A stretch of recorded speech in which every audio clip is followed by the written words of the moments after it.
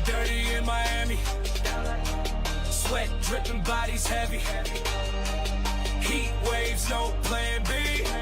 Hands up, chin down, just let it be. We fight dirty in Miami. Nighttime sinful, send no Grammy. Bass hits like a punch in the gut. 305, we don't give a what.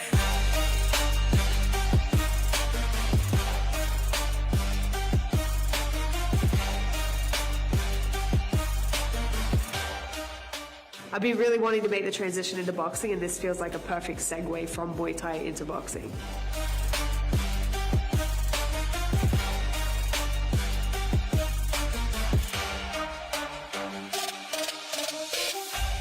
Henny in my cup, red lights flashing.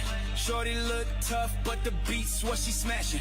Pull up to the club like we walk into a cage. Shots go bang, we ain't acting nice. Like Venus throw elbows, heels on the floor. Grind like a war, but they asking for more. DJ wild in the roof might blow, and the sweat on my chest saying let's go. South Beach heat, distant feet. We don't dance, we compete. Low ride, high stakes. This the city where the earth shakes. Gives me an opponent and I take it right away. I don't care who it is, when it is, where it is. I want to fight the best of the best. Heat waves, no plan B. Hands up, chin down, just let it be. We fight dirty in Miami. Nighttime sinful, sing no Grammy. Bass hits like a punch. I'm gonna fuck you up. Maybe I'll help you up. But after I help him up, I just want to damage him again. He's damaged goods.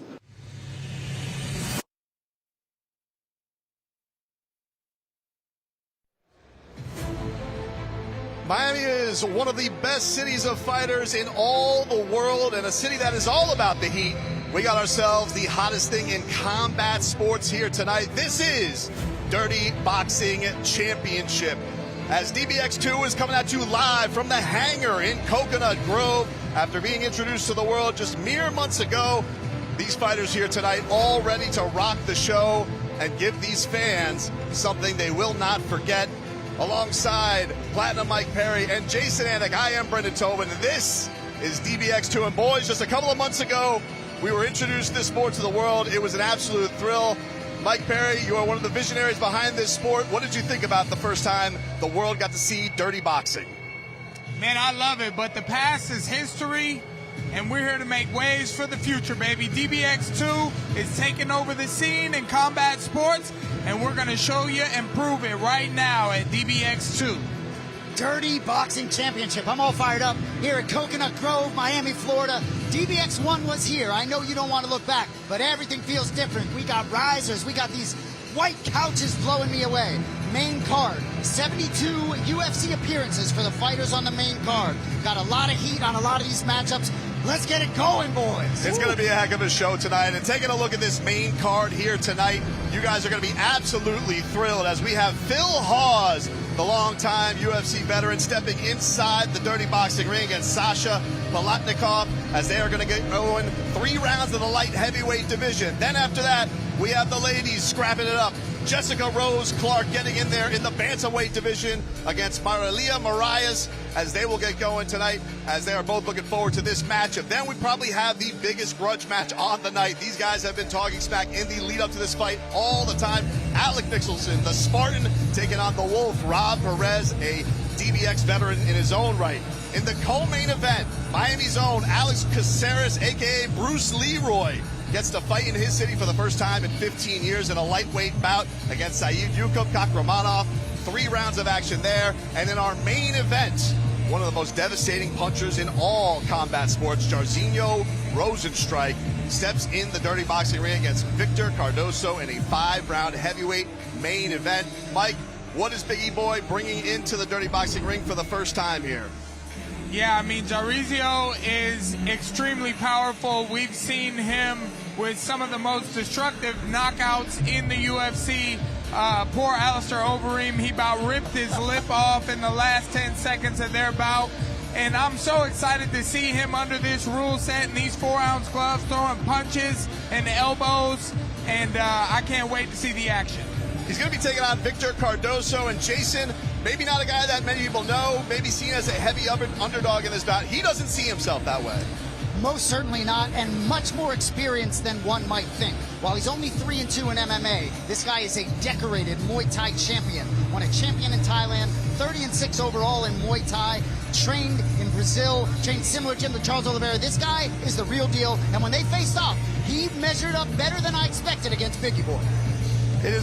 It is going to be an incredible night. That main card is going to knock your socks off, but that's just not going to start there. We got ourselves a heck of an undercard as well. It is going to be an entire night filled with action, and you will not want to blink because these fights go fast and furious.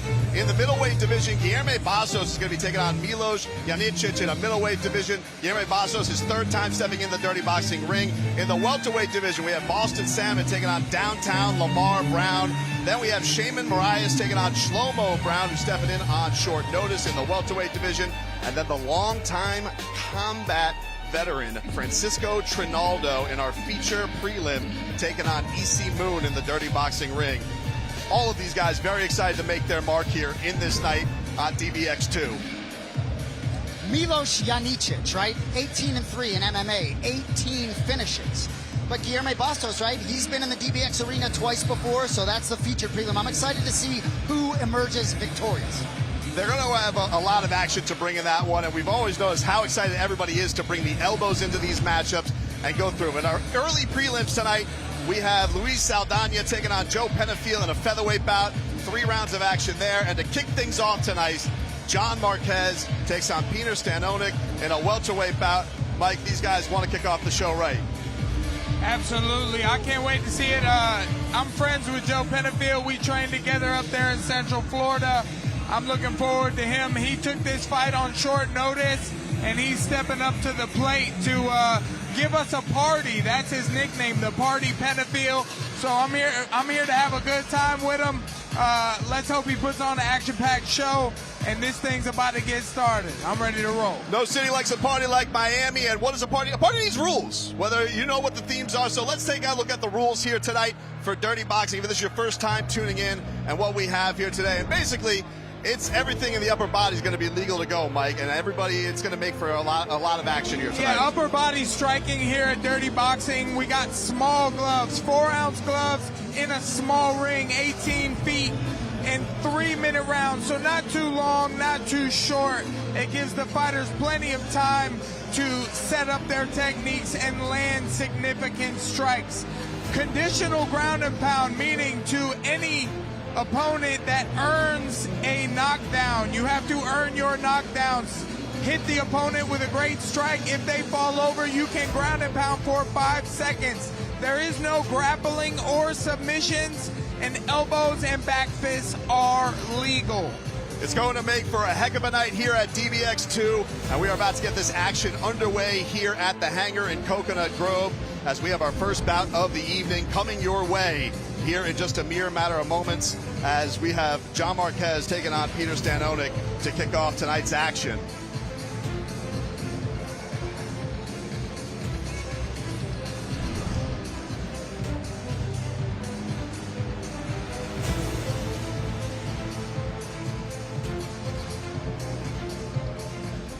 You know, I was going through some shit about a year ago, and I had to turn my life around. And so this does nothing but positively affect and influence my life. So that's why I'm extremely grateful for what y'all, I mean, y'all could have picked anyone to be here, and y'all gave me the opportunity to be here, so I feel like it's my job to show out.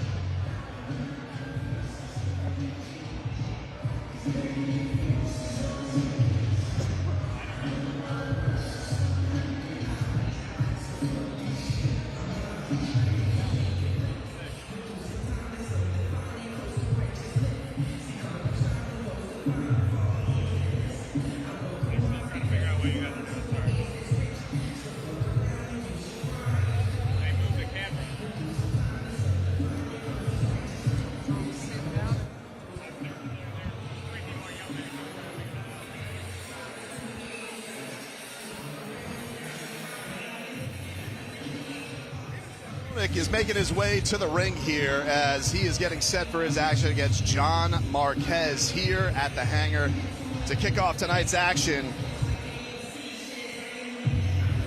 Stanonik coming out of Texas. Found out about DBX with one of his training partners, and he's been excited about this. A guy who says that Muay Thai is kind of at the heart of things, John, and so he's definitely excited to make an impact here tonight against John. Peter Stanonik, WBC Muay Thai USA middleweight champion in 2024, hoping to compete there at 168 in September. So we'll see what he can do here in this arena. They'll be wearing the white trunks for this matchup.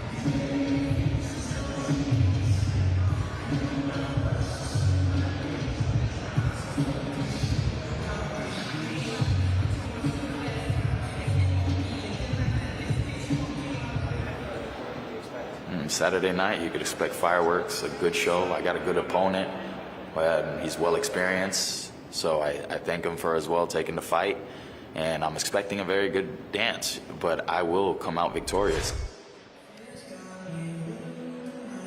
And right now, making his way to the ring, John Marquez, getting set for this matchup. A South Florida native, born in Miami, Florida, spent some time in Georgia before recently moving back down to here to South Florida. He's following the regional scene here. So we'll see what kind of flow he's got going here tonight when he steps in there with Stanonik, who obviously looks ready for action. Amazing energy all week out of John Marquez. Grateful, a lot of gratitude, happy to be here. These guys met each other in the hotel and really had a connection. Peter said to me at one point, I like this guy too much. I feel like they both liked each other. But Mike, I'm sure when things get going, that'll be very easy for both of them to eliminate from their minds. You know, I have a thought about Dana White with this fight because John Marquez is God's warrior, he says. And Dana says, leave God at home. God doesn't care that you're fighting. And, you know, his opponent, Peter Stanonik, looks very tough and angry, in my opinion. So John Marquez coming in with this nice guy, Holy Spirit. I don't know if that's going to work out in his favor here in Dirty Boxing tonight. And you know, when you open up the card, these guys want to get this house rocking early on. So last time we started off with a lot of high action a couple of months ago. Expect the same here, that these guys want to make an impact early, Jason.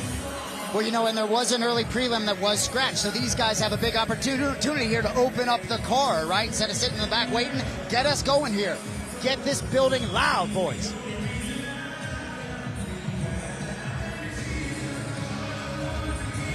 We'll get these fighters introduced by our ring announcer, Ben Jackson. Ladies and gentlemen. Good evening, ladies and gentlemen, and welcome to the Dirty Boxing Championship, DBX2. This is the new Combat Sports League made for the fans. We are live, courtesy of YouTube TV.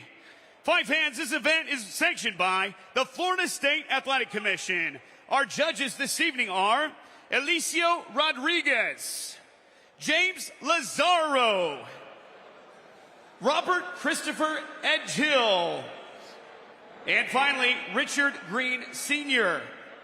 Your referees for this event are Marcus Perez, Christopher Mignocchi, right here to my right, and Samuel Burgo. Special thanks to UFC legend and world champion John Jones here today, cage star and celebrity entrepreneur Mike Perry, also here today, and the owner of the DBX staff who worked hard to bring this fight to you here this evening. Our proud sponsors as well, Takedown Fight Gear. Thank you so much for your help here with this Hay show. Miami Sushi Chef, your #1 live sushi catering service. MarketCipherTrading.com, empowering traders everywhere. And finally, Theranos are our first sponsors for our early prelims here today. Without further ado, fight fans, it's time to start the show. Are you ready? Let's fight dirty! Introducing your fighters. First, in the blue corner. This fighter stands at 6 foot 1 inches tall, weighing 166 pounds. He has a record of 6 wins. From Houston, Texas, presenting Peter Ronan Stanonik. Introducing your challenger here today. Fighting in the red corner. This fighter stands at 6'2" tall, weighing in at 164 pounds, looking for his third professional win today from Pembroke Pines, Florida, presenting John the God's Warrior Marquez! All right, fight fans, please have a rep to the center. Let's face off! We went over the rules in the locker room. Protect yourself at all times. Obey my commands at all times. Let's get after it. All right, take a look at our tail of the tape here as these two are about to get going. Round one about to be underway here in the Dirty Boxing ring. Chris Minyoki ready to get these guys set for action. Round one, you ready? Ready, fight! And we're underway.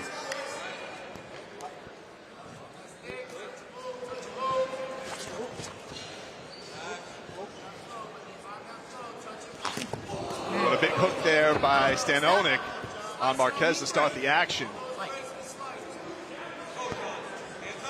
Loves that lead hook. That's one of his favorite weapons to go to.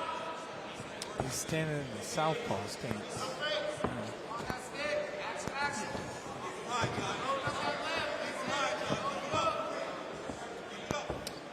Marquez using evasive maneuvers, kind of using his feet, backing out of the action, and it touches him with a little jab. Oh, spinning elbow. Who saw that coming? Big overhand misses for Stanonik as he gets put up against the ropes by Marquez. Another overhand gets thrown, and then you see the little elbow shoved through there by Marquez. Like seeing some of what I'm seeing out of Marquez, some of the spinning attacks, some of the elbows. Yeah, more violent than I expected. Stationary back fist. Stop! Clean break. Chris Minyoki breaks him up. Stop! Got a follow-up elbow there by Stanonik after he misses the left hand. He's coming out with some heavy shots early to try and land on Marquez. Marquez tries a little up elbow as he flows out of the way.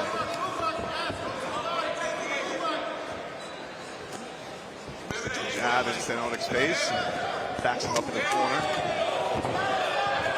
These two tangle up here now. They trip each other up. Now, for everybody who's tuning in, that's not an earned knockdown. That was a kind of trip style. You cannot follow up and ground and pound with that. You do have to strike your opponent down before you're able to do that. Could be a little confusing for a former MMA fighter. I mean, you get your opponent falling to the ground and just want to follow up with strikes as best you can. But you got to land that significant strike that really wobbles them, bends their knees, puts them on the ground, and then you can follow them to the canvas. Stanonik tries the left hand there. Marquez gets out of the way. Marquez really comfortable trying to throw those elbows out there from a lot of different angles. There you see a little elbow inside there by Stanonik. Yeah, Marquez doing a good job defensively. A lot of big shots coming from Stanonik. There's one that lands. Can't judge a book by its cover, I'll tell you that. Left hand looks like it gets through there by Stanonik on Marquez.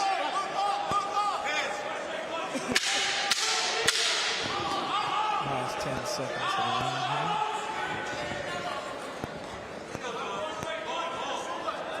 here. These two end round number one. A lot of action and a lot of interesting types of strikes as they're trying to feel each other out in this first round.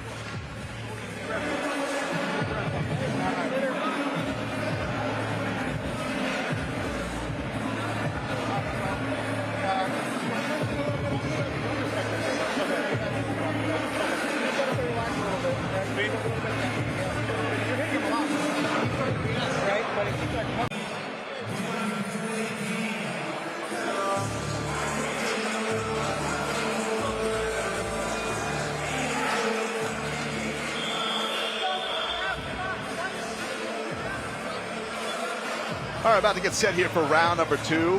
Got to be an interesting task for the coaches, too, because they are also coaching a new sport for the guys who have been in here for the first time.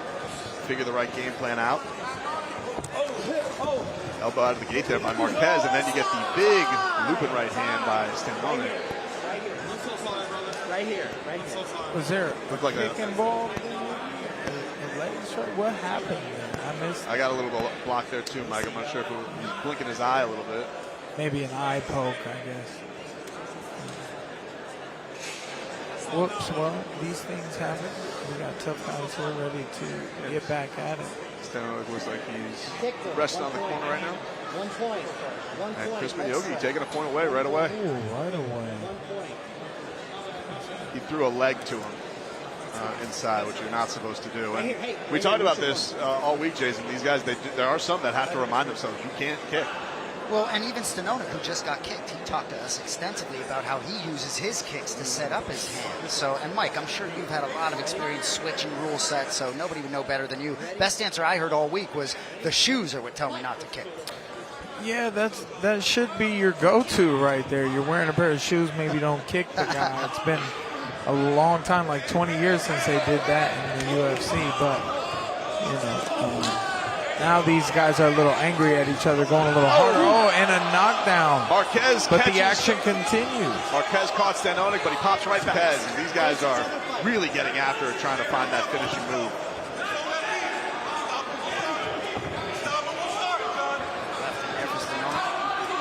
Stanonik follows in there with the left elbow. Miyagi breaks them up as they get to the center of the Dirty Boxing ring. Oh, big left gets through there by Stanonik on Marquez. I'm impressed with God's Warrior, Marquez. He's doing a great job. He's more violent than I expected him to be. I guess he tricked me. He was such a nice guy. And versatile attacks too. I like seeing the elbows. You know, the pilot of DBX in November, there were far more elbows thrown at DBX 1 in March than there were at the pilot. So hopefully the growth of elbows is exponential. We keep seeing more and more. We definitely saw a few barrage there by Stanonik as we get halfway through round number 2. Marquez follows up with one there. He did lose that point though. Having success this round since losing that point. Yeah, hard to imagine that won't factor in if it goes to cards. Got a heavy left elbow there by Stanonik as these two get tied up there again. Barrage of punches there by Stanonik, and he comes through with a big left on top, follows it up with a couple of elbows, then a right elbow, then another one. Marquez still standing strong after the barrage. Marquez showing a chin here. Furious attack out of Stanonik. Stanonik coming with some big shots. You can't take many more of those. You can start seeing Marquez is wearing that punishment. Very long combination. Just putting punches together all over the ring. We got some uppercuts here now by Stanonik, and he sends Marquez to the ground, and that is it. Yeah. Peter Stanonik gets himself a TKO in round number 2 as Chris Miyagi steps in there and calls an end to the action. What a performance by Peter Stanonik. He turned on the heat there halfway through round number 2, and Marquez could take it no more after fighting valiantly throughout the match. Stanonik dripping a little blood off his eye. I mean, that was a pretty decent first fight of the night. We can take a little look at the action here on how Peter Stanonik finished the action here, Mike. Lands a short uppercut there. And those short elbows on the inside might have did some damage. That definitely looked where Marquez didn't want anymore as he started barraging those elbows. Good straight left hand. Oh, and a big right hook over the top. And Stanonik talked about this coming into the week. This is what he was excited about, Dirty Boxing, getting a chance to kind of showcase his stuff. He feels, and we hear this a lot, that they feel like this fits their skill set a lot, but having this opportunity to just use your hands and elbows, especially with a good Muay Thai background, he felt like it was right in his wheelhouse. Right through the middle of the guard, he lands a right hook. And Marquez couldn't take any more. The two embrace after a very hard fought 2 rounds. Marquez, true to his name, kept a good spirit all week.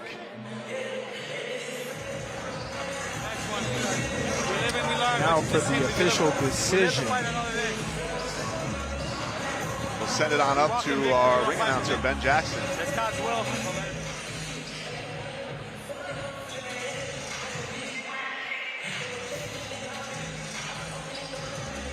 Ladies and gentlemen, our ref has called stoppage to this fight in the second round by TKO. Fighting out of the blue corner, Peter Stanonik.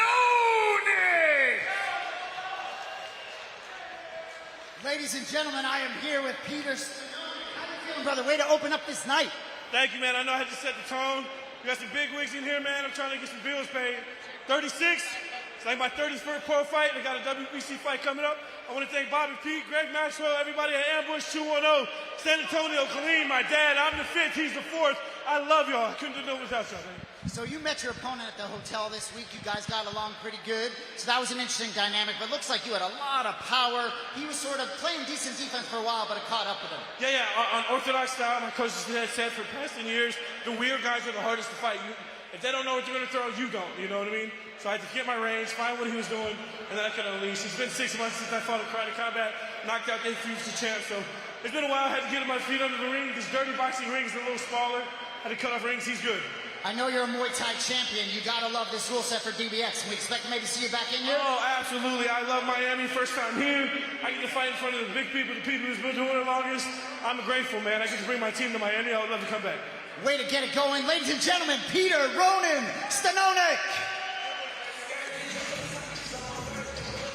Thank you, Jason, as that was a really, really impressive performance to start. We'll take a little look back at the highlights here on this action. The first fight, as Peter Stanonik giving a little love to the chief odds officer himself, Mike Perry. See the spinning elbow there by Marquez. Then we had the kick attacks. Here comes Stanonik to finish it off there in the corner. Very, very impressive there by Peter Stanonik. We'll get to our next matchup here in the early prelims as Luis Saldana takes on Joe Penafiel in a featherweight matchup. As these two are ready to get their action going. Luis Saldana about to get going here for our second prelim matchup.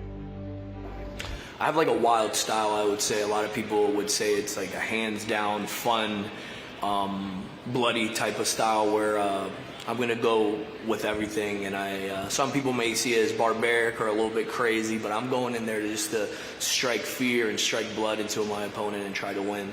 So sometimes it gets messy, some shots get loopy. Party to enter a Miami house fight night there, Jason, as Joe Penafiel is about to make his way to the ring. Really interesting talking to this guy. You know, he has a wild style, and he's fought really all over the map. 25, 35. This one coming in just under 45. A lot of experience for this guy. He's trained with Gabriel Stanukas. He started fighting as a pro at 31, though. So it's still sort of a late start at 38 years old, but this dude brings it. Platinum, you know him well. Yeah, Joey's. I was distracted by his dancing up there as he's walking out. No homo, bro, but that's my dog right there. He's having a good time. Party Penafiel in the house. He's going to go in there and throw some sluggers at his opponent. He's actually got a little heavy hands on him.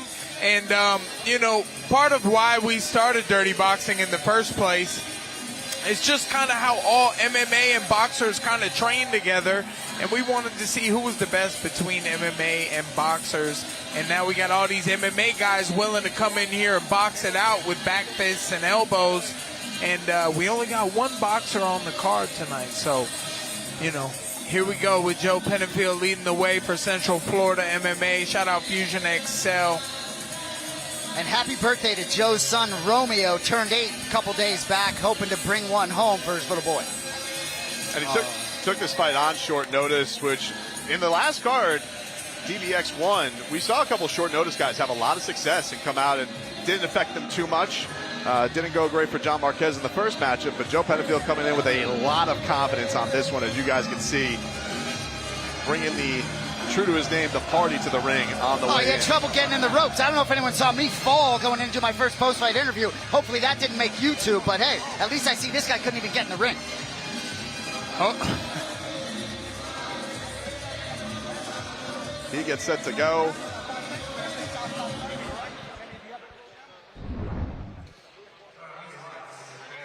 For me, so I'm going to go out there and make the best out of it, put on a good show for the fans and dirty boxing, and just make a statement that I'm an elite striker in the 145 division anywhere. And now making his way to the ring, Luis Saldana. Getting set to square off here with Joe Penafiel. Fighting out of Des Moines, Iowa.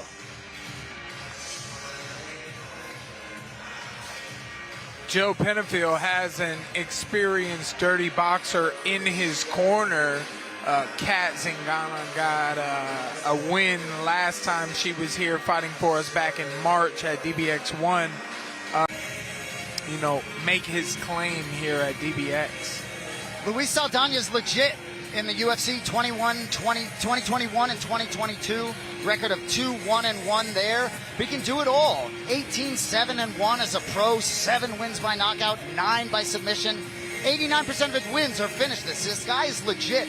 And there are different stories about at 34 years old. I think he appears to be getting more focused with age. I think it's a big opportunity and a big showcase for Luis Saldana here at DBX. So many guys that we talked to this week just looking for an opportunity because they saw the success of DBX1 and the notoriety that it got. Put your name back on the map. If you have a chance to kind of revitalize your fight career here too, that's another part of this that people are very excited about. A lot of them saying it's fresh. And that's the way you enter the ring. You just hop it. Luis Saldana just decides to jump in the ring. Joey thought about it. Maybe he saw that. Now he's like, you know what? No more thinking about it. I'm going for broke. We're about to set it up to our ring announcer, Ben Jackson, as he introduces the action. Ladies and gentlemen, welcome to fight number 2 of Dirty Boxing Championship, DBX2. All right, fight fans, it's time to get dirty, baby. Let's go! Introducing your fighters. First, in the blue corner, his fighter stands in at 5'8" tall. He is a 144-pound fighter. 11-7 martial arts record from Guayaquil, Ecuador. Joe the Party Penafiel. Introducing your challenger, fighting in the right corner. His fighter stands at 5'11" tall. He weighs in at 145 pounds. From Des Moines, Iowa, presenting Luis Saldana! All right, gentlemen, let's face off! All right, gentlemen, come on in. All right, gentlemen, get the instructions on the back, obey my command, and protect yourself at all times. Right here is going to be good, right here is going to be good. No kicking. Remember, no striking with the legs. Everything's above the lead, right? Any questions? Touch them out if you like. Come on, go down. San Burgos reads these guys the rules, all set, ready to go. Going to tell the tape here as you have Luis Saldana, 34 years old, 5'11", 73-inch reach, and Joe Penafiel, 38, 5'8", with a 68-inch reach. Here for our featherweight scrap. Time. Round number 1 underway.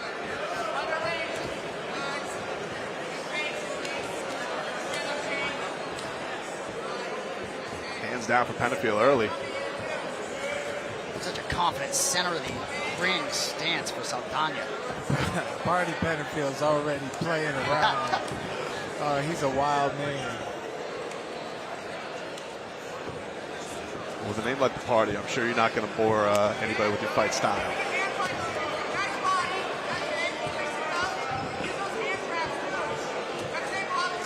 Saldana sticks a jab there into Penafiel.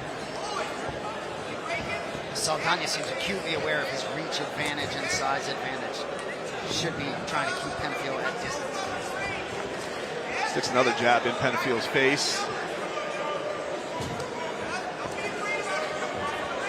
I would like to see the guard closer together, but Joe's throwing those haymakers I was talking about. That's a pocket shot style. He opens up the guard, wings a punch from the hip.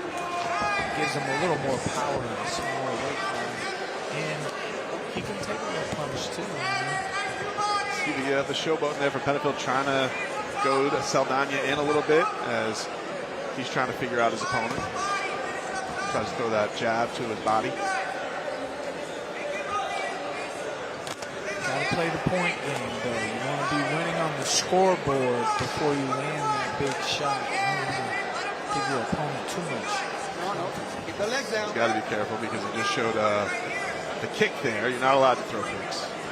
Again, we're talking some fighters having to get used to that. Saldana, right hand gets through. Penafiel puts the head down and throws a right hand of his own. That jab gets through there from Saldana. You already see that lip maybe getting cut up a little bit there by Penafiel.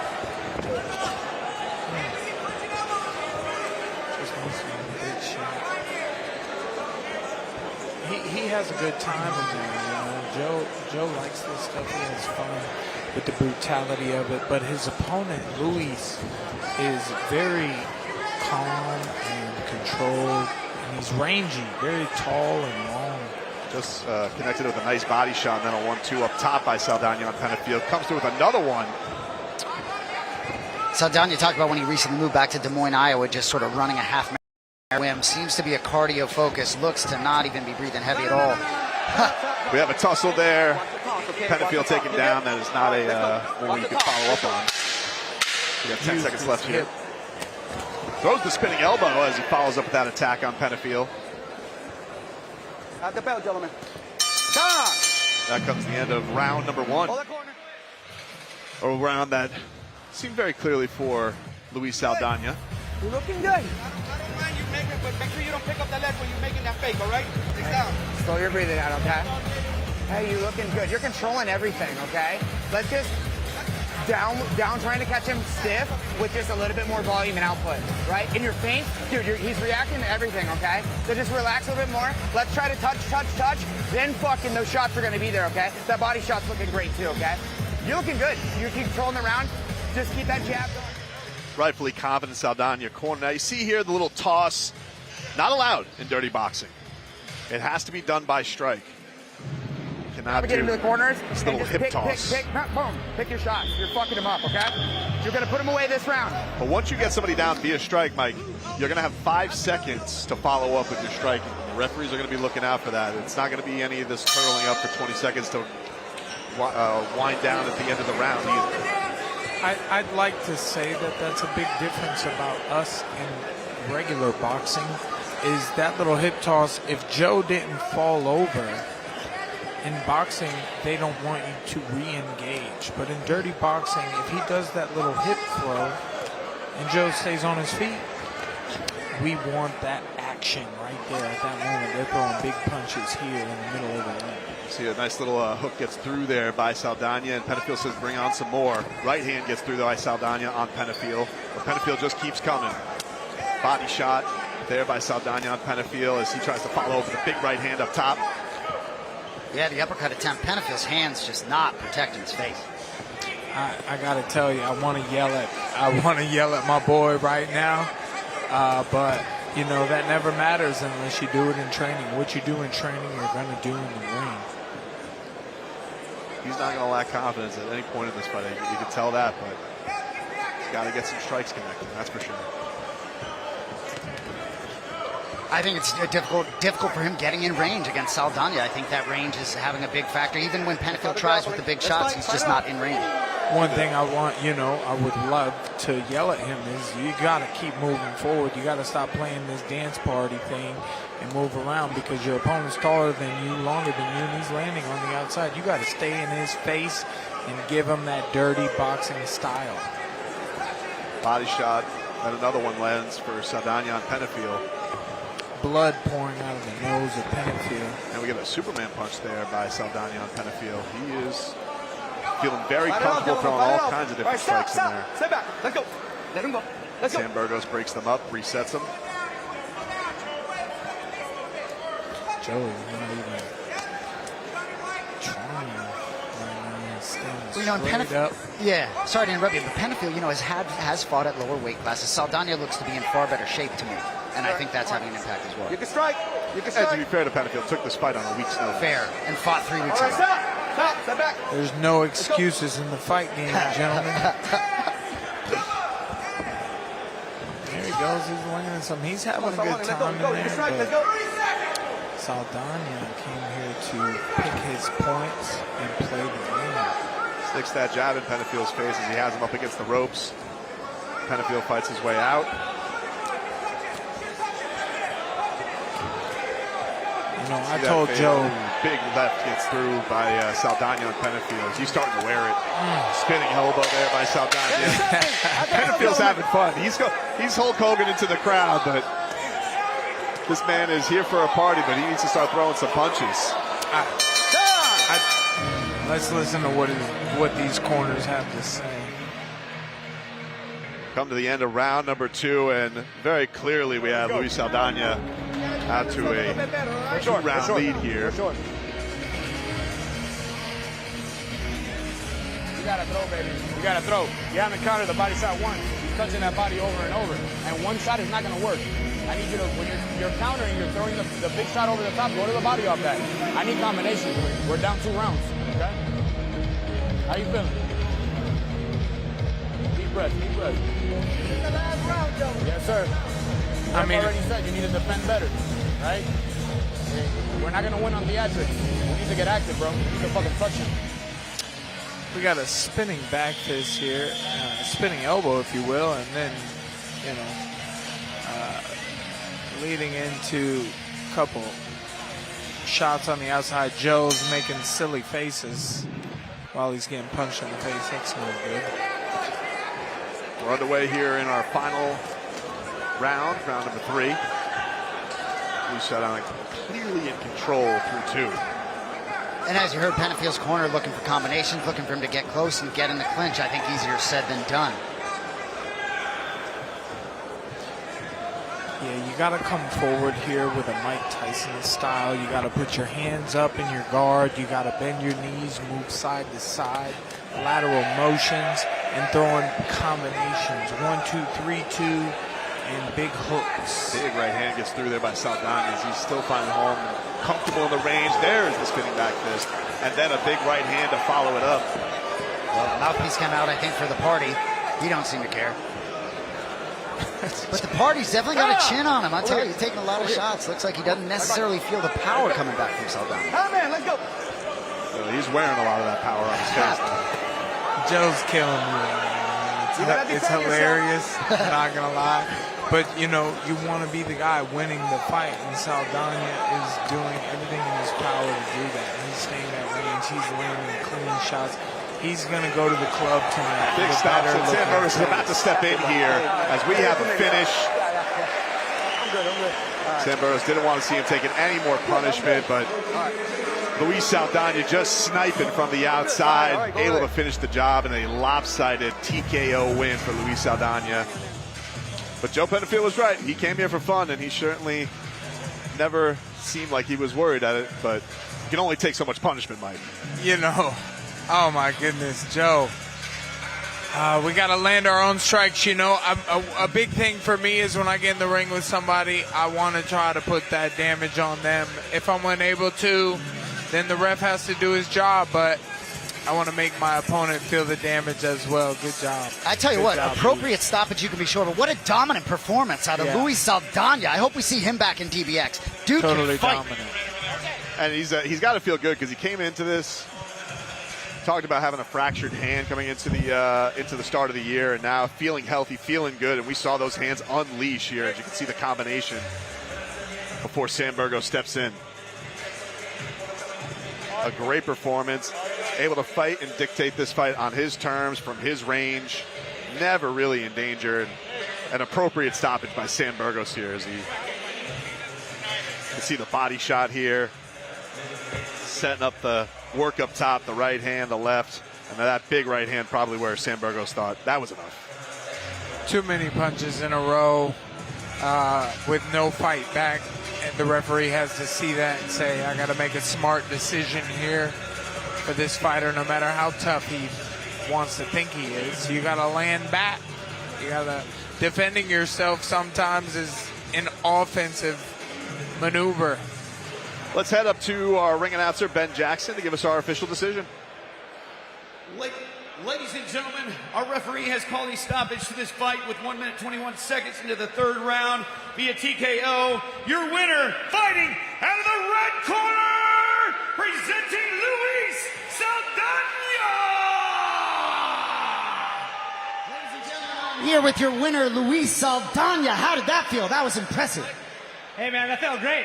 First of all, I just want to thank God for giving me this opportunity. Thank you, Dirty Boxing, and all the staff. You guys have been amazing. But yeah, it's a great experience being here at Dirty Boxing for sure. Very technical performance. You looked like you were comfortable right out of the gate. Poised, looked like the cardio held up.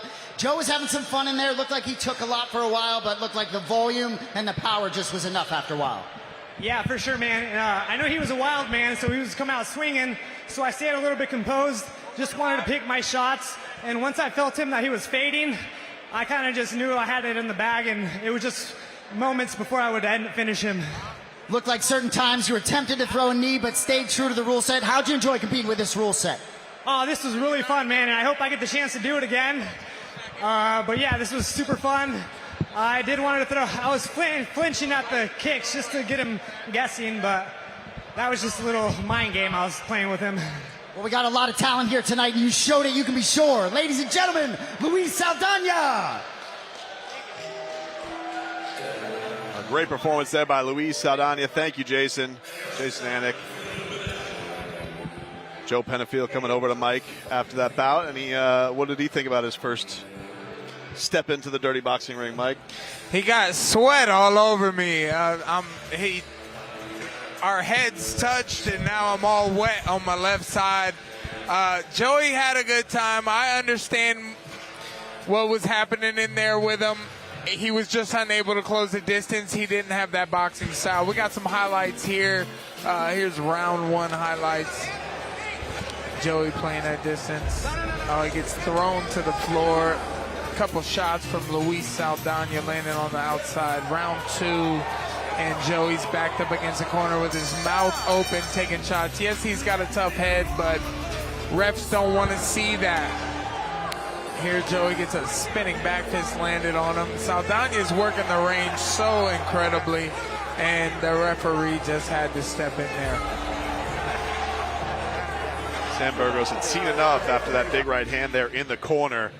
And just a very, very impressive performance. Two great finishes to start here. Dirty Boxing 2. The action's been nonstop, Jason. We've gotten some very impressive performance. A lot of variety in strikes as well. Guys getting to unload the whole toolkit here in the hangar. 100% finish rate, baby. Hey, we'll take it. And you know that's going to happen. Nice matchmaking by our guy, AJ. Another great matchup coming up right now. Guillermo Bastos, Milos, Janicic. A lot of heat on this one. Guillermo Bastos, really fascinating kid. Really talented striker and young. Yeah, and one, we have two fighters here tonight with the most experience on this. You're going to have that in our main card when Rob Perez steps in the Wolf. He's fought in all three events. And so has Guillermo Bastos. But Guillermo Bastos, I will say, credit to him. One of the things that he wanted was to get up even higher on the card, and he succeeded with that one tonight, as he is now going to be opening up the prelims instead of the early prelims. So the young man working his way up. Got some highlights here from our early prelims tonight. This was a really fun opening fight. But Peter Stanonik just too much on John Marquez after a pretty good back and forth between them early on, and then it just took over late there in round number two. And then Luis Saldana and Joe Penafiel, the party.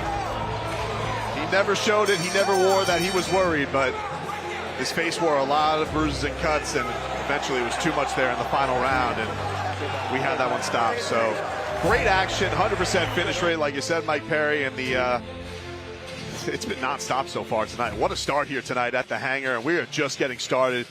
Tons of fights coming your way, guys. Lots of great competition, and this is what Dirty Boxing is all about. If you guys, it's your first time diving into it, you're seeing why it's got all the buzz that it does, because these fights are exciting and the action does not stop here in Miami. We got a beautiful night here in the Magic City, bright lights. This city likes two things, a party and a good scrap.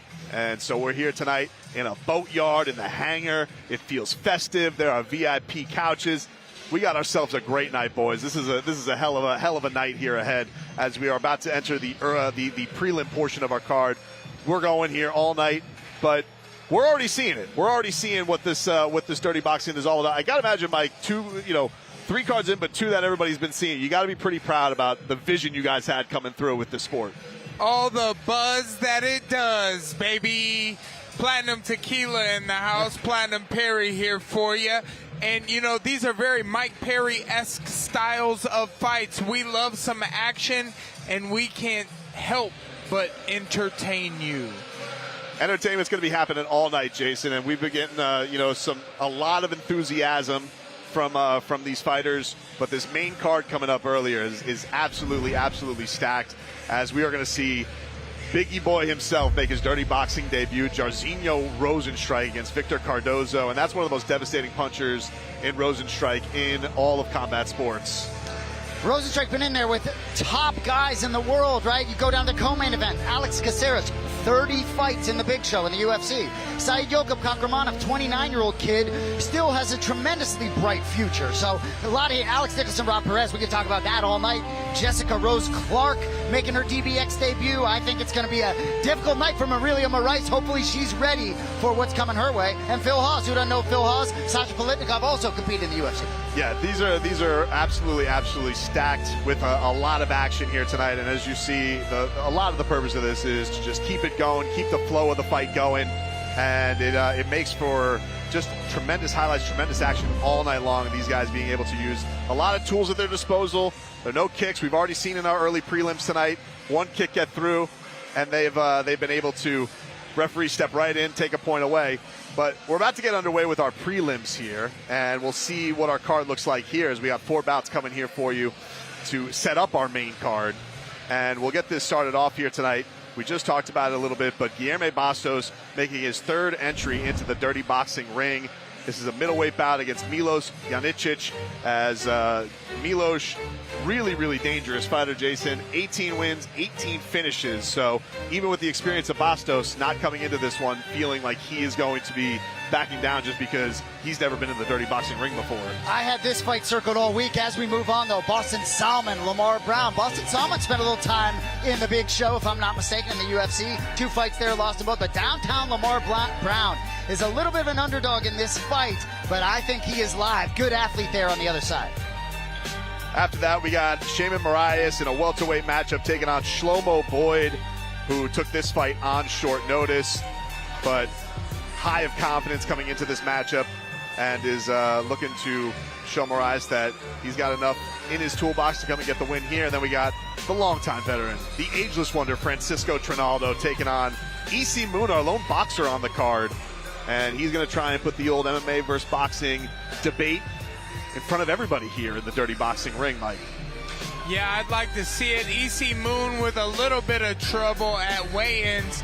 Definitely the taller fighter facing Francisco Trinaldo, who is a rough, tough guy who's had some shit to say to me in the past. I can't lie. I'd love to see him get knocked the fuck out. I won't lie about it. You can see 12-gauge Paige Van Zant in the building.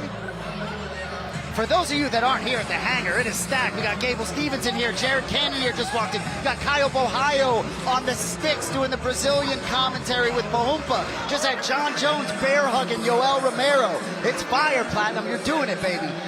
Hey, man, I'm here to talk my shit. And, it's really a damn shame that I can't get in there and fight myself. Maybe somebody will come by the side of the ring and try me. But, Guilherme Bastos coming back to return, and he really surprised us last time in his DBX debut. He did not fight at the preliminary show that we had on a private event, but he fought at DBX 1, the very world showing event, and Guilherme was very tough in that show, so I like to see what he's got here against Milos Janicic. Yeah, going to be very interesting to see what he has as far as, what development he's had, because a Muay Thai veteran in himself, he has a lot of Muay Thai fights, Jason, and so I think we saw some of that unfold in the last bout, and it really benefited him. Well, Bastos, when he fought in the pilot in November, it went to that extra 4th round, and he didn't think he was aggressive enough. He didn't think he did enough. Well, it was a different story in March when he faced Gabriel Morales. Unanimous decision. He was much more aggressive, did what he wanted to do. Gonna have to step up here against a ferocious Milos Janicic. Janicic, though, fought 3 weeks ago. May 24th, got a win, but he's a killer. Won 4-5, 8-9 overall. Can't wait. Yeah, not only that, but he actually just got honored in his hometown in Montenegro. So this is going to be a heck of a show between these two, and we are looking forward to bringing it all to you here at DBX2. A good technical fight and probably a finish. Maybe because of the rule sets, I'm not allowed to kick, punch and stuff, but I think I can finish this on boxing. But anyway, it's going to be a lot of significant strikes into his head, body, and yeah, it's going to be a masterclass. And now making his way to the ring, the Cobra, Milos Janicic from Montenegro. Love the opera music right here. Right? Really gets me in the mood to make somebody bleed. Doesn't get me as excited as you coming out to Halo by accident, but I digress. But I tell you what, I like this man. You know, when you get cats like this, I mean, everything about this kid feels professional. When he's in the meetings, just the way he conducts himself. Had ACL surgery 8 months ago. No problem, right? Fought 3 weeks ago, fighting again here tonight. Not only that, has been getting in some top-notch work. He's been brought into Ilia Toporia's camp, doing some training for him for the upcoming championship fight against Charles Oliveira. He's there to emulate Charles Oliveira. Can't do any of those Du Bronx trademark submissions in dirty boxing, but certainly, you know, a man who has finished every one of his wins in his mixed martial arts career, even with the experience that Bastos has, is not looking to back down at all on this one. That's really interesting you say that. You know, for a jiu-jitsu practitioner, someone who is emulating one of the greatest submission artists in history from the UFC in Charles Du Bronx Oliveira, for a fight against Ilia Topuria, you know, this is all upper body striking here and no submissions at all. So I'm really interested to see the jiu-jitsu transition to boxing.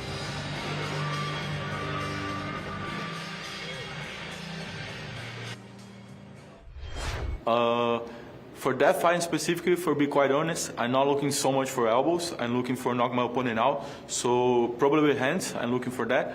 But the elbows always help. So in the fight, we're gonna see. And now making his way to the ring, Guilherme Bastos, 23 years old, lives here in Miami, Florida.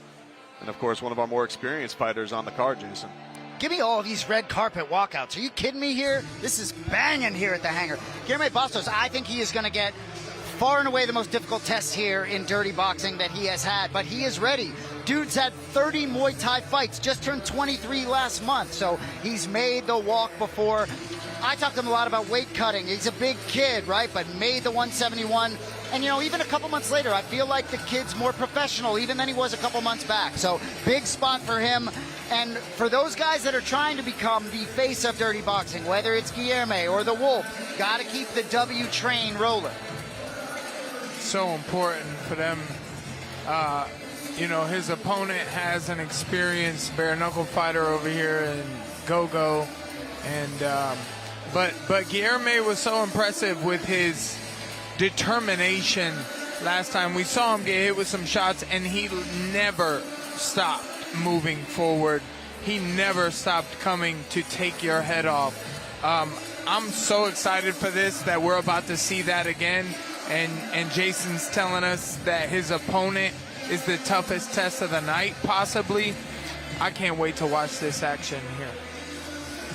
Guilherme, a big dude walking in there.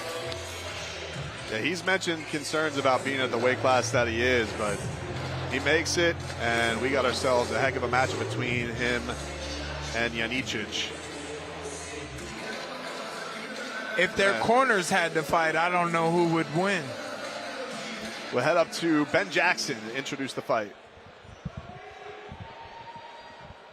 Ladies and gentlemen, I'd like to welcome you once again to the Dirty Boxing Championship, DBX2. We are live on YouTube TV at the beautiful Hangar Event Center in Miami, Florida. I would like to thank our proud sponsors once again for all your help and support at tonight's event. First, a special thanks to Hydrology, LEC Media, Theranos, MarketCipherTrading.com, Miami Sushi Chef, Takedown Fightwear. And an even bigger thank you to all you fight fans in the house that make this all possible. DBX2 thanks you. Blood, Sweat, Dirt, a fight for the fans. It's time to fight dirty, ladies and gentlemen. Are you guys ready? Because here we go! Introducing your fighters. First, in the red corner, this fighter stands in at 6 foot inches tall, 171 pounds, from Sao Paulo, Brazil, Saudi! Presenting Guilherme Bastos! Introducing his opponent, fighting in the blue corner. This fighter has a record of 18 wins, 3 losses. He stands in at 5 foot 11 inches tall, 171 pounds, fighting out of Montenegro, Miloshi Cobra Janicic! All right, fight fans, face off, gentlemen. You already know the rules. I want to clean fight, obey my command at all time. Toss your glove if you want. Okay, go to your corners. Marcos Perez, our referee, as we take a look at the tail of the tape. Guilherme Bastos, 6 foot, 74.5-inch reach, 23 years old. Janicic, 28 years old, 5 foot 11, with a 72.5-inch reach. As we get set for our first bout. Are you ready? Fight! Round 1 underway.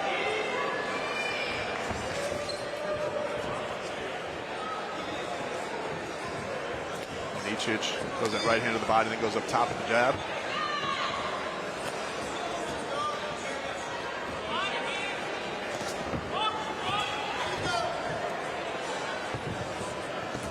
Yeah, I can already see the experience of Janicic. The way he's just touching, controlling the range, changing the angles.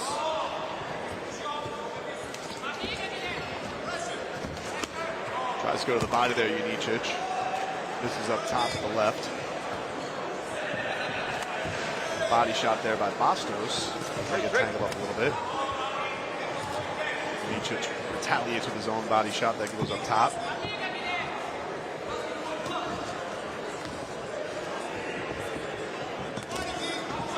Love that about Bastos, though. He's kind of got to get touched a little bit to really get going, really get started, figure out how to defend against his opponent.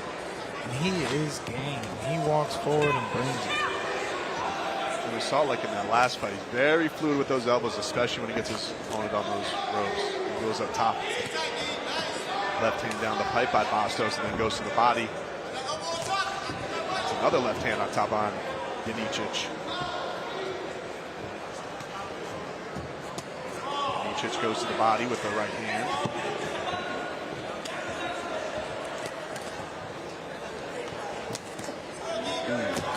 Big left up top by Janicic, lands on Bastos. Bastos sticks a left right up top on Janicic. The action starting to pick up here with a minute left in round number 1.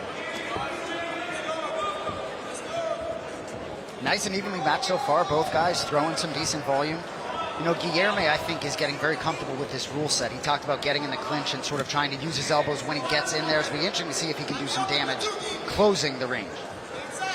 He's keeping his hands up, and Janicic is wearing them a little low. But he's a little quicker with the strikes. Ooh, Janicic, nice combination there on Bastos. Bastos comes to the left hand up top to retaliate. Little trip up there in the corner. Left gets through. It's finding a home there for Bastos so far in this round number 1. Body shot, right hand with Janicic, and he sticks a left up top on Bastos. Good job.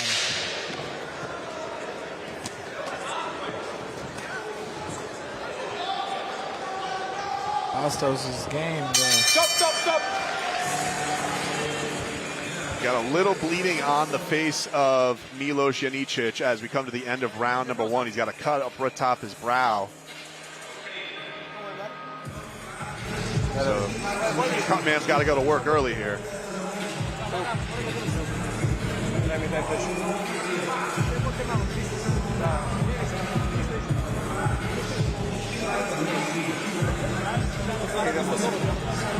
Good cut on Janicic's forehead. A spot like that, Mike, you think that's going to affect vision? We don't have a bag. Does it depend how much blood's going to come down in it? Can't quite say it, you know. I think it's in a decent spot. A referee's not too, or a doctor ringside isn't too worried about that. It's just giving a little extra to the fans, you know. Watching at home, we like to see a little blood, baby. Tough round to score, boys. I think Guilherme certainly got more comfortable as it went along. We start round number 2 as these two getting to know each other very quickly with a lot of action there in round number 1.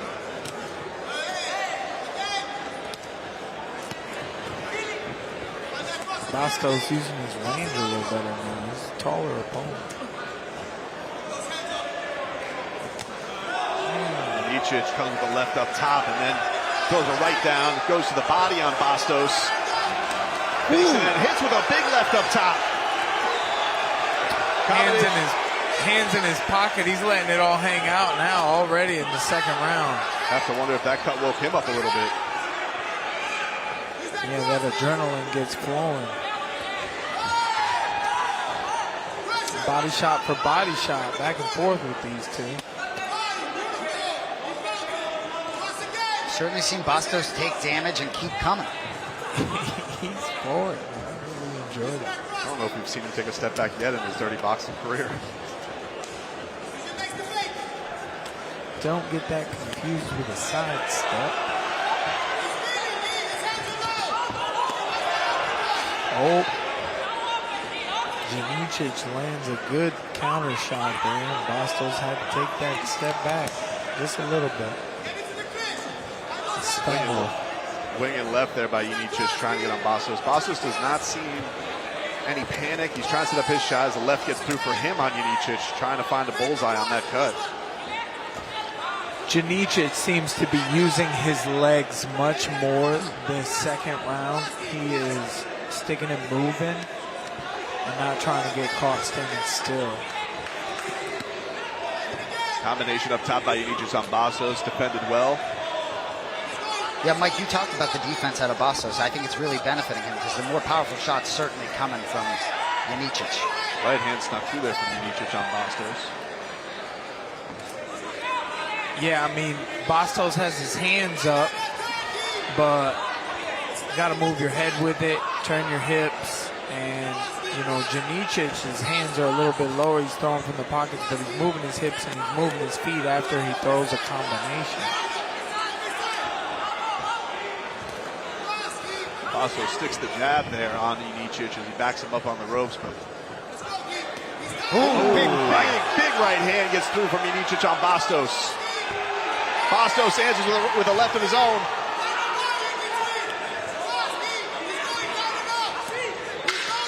Ten seconds left in round number 2.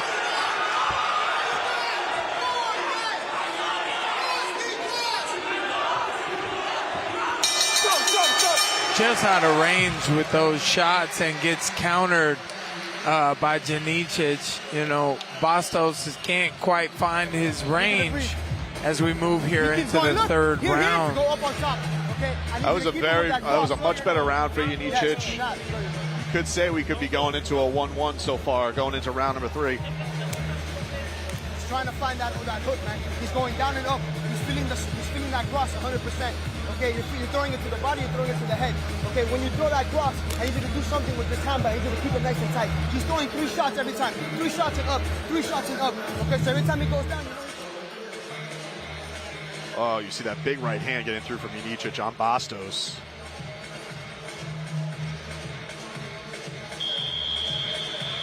Little slip and rip.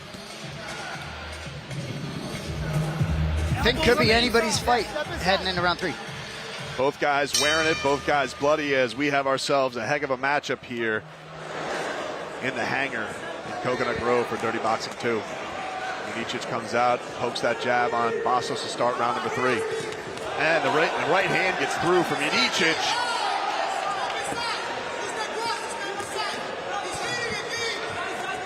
What do you think we have so far, fellows? 1-1? You never know.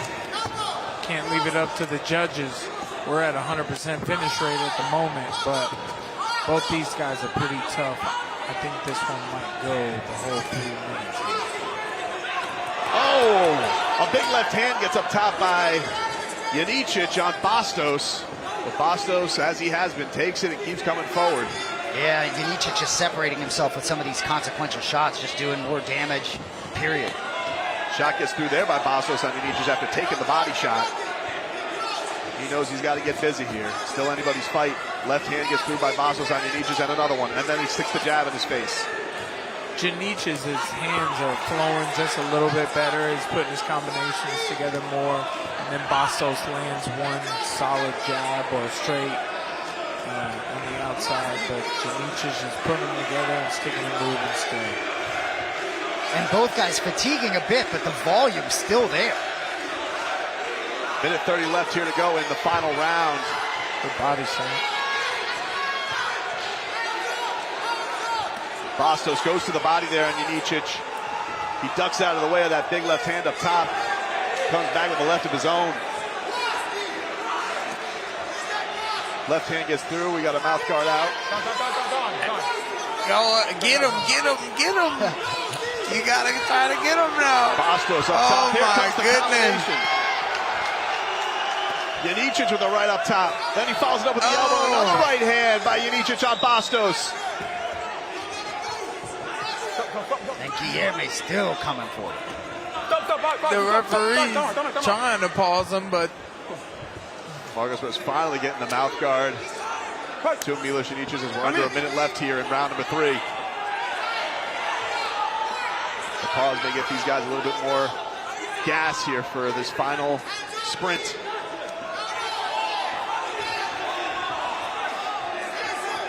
yeah, Janicic is just working a little more. He's putting more combinations together. More punches are landing from the outside. He's taking the angle. He's just getting out of the way, slipping, moving his head. I mean, it's really beautiful work, and then throws a 2-3. Yeah, just slicker. Left sneaks through there for Bastos, but don't know if it's enough after all the action here for Janicic, who gets a big right hand up top. Elbow to follow through there by Bastos. And we go the distance here to open up our prelim portion of the card. Great fight by these two. Milos Janicic and Guilherme Bastos, all action through the 3 rounds. You can see the punishment they're wearing on their face. Give me all 9 minutes of that. And yeah, while we didn't get a finish, could be the best fight of the night so far. Great work turned in by both boys. If this is a sign of what's to come, as these are the first 3 fights, let's go. I thought that was very action-packed. Both showed skill. Bastos shows that heart again, but Janicic just sticking and moving was the better boxer tonight, in my opinion. I think the cards are going to say he got the win.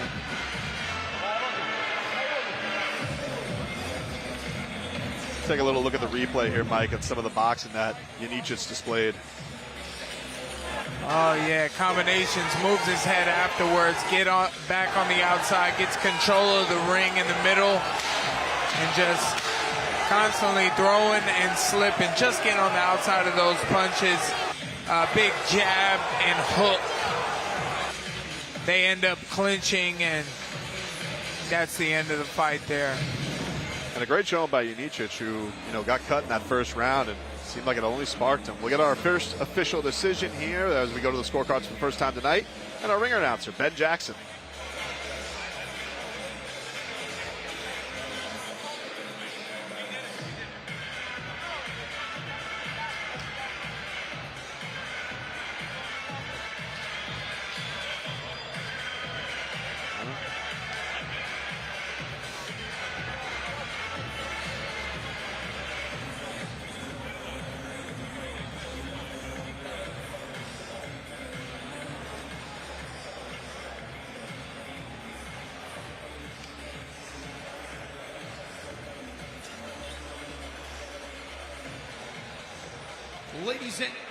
Ladies and gentlemen, Our judges have come to a decision here today with your scoring via unanimous decision, with your winner by the score of 29-28, 29-28, and 30-27, fighting out of the blue corner,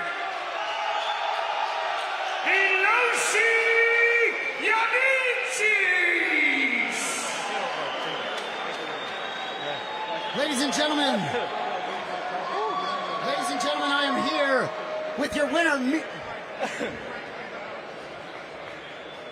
Ladies and gentlemen, I am here with your winner, Miloš Janicic. Brother, you fought 3 weeks ago, now debuting in DBX. What a performance, what a fight. How you feeling? I think it was a good performance because I came a little bit out of shape and fat. I was expecting easier match, so people giving me hard fight.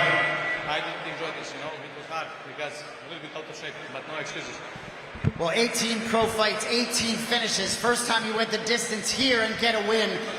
What was your experience like for you? First time fighting in DBX with the rule sets, adjusting to not being able to throw knees, kicks, takedowns? It's very hard because it's only boxing, especially with the elbows. He's very dangerous. And it was hard, especially because the ring is small. So it takes tempo. Next time I'll get more ready. I'll get in good shape, you know. I think you got a bright future. When can we expect to see you back in here? I hope so. Good contract. I'm coming back. That's it. Ladies and gentlemen, Montenegro's own Miloš Janicic. First time that he's gotten a win, Mike Perry, going to the scorecards. All of his other wins are by finish. I mean, he had him a good time in there, and he got to learn some things. He said he would love to come back and try it again. He's got some ideas. There's Gogo here saying hi out of his corner there. Gogo's a good upper body striker, tough guy fighting out of BKFC. He'll be fighting Julian Lane soon, but his teammate gets the win tonight that he was cornering for.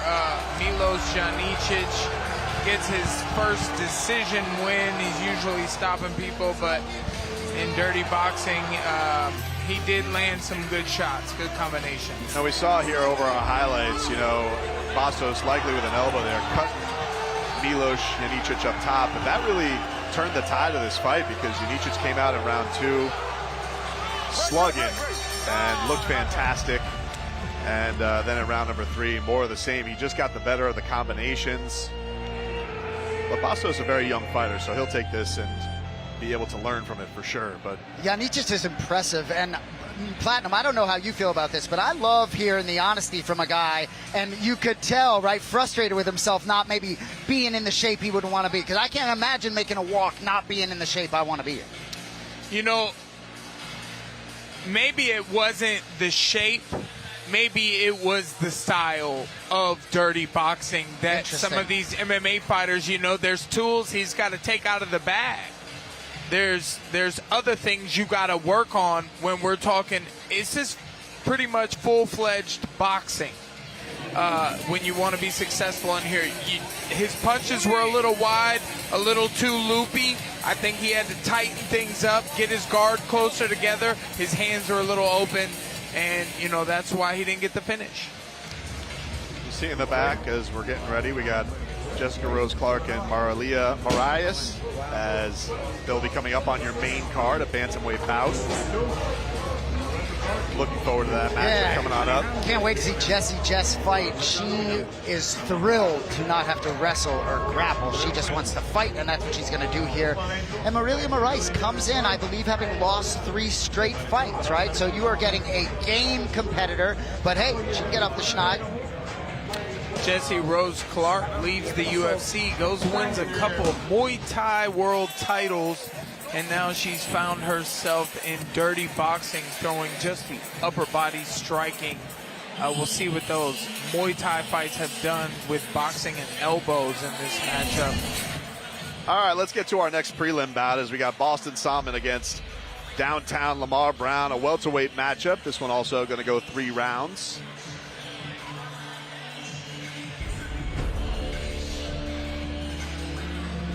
I'm willing to leave everything in the ring. I'm going to give it all I got. I do that every time I fight. He's better be ready to do the same.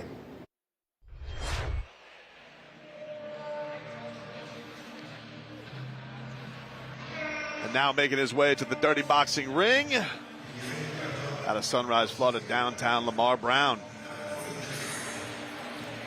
Well, I hear rumblings that Amanda Nunes will be in the building tonight. You can be sure she's probably already here because this is one of her main training partners out of the Lioness studio. We know Amanda Nunes is about to come back in MMA, but tell you what, when you're in there with greatness, I expect we're going to see some great things out of downtown Lamar Brown. Slight underdog here to Boston Salmon. Salmon does have some UFC experience. Lamar Brown did have a PFL appearance back in 2023, was finished in the first round, but he's a good athlete, played college football. Excited to watch him compete. Also done some training at American Top Team in Coconut Creek, trained with the likes of Dustin Poirier, who has he said has a lot of respect for his hands. So excited to see what Lamar Brown brings into this matchup here. Said he was going to spend his week here going spearfishing in the Keys.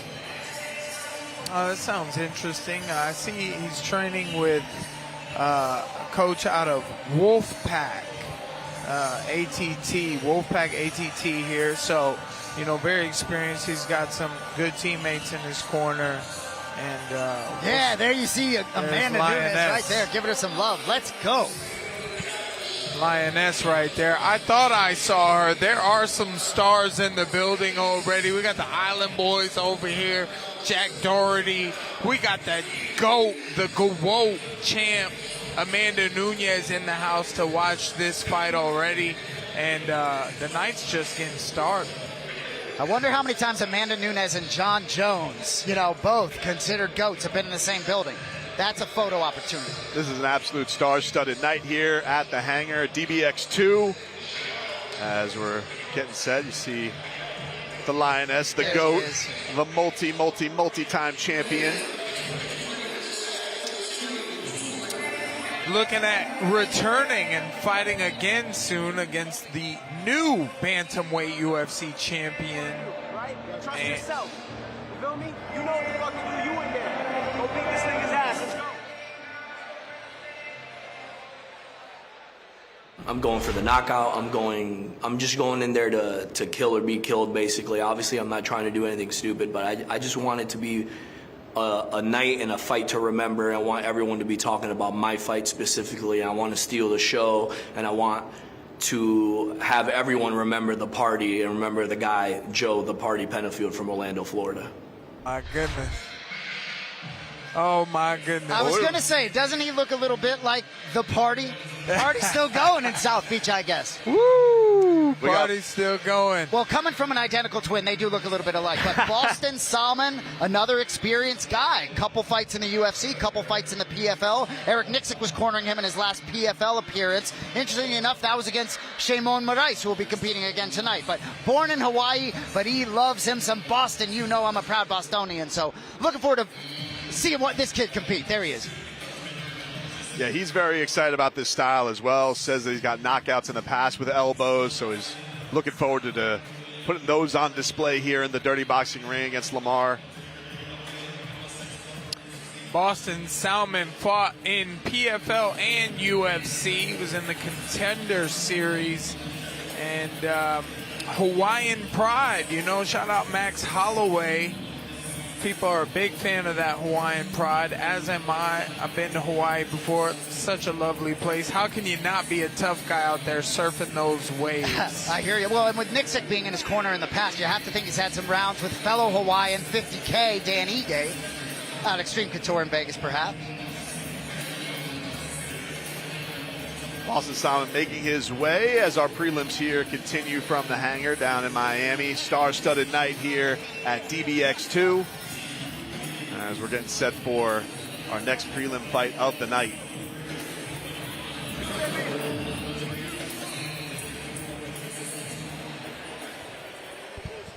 Fight fans, this is fight number 4 of Dirty Boxing Championship, DBX2. Ladies and gentlemen, this is your next fight of the night. Are you ready? Because it's time to fight dirty! Introducing your fighters. First, in the blue corner, his fighter stands in at 5'9" tall. He weighs 159 pounds from Sunrise, Florida, with a record of 5 wins, only 2 losses. Presenting downtown Lamar Brown! Introducing your challenger, fighting in the red corner. This man stands at 5 feet 9 inches tall. He has a record of 8 wins, 4 losses, 161 pounds. From the beautiful islands of Hawaii, mahalo! Presenting Boston Boom Boom Salmon! All right, gentlemen, please come to the center of the ring and face off.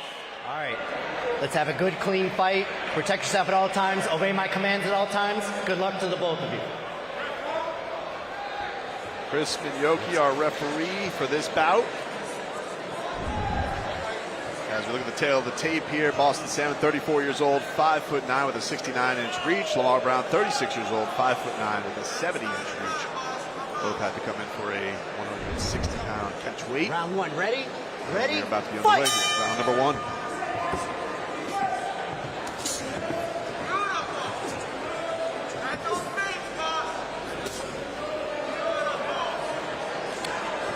Starting with strong intensity. Hard to a spinning back. Spinning back is there by Lamar Brown on Boston Salmon. Like seeing the spinning back fist attempts early. We saw John Marquez do that in the first fight. I think that as this dirty boxing promotion continues to grow, you're going to see more versatile strikes. Watch the fingers. Salmon comes there with the elbow over the top, but it misses. Lamar Brown getting out of the way.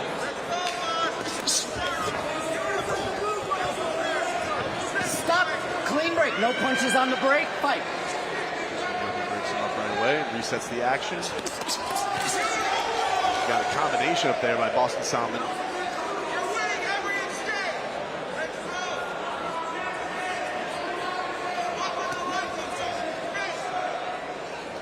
I'm liking how the referee is taking control.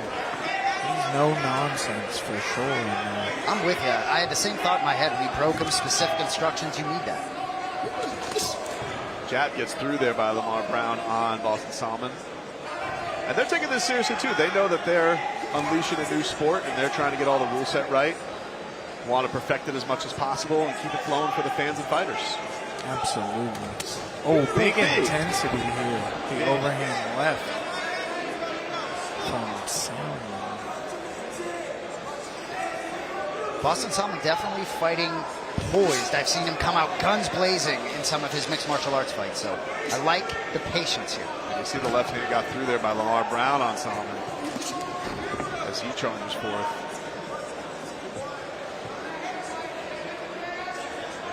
Final minute of round number 1. Stop, stop, stop. Clean break. Clean break. Watch the heads. Watch the heads. Fight. Chris Minyoki wants to avoid the headbutt.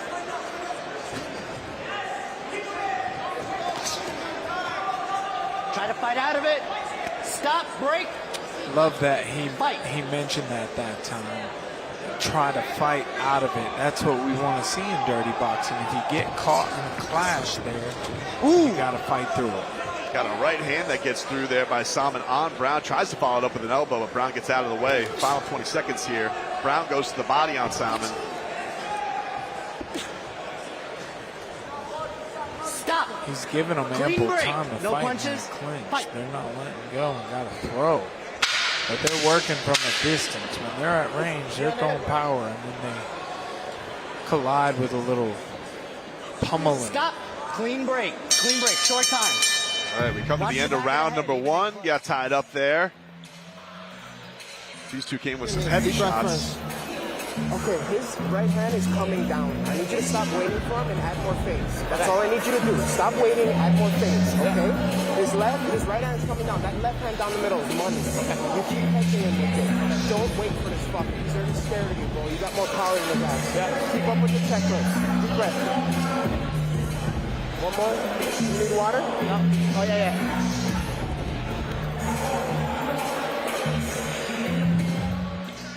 Little action here from round number 1. So you see the spinning back fist by Lamar Brown on Salmon. There's the big overhand left that gets through a little bit on Lamar Brown. As we get set for the action here, there is the GOAT himself, Johnny Bones Jones, in the building. Can we get Johnny Bones over here to throw a spinning elbow at me? Yeah. We're back on the action of this fight.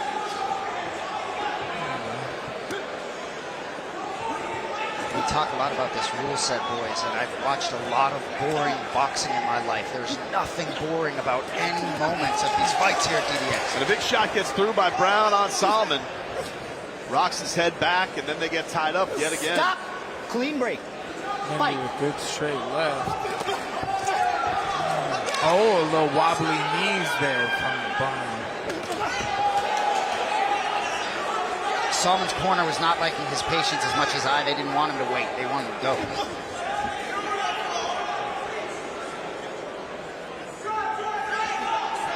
I like that range jab where you're testing yourself there. You got to double it up, land the second one. The first one tests the range, then you land the second one. Slips the jab, moves out of the corner, then throws a spinning elbow.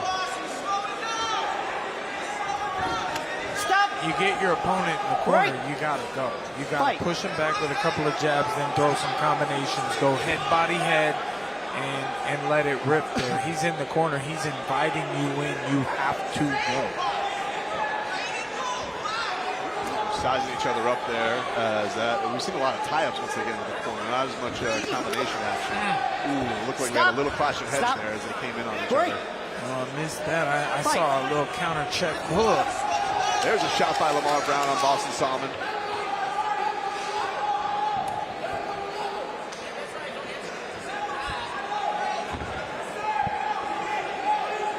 A lot of feints on the outside. They're really working that range.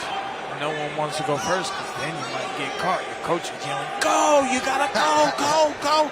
You're like, you go. Minute left here in round number 2 as he tries to throw the spinning back fist Brown on Salmon again. He looks at the corner. Yeah, those are being telegraphed a little bit by Brown. Salmon's ready for him at this stage. Brown jab to the body. Goes a little elbow to Salmon's face. Break! Clean break. Stop, break. We got to work in that clinch. Fight.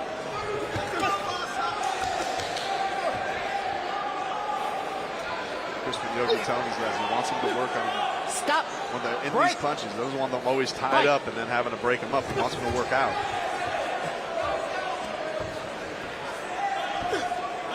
Stop. A lot of shoulder strikes out of Brown. If we're going to clinch, we got to work, gentlemen. Fight. I like what the ref is saying. You know, he was trying to work with the shoulder strikes, you speak of me, but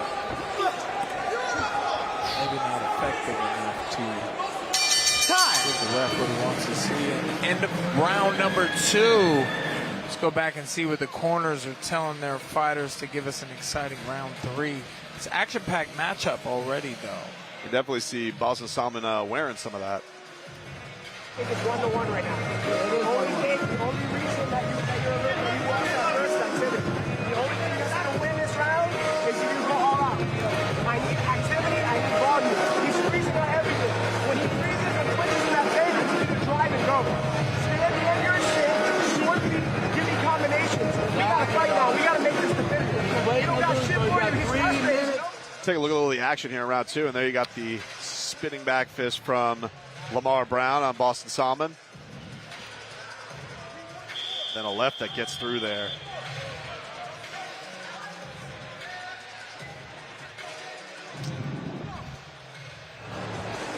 Final round. You ready? Ready? Fight. Final round underway, our third and final round here, and a big left from Lamar Brown to start off round number 3. And Boston Salmon tries to answer with his own. Jab gets through by Brown on Salmon. Close fight, you too, Mike. You lean either way at this point? Oh, man, you know, good question. It's very close. It's up for grabs right now. I think Salmon has been intense and forward pressure, but I think just maybe, you know, those spinning back fists are catching Salmon off guard. And I think Brown is controlling the range pretty well. He's being a little more patient. It depends on what our judges want to see here. You can see the frustration getting from all these tie-ups starting from Brown as he's trying to work his way out of it. It does seem like Salmon's one is always evading.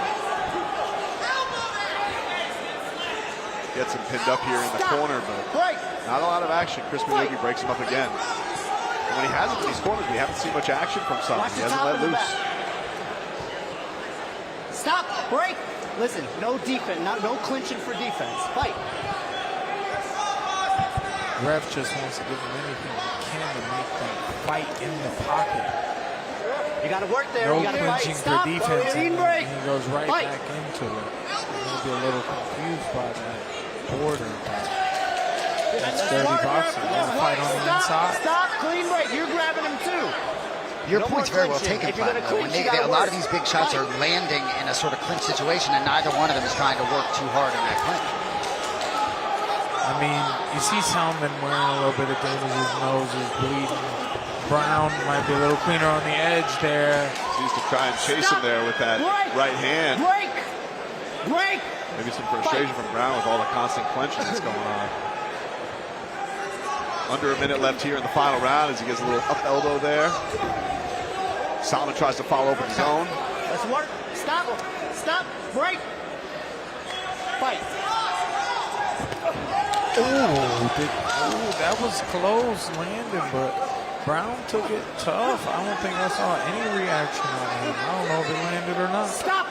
Like a little slicing elbow reminisce of Andrei Arlovsky in the co-main event of DBX 1. 20 seconds left here in the fight. Follow-up elbow there by Salmon on Lamar. Turn around. Fight. Takes the back. No strike. Salmon trying to point it center of the cage.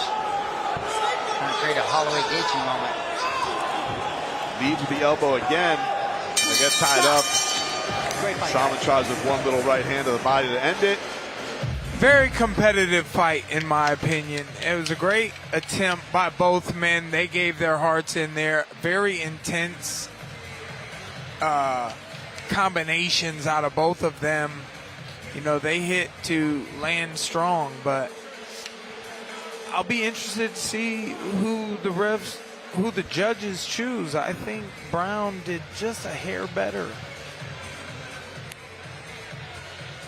Seemed like he made the most of his opportunities. And we saw a lot of moments where Salmon just couldn't pull the trigger, even when he had him in the corner. Too worried about what was coming back at him.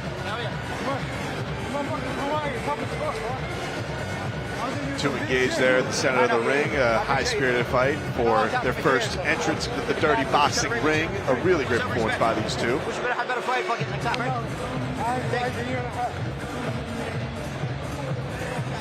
Definitely more tie-ups as we saw in the clinch, more so than any other fight tonight. Shout out to my beautiful wife. Just arrived before that third round started in that fight. She just got here. You know, beauty can be a little bit late sometimes. So just want to give a shout out to Latori, period. Love you, Mamacita. Right on time, Mike. You know it, brother. I got to stay on top of those things. Keep that thing on top of me, you know what I'm saying? We're still calibrating the scorecards here as these two go the distance for the second time tonight. We have an official decision as our ring announcer Ben Jackson looks like he now has the scores calibrated, and we will get an official decision here. That's how you know it was a good fight.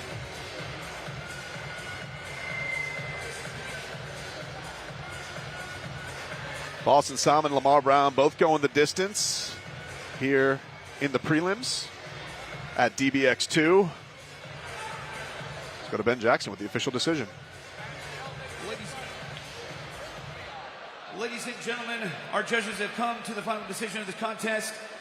Our judge, James Lazaro, scored it 30-27, blue corner. Judge Robert Edgehill scored it 29-28, blue corner. And Richard Green Sr., 29-28, blue corner. With a unanimous decision, fighting out of your blue corner, Mr. Brown. In the house, make some noise for downtown Lamar Brown. There you go. Ladies and gentlemen, I am here with your winner, downtown Lamar Brown. Amanda Nunes not far away. Big opportunity here for you at DBX. You delivered. How you feeling? First, great to talk to you. The Anik brothers are the best. I'm glad to be interviewed by them. First of all, I want to give all praises to the almighty power, Abraham, Isaac, and Jacob. Through the name of his son, Hamashiach Christ. I'm nothing without him. Thank you to my corners, first and foremost. Give it up for the GOAT, y'all. Amanda Nunes. And once again, coming soon, I want to thank everybody from DBX, John Jones, Mike Perry, all those guys. I tried to go for a finish. I was trying to give Johnny Bones, I was trying to give him the spinning elbow, couldn't catch it clean, but thank you. A lot of versatility in your striking. It was a close fight. It felt like you got a lot of power in there, but it ended in a clinch. Clinch sort of tough to work out of there. What was this rule set like for you? It was great. I was overextending a little bit on my shots, crashing. So just got to get back to the drawing board, clean some things up. I promise you the next time I step into the dirty boxing ring, I will get a spectacular finish. Well, we enjoyed every moment of it. Ladies and gentlemen, one more time, downtown, Lamar Brown.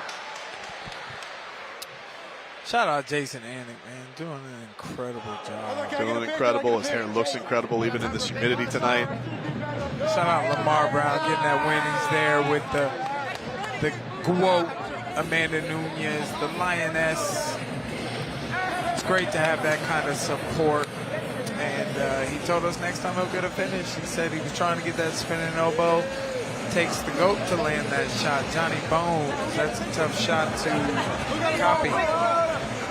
It'll be a thrill to see Amanda Nunes back in action when she resumes her legendary MMA career. We say round number one. There you see the spinning back fist right out of the gate. The overhand left by Lamar Brown, setting the pace of this one, Mike. Round two lands a good straight left over the top. You know, they always ended up in that clinch position. It really slowed the action down. I think that was Salmon's fault. That's kind of what lost him the fight, in my opinion. You got to stay at range and land those shots. Lamar Brown just staying right on the outside of Salmon's attempts there and landing counter shots.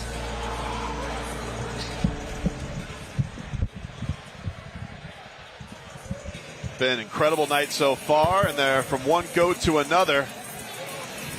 Johnny Bones Jones in the building. With NDO champ. He's got a shirt on. I didn't expect him to have a shirt on when I heard that he was coming. Make sure you leave plenty of room when he's walking through the building, because he's got those arms out wide. NDO champ, that's a big dog right there, man, with the GOAT, Johnny Bones Jones. Those guns are registered. Oh, he's yeah. All right. He's all right. We'll continue our action here on the prelims here on Dirty Boxing Championship as we get set for Shayman Morais, a welterweight matchup, 3 rounds of action against Shlomo Boyd. This fight brought to you by Market Look at every single fighter's highlights on this entire card. Nobody on this card's style is dirty boxing more than mine. Dirty boxing is literally how I fight.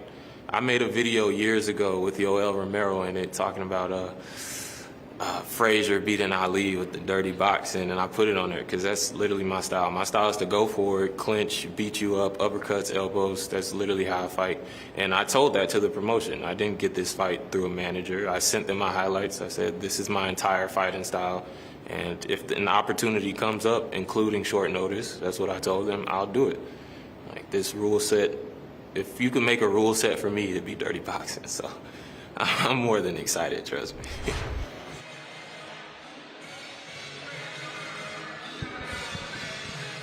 Well, Shlomo Boyd letting everybody know how excited he was all week, Jason, to get his chance to display his skills in the dirty boxing ring.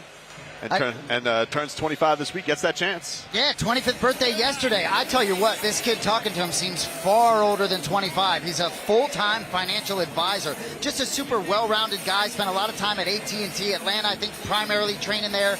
You know, originally tried to play football at West Point, then transferred to Georgia State, where they had sort of a full MMA, Brazilian Jiu-Jitsu program, but coaches wrestling. Just seems to be a very well-rounded human and fighter. King Shlomo Boyd, excited to see what he can do in DBX. There's something about him, something about this guy, man. He's got an aura.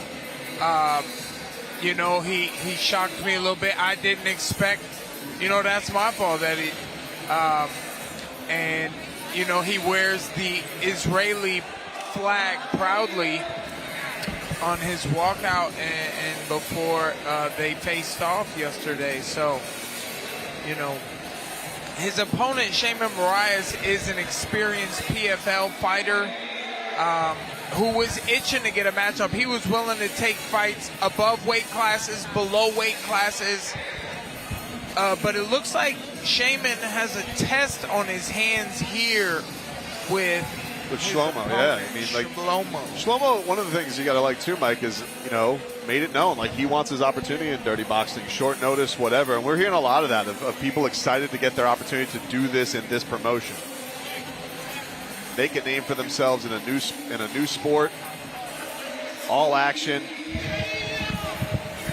Shlomo Boyd about to enter his way into the dirty boxing ring. Turns 25 this week, and now wants a birthday present to deliver himself a victory at DBX2.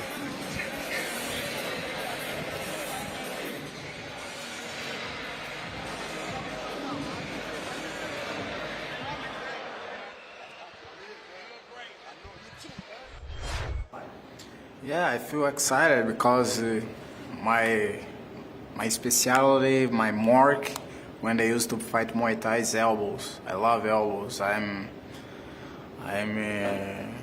have bad fights with elbows, you know, and I'm excited with that. Mix it up boxing. I love boxing as well, you know. I train with a lot of top guys in boxing, you know, and gonna be very cool. Mix it up a little bit, and these have a ground and pound, so make it even more excited, you know. Now I don't have to cut much weight, so gonna be excited. I'm ready to bring some aggressivity and some blood. And now making his way to the dirty boxing ring, Shaman Morais.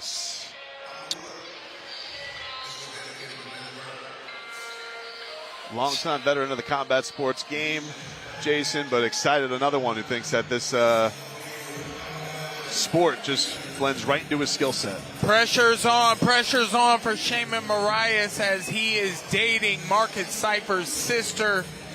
Oh, I'm talking that trash now, baby. We came here to watch some entertainment. I'm giving you the drama, what goes on behind the scenes. A little BTS for you. Shaman Morais wanted to fight so bad, up or down a weight class, didn't care.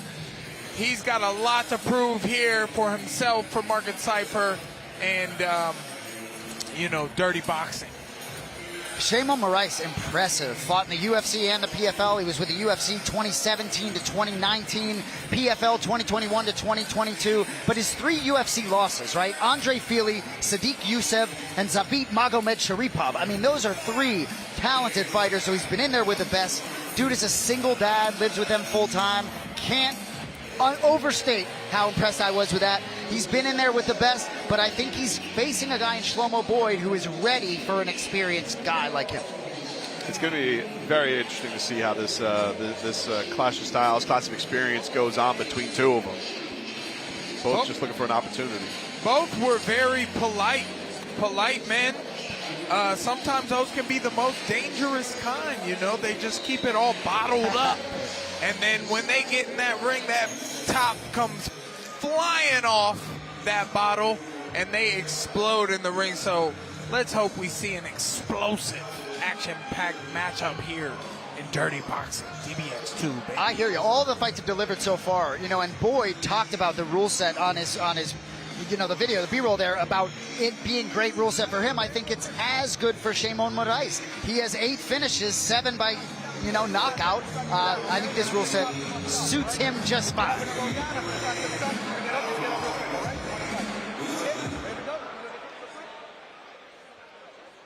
Fight fans, welcome to fight number 5, Dirty Boxing Championship, DBX2. Ladies and gentlemen, what are you waiting for? Fight fans, let's make some noise for these gentlemen. 2 warriors step in the ring. Introducing your fighters for the next fight of the night. First, in the blue corner, this fighter stands in at 6 feet tall. He weighs in at 160 pounds. He has a record of 7 wins, 6 losses. From Atlanta, Georgia, the ATL King,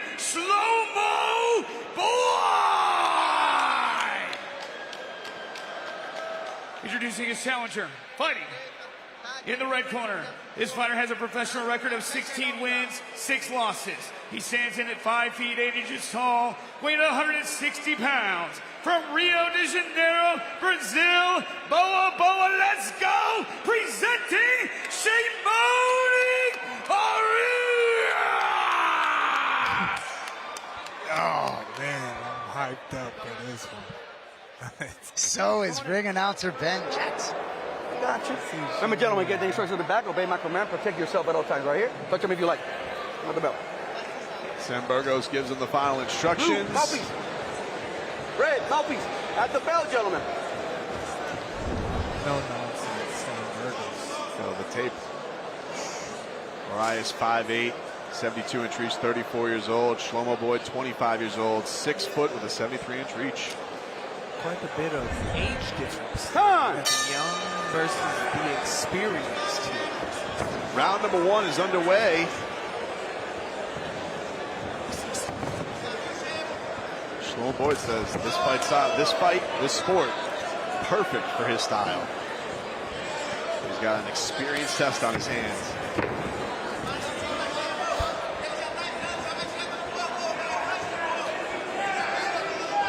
Shaman prepared to use that 18-foot ring. He's sticking and moving. He's playing defensively. He's a very smart guy.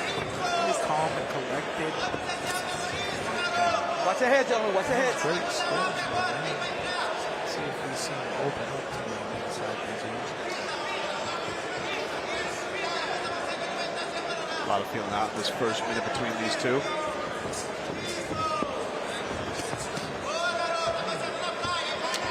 More than one way to open up inside the dirty boxing room. Could be a bad one.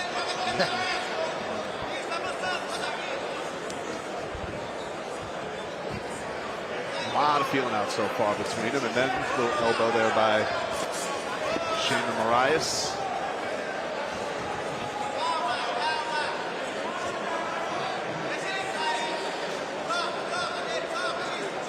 Gotta love a smart, patient fighter sometimes. You know, fans can say what they want, but you don't want to go walking into something and get yourself some damage you didn't need to do. Well, and I think you talked about the age. You can sort of see the experience too, right? Morais just been in there with everyone. He fought Marlon Morais in 2015, lost to him, came back and fought him in the PFL in 2022, avenged the loss. Just a lot of experience, 16 and 6 overall. That matters. Shlomo Boyd trying to charge there at Morais. Morais answers with an elbow, nothing of significance connecting yet. Got under a minute here in round number 1. Right hand gets over there by Shlomo Boyd.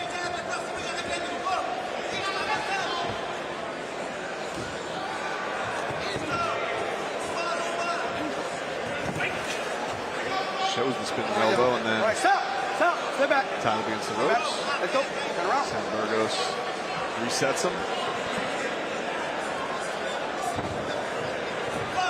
Market Cypher last night says, you know, Shaman Morais doesn't have that nickname, that extra pop. He said, brother, we should call you Slice. Ooh, I like that. Maybe he can earn that tonight. We gotta see it first. All right, stop. See if he'll earn that Step back. Slice 10 seconds. with some DBX elbow. Stop at the bell, gentlemen. La campana. Round number 1 comes to an end as these guys feeling each other out a lot. Not too much connected there in round number 1. Tough round to score. I'll get a water. What's up? Look, pega rápido, presta atenção. O que acontece, irmão? Ele tá vindo demais. Joga esse AP na cabeça, tá? Você já tá abrindo a perna. Deixa ele vir, você só mete a mão. E outra, fica atento. And then, bang. Don't remember, don't get quick feet when you bang. Always get them guessing. Don't let them down, go no rhythm. Competitive first round. I thought they struggled to find each other's range, but I thought Shaman was very patient and working on the outside. It's a tough round to call who they give it to. See Jessica Rose Clark getting ready for her main card bout, coming on up against Marilia Morais. Still to come.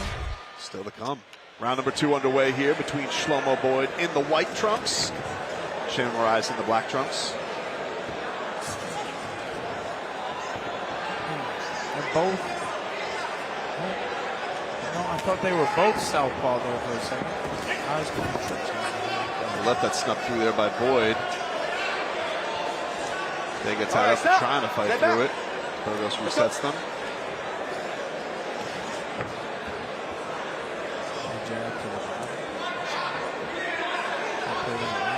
Not trying to let. Right hand to the body by Morais on Boyd. Not trying to let Boyd grab his hand and control that hand. Little connection there on top on the right hand by Boyd on Morais. And then they get tied up yet again. Let's go. Watch the holding, guy. A bit of a calculated start by Boyd. Looks like he's starting to throw a little more volume. Morais goes up top with the right hand.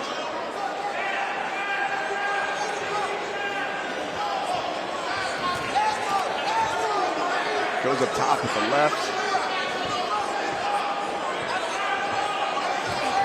Another right hand to the body by Morais. He's found something. Then he goes up top with it.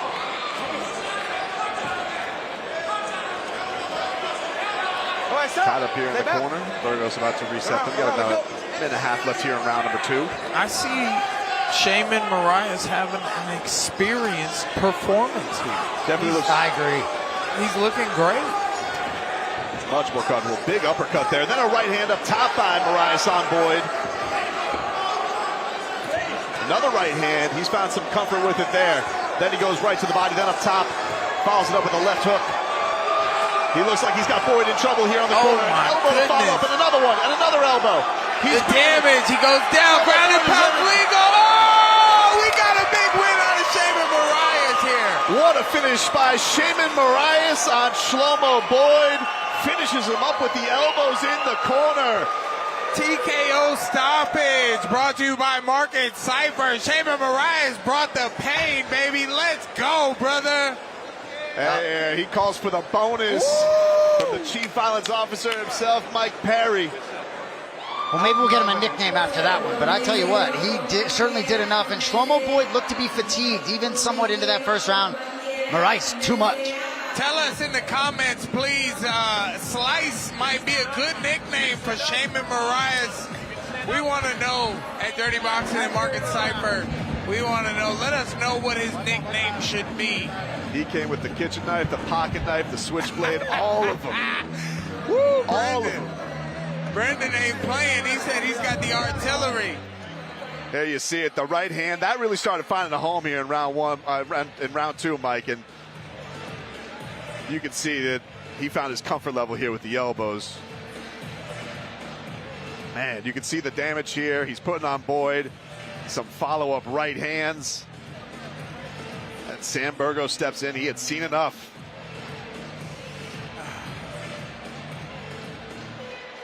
Incredible performance by Shaman Morais. And credit to Shlomo, took this fight on short notice.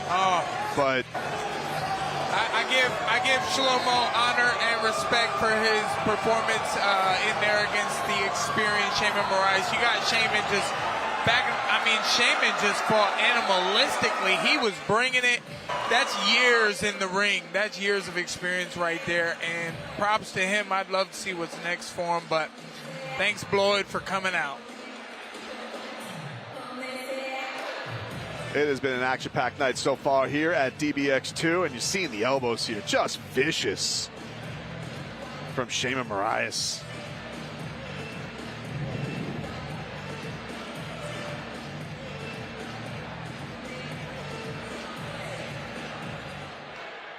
Ladies and gentlemen, we have called a stoppage to this fight with 2 minutes, 4 seconds into the second round via TKO with your winner, fighting at the red corner, Shaman Morais!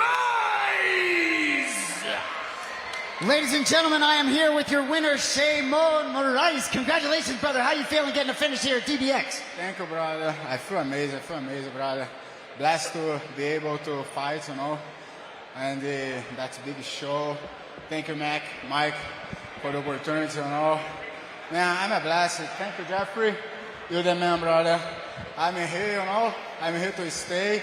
If you have another show, you know, I'm ready. I'm welterweight, you know, I fight 55, I can fight well, 45, you know. But I'm glad I got the knockout, you know. I'm happy tomorrow, Friday day. I go back home with big checks, with the bonus, you know, for the baby. So I'm happy with that. Yeah, going to be a happy Father's Day for you tomorrow. You talked about this rule set being perfect for you. You got a lot of experience all over the world. How was it like for you competing in this rule set for the first time? Oh, it was amazing. I mean, first I was feeling the ring, you know, it's a little smaller, it's a little more stiff than usual, you know. But I love it, man. It's beautiful space. The guy's a little bit tall. I measure the distance, you know. And when I start to touch his body, I hear and say, okay, the fight is over, you know. When I connect a good one, I'm gonna kill him. And he give a lot of opportunities for actual elbows too. So I connect some elbows. But he look like a crocodile, you know. It's hard to cut him. So you look unscathed. When do you expect to fight again? Oh, I'm ready to fight next week. I love it. Someone wanna fight? Call me. I'm ready next week for 145, 155. I'm ready, baby. Let's go. Impressive performance, ladies and gentlemen. Salmon Morais. What a performance by Salmon Morais. And yes, a heck of a Father's Day gift for the single dad of 2. He gets to celebrate that tomorrow. No better present to give to yourself. Love that for him, man. Him and his kids. Such a good dad. Salmon, you keep working hard, brother. I'm proud of you. Congratulations.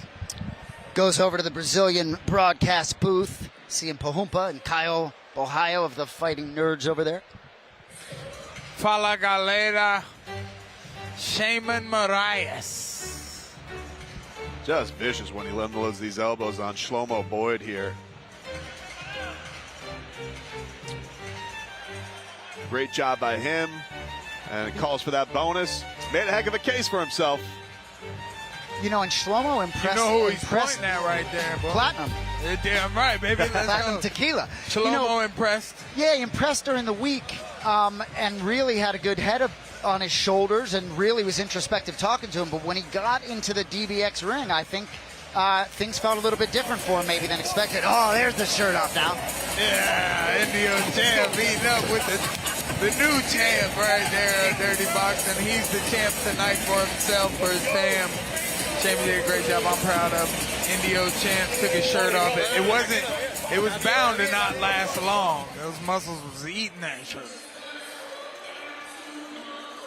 Well, bound to be a good Father's Day tomorrow for Salmon.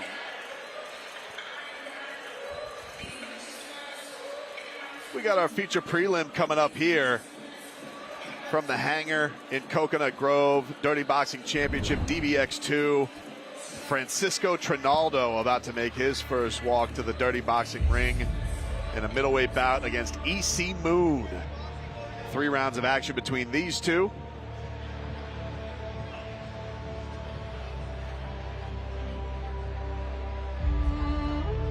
I mean, pretty much it's the same thing, like sparring, training. It wasn't really too much difference.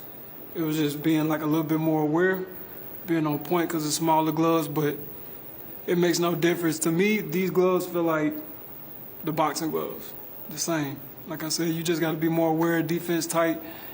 Everything just got to be on point, right? But at the end of the day, it's a fight. You're going to get hit, so you got to prepare for that too.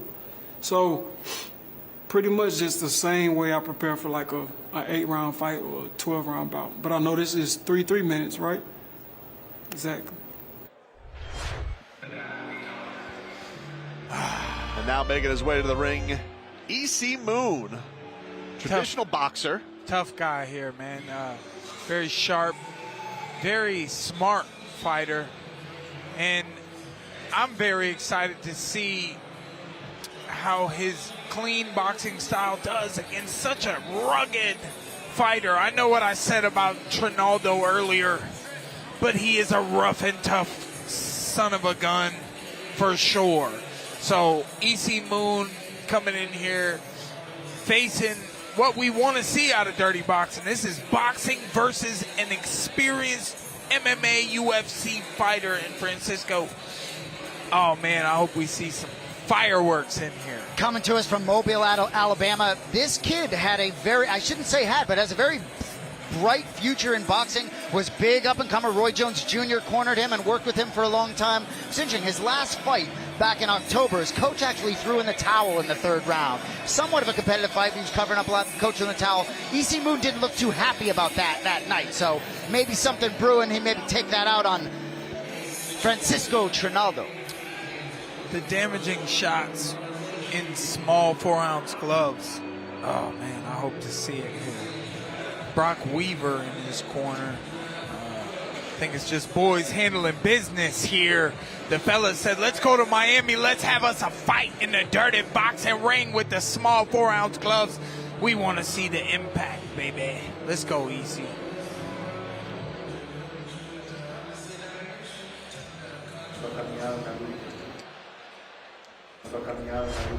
Na minha caminhada na luta eu comecei a treinar kickbox, depois fui pro boxe, depois fui pro MMA. E hoje eu tenho mais de 20 anos que eu luto o MMA, né? Fiz uma grande carreira dentro do UFC. Rough and tough. And he walking out to the Roy Jones right now, which EC Moon trains with Roy Jones up there in Pensacola area of Florida. Oh, this is about Basarunduba. Dude, this guy's a pro, man. 26 fights in the UFC between 2012 and 2022. Wins over King Green, Jim Miller, Paul Felder. That was a doctor stoppage. Been in there with Chiesa, Kevin Lee, James Vick. It goes on and on. After his loss to Michael Chiesa, won 7 straight in the UFC. He's my age, though, bro. Born in 1978. See what he'll have for a bigger EC Moon. But certainly, Francisco Trinaldo is not worried about this moment, given his dearth of experience. Well, as we saw on the last DBX card from Yoel Romero, age is just a number. So Francisco Trinaldo going to try and show himself to be an ageless wonder as he walks in there to take on EC Moon. You got MMA, you got boxing. You always want the debate between it. You got it right here coming up in Dirty Boxing. And I think a little time off for Basarunduba. Last fight was, I believe, at the end of 2023. It was a game-bred bare-knuckle MMA fight. Beat Sasha Palatnikov, who's competing later, who tapped because of injury. So I'm sure he's anxious to get back in there. Looks to be in terrific shape, as usual.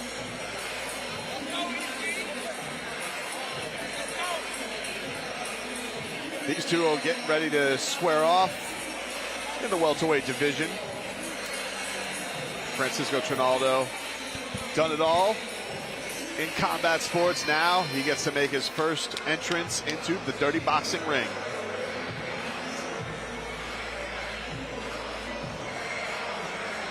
Dude just looks like he's been there, done that, huh, Trinaldo?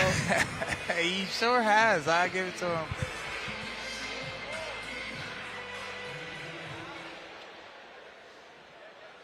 Blood, sweat, dirt, born dirty, baby. Welcome to Dirty Boxing 2. All right, fight fans, this is your feature prelim here for our Dirty Boxing DBX2 fight tonight. This is brought to you by LEC Media. Redefine your event experience. Ladies and gentlemen, are you ready for this fight? Are you ready out there? Because here we go! Introducing your fighters. First, in the blue corner, this fighter has a record of 11 wins, 6 losses. He stands at 6 feet tall, weighing 175 pounds, from Mobile, Alabama, presenting EC Drago Moon. Introducing his challenger, fighting out of the red corner. This fighter has a record of 28 wins, 9 losses. He stands in at 5 feet 9 inches tall, weighing 171 pounds, from Brasilia, Brazil, Saúde. Presenting, introducing Francisco Basarunduba, Trinaldo. All right, gentlemen, let's get dirty.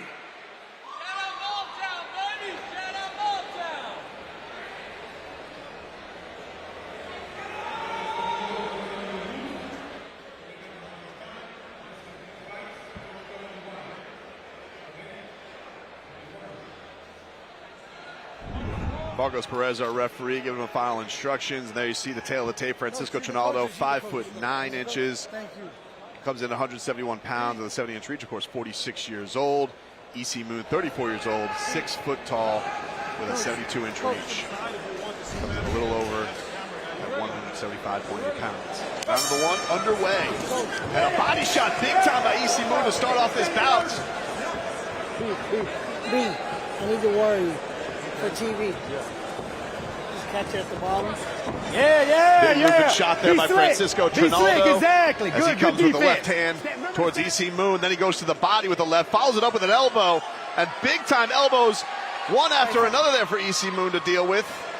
And he's already cut open. This ain't boxing there, EC Moon. He's getting welcomed right to it. And then another elbow to have him dropped. And this one is over quickly. Francisco Trinaldo showing this ain't boxing, this is dirty boxing.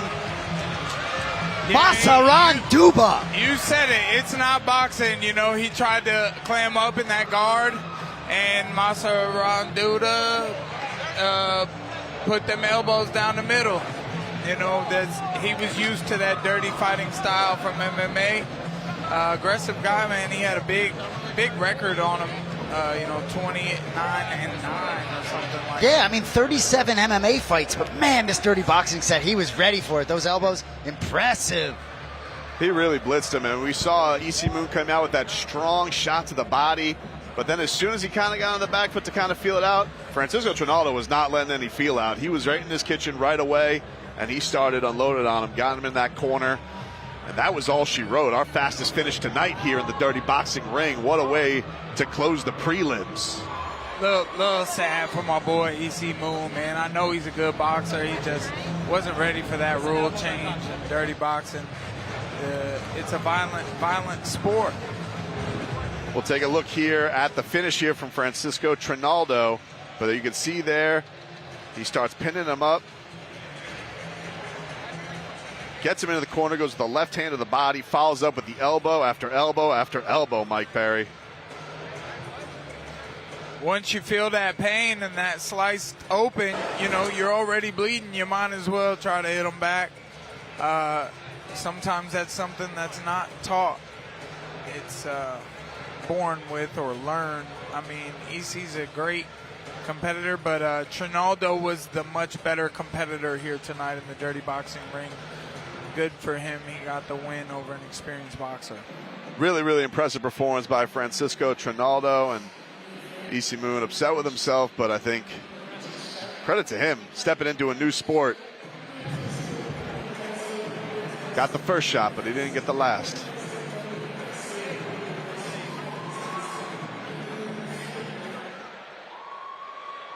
Ladies and gentlemen, our referee has called this fight to a stoppage via TKO with just 33 minutes into the first round. And your winner, fighting out of the red corner, Francisco Trinaldo!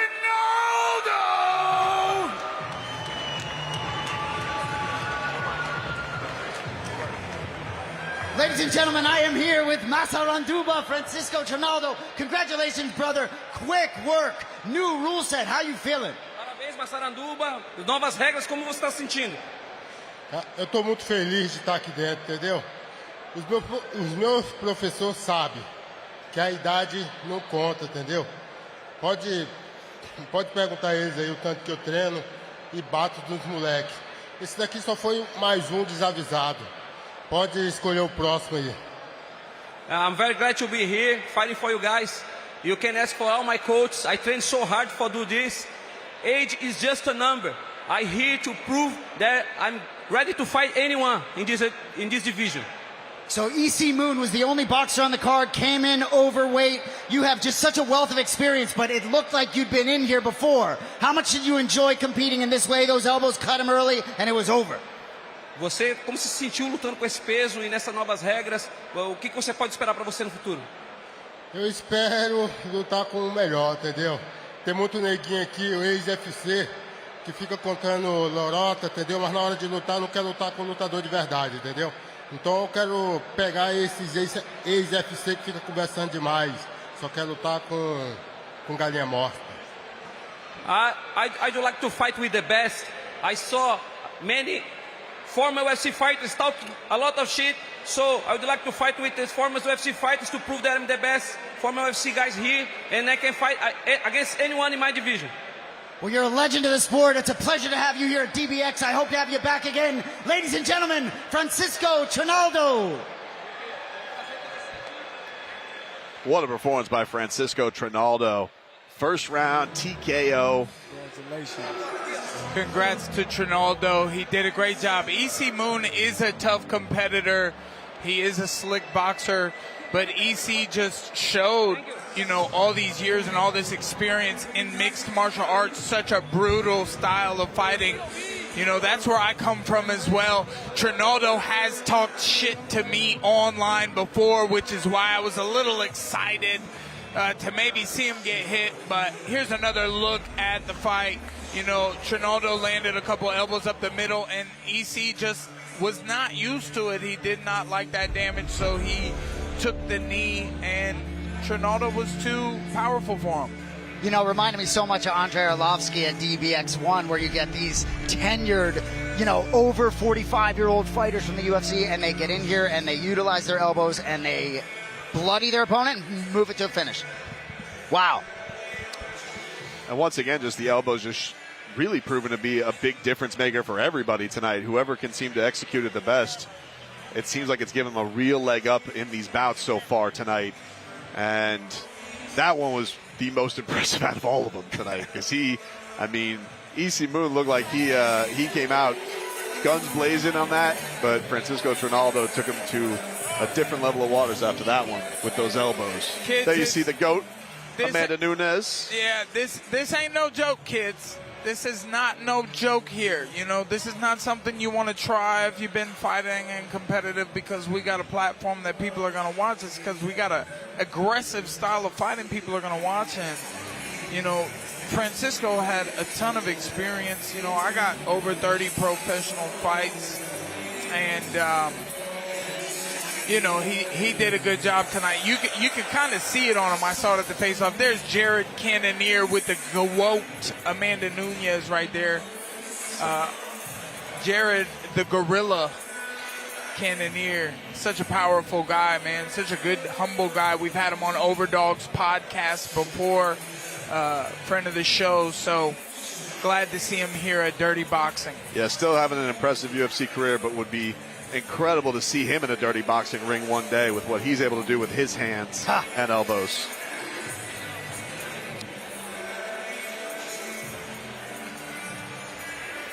Just an impressive night here in the prelims, and we still got an entire main card coming your way here at Dirty Boxing Championship, DBX2 from the hangar in Miami. Lots of great action here along the way in the prelims. You saw here, this was Milos Janicic with a great performance, went the distance. Got a good, clean fight. Lamar Brown getting himself a win, and his teammate Amanda Nunes, proud of him. Johnny Bones in the building. Shayman Morais with a great performance of his own right.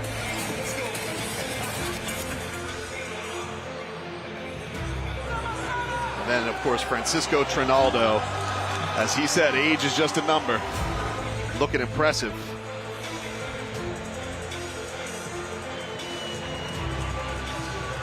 We got a lot more action coming your way here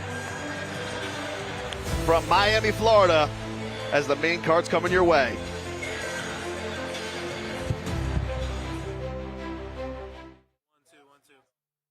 All right, 3, 2. For over 100 years, real fans and real fighters have gathered in places like this. Abandoned warehouses, cracked concrete gyms, old hangars like this one hidden off the beaten path in Miami. Anywhere tough people live. This is where it's always gone down. Men and women settling scores the way it's been done since day one. Fists, grit, heart. For the grizzled veterans, this is another shot at glory, another notch on the belt, another night to solidify a legacy. For the young blood, this is where it all starts. The first chapter in a story that could become legend. Real fans, real fighters, real fights. This ain't just hype. This is history. Welcome to Dirty Boxing 2, live from the Hangar.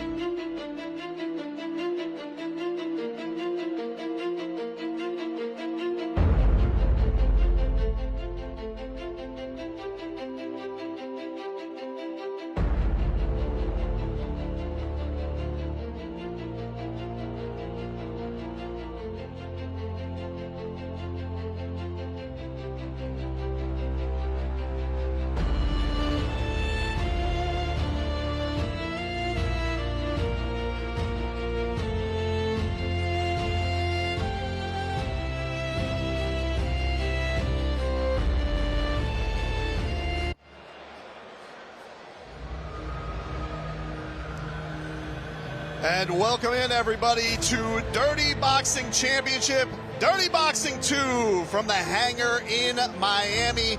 And welcome on in here for an action-packed night, a sport that has taken over the combat world, as we have been getting all action here tonight. And coming here from the Hangar in Coral Gables, we got another set of slate here, a main card of non-stop action. Brendan Tobin here alongside Mike Perry and Jason Anik. And boys, it's already been a fantastic night, and it's only going to get better from here. I'm so excited. I'm feeling the energy in the building.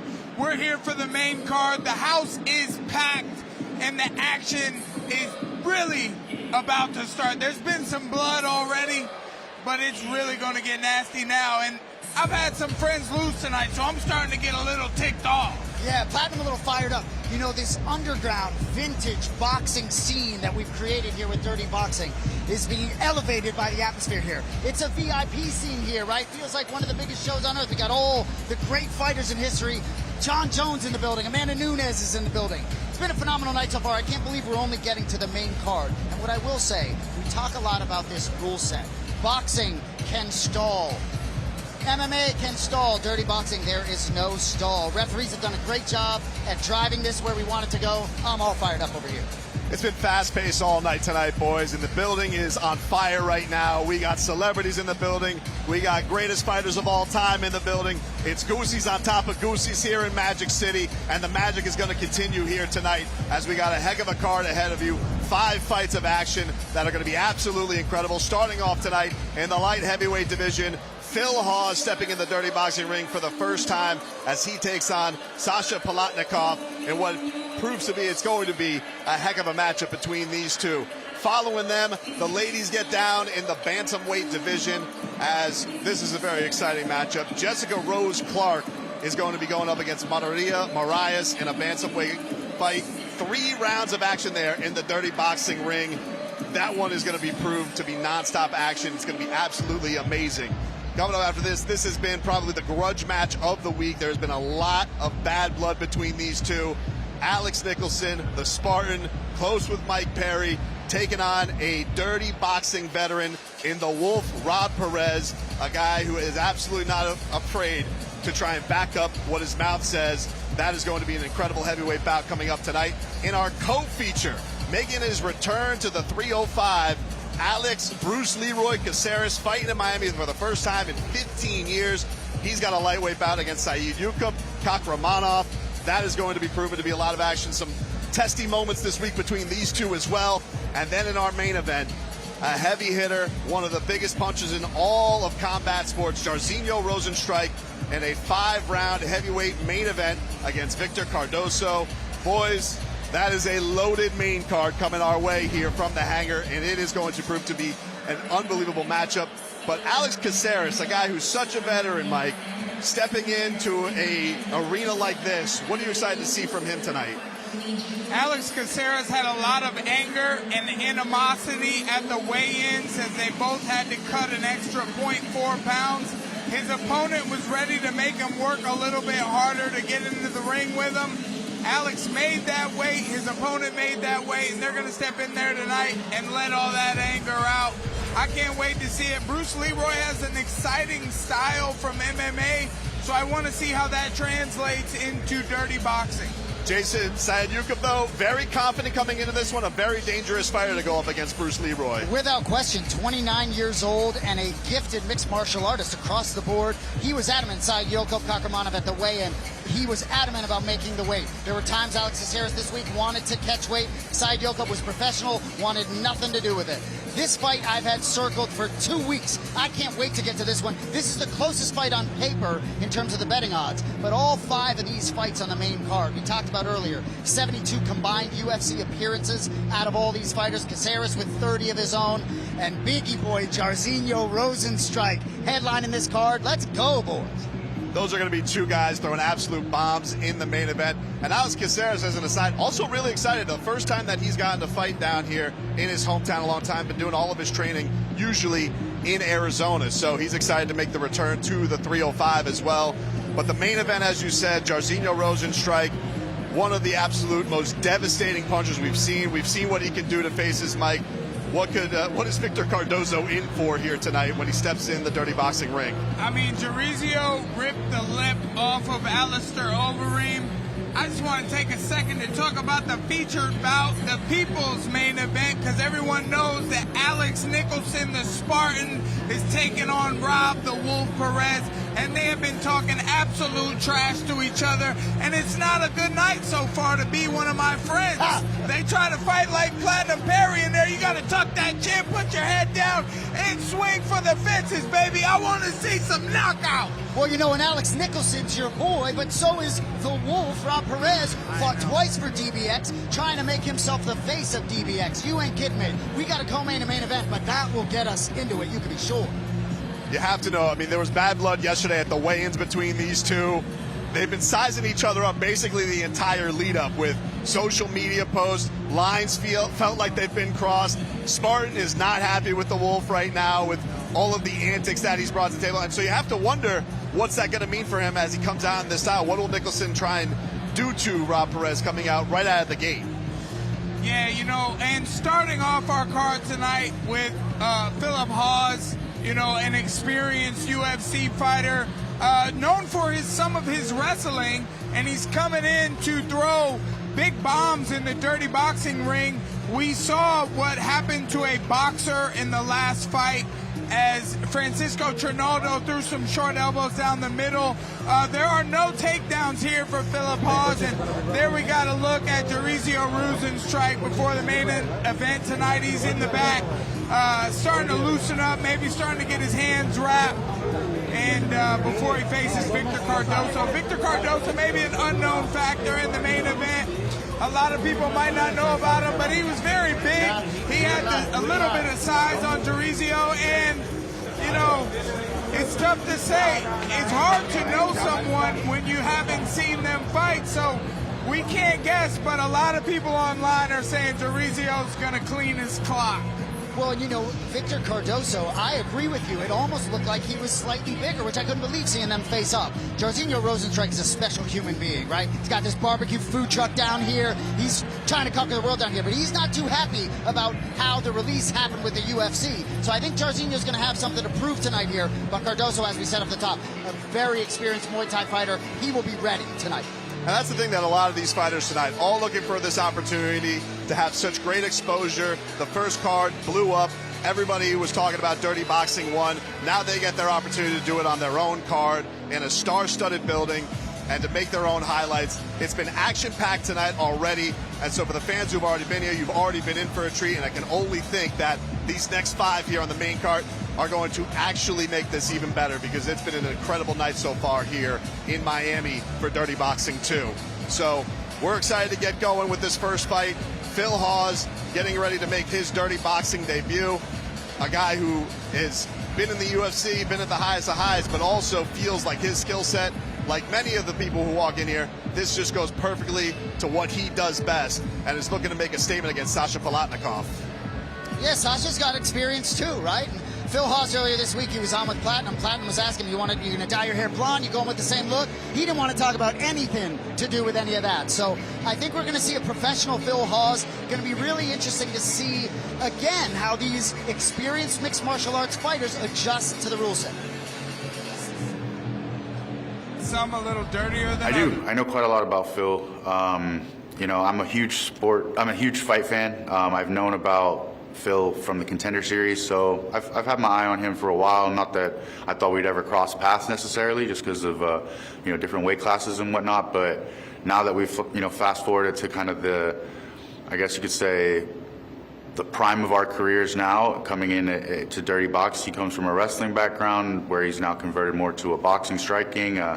This is my world, so it'll be an interesting fight on Saturday. I think if I'm not mistaken, it's the opener to the main card, so I think a lot of people are going to be tuning in for that. I have a lot of fans from all over the world who are very interested in this fight, and yeah, 2 ex-UFC guys going head-to-head in an all-striking fight. I don't think anyone's going to want to miss that. And here we have our first fight of the night on the main card. Sasha Palatnikov getting set to make his way to the Dirty Boxing ring.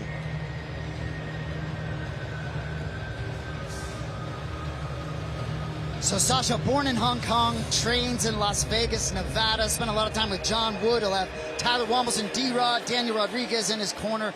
Really interesting guy, been in the UFC, 3 fights in the UFC. There he is, Tyler Wambles, D-Rod right behind him. But really interesting guy to talk to. Was a graduate of the University of Buffalo. Dude tore his hamstring right after his UFC debut, but I liked his term. He said he's pro-anti-grappling, which is perfect for us here at DBX. That's definitely been the case. It's just been all action all night so far tonight. And he's excited about getting a chance against somebody like Phil Hawes in his first DBX matchup. Getting an opportunity here to open up the main card of Dirty Boxing after his last opponent back in 2023 was our featured bout on the prelims. Francisco Trinaldo beat him in a first-round TKO. So let's see what he's able to do here against Philip Hawes. And I will say, in watching back some of his UFC fights, the wrestling and the grappling was a little bit of an issue for Sasha, so should be right at home here. Got D-Rod, Daniel Rodriguez in his corner, though, who is a great striker. Me and him had a battle in the UFC Apex, and, you know, D-Rod is a pretty good striker. He keeps his distance well, so maybe Sasha's been working with the right people and preparing for this matchup.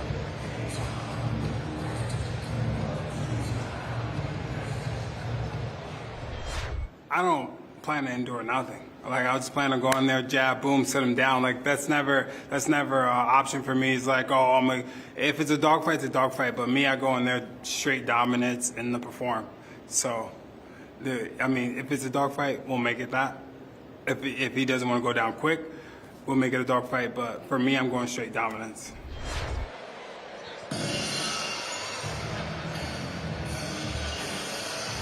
And the glass breaks. It ain't stone cold, but it's Phil Hawes looking to bring a stone cold style to the Dirty Boxing ring. Seeing that name, Phil Hawes, on this fight card did something to me, I'm not going to lie. In the UFC from 2020 to 2024, fought 8 times. Beat a guy named Nasruddin Mavov in the big show. If I'm not mistaken, that guy could be fighting for a belt soon. It's a lot of opportunity here for Phil Hawes, I think, to become one of the faces of Dirty Boxing. Interested to see him upright for the whole fight. He's definitely been talking that trash in the lead up to this. We had him on the Overdog podcast, and he was talking a little trash to me. Looks like Dylan Dennis didn't want to come support him. Maybe he was a little worried about the matchup. I don't know. Or Dylan was worried about seeing me. And we talked a little bit about this with Phil, but Phil also said, you know, he knows the name value that he has. And that does come with some pressure, Mike. Even if you're in a new promotion, people know, like, they're trying to get a win off of you. They know Phil Hawes. So he said, you know, there is still a little bit of pressure that comes with that. Even if it is going to a new sport and you're new to it, it's not like you come in there with, there's not those fight nerves still. I mean, you know, coming from the UFC, fighting in the big shows, and then coming to a new show or a completely new sport that might not, you know, we're not in a full 20,000 arena here. We got a great crowd in the house here at Dirty Boxing, but, you know, there's the nerves, the things you must be feeling, it's got to be quite different than the UFC time. So let's see what these guys got, and we're about to find out how they perform in these rule sets. This is the first of 5. Let's go to our ring announcer, Ben Jackson, with all the introductions. Ladies and gentlemen, we are live on YouTube TV. Welcome to the start of the main card for Dirty Boxing 2. We are here at the event center in Miami, Florida, the hangar, ladies and gentlemen. Special thanks to Miami Sushi Catering, doing all your catering needs here in Miami, your #1 catering service. Thank you, Miami Sushi Catering. Special thanks to our UFC legend and star in the house tonight, John Jones, ladies and gentlemen. And your MMA star and entrepreneur, Mike Perry, is in the house as well tonight. Thank you, Mike. Fight fans, I just want to know, are you ready? Because it's time to fight dirty! Introducing your fighters. First, in the blue corner, his fighter has a record of 8 wins, 5 losses. He stands in at 6 feet, 1 inches tall, weighing 195 pounds. He is from the British Hong Kong and hailing out of Las Vegas, Nevada, presenting Sasha Palatnikov. Introducing his challenger, fighting in the red corner. His fighter has a professional record of 12 wins, 6 losses. He stands in at 6 feet, 0 inches tall, 195 pounds, from Little Ferry, New Jersey, presenting Phil Megatron Hawes! All right, gentlemen, come to the center of the ring and let's face off. Bring it in. All right. Please protect yourself at all times. Obey my commands at all times. If you want to touch gloves, go ahead. Good luck to the both of you. Our referee tonight, Chris Minyoki, as we get set for our first fight on the main card. Phil Hawes, Sasha Palatnikov, and you see the tail of the tape there. Phil Hawes, 6 foot, 195.4 pounds with a 77.5-inch reach at 36 years old. Sasha also 36, 6'1", coming into this fight with a 72.5-inch reach. And round number 1 is underway in our main card here at DBX2.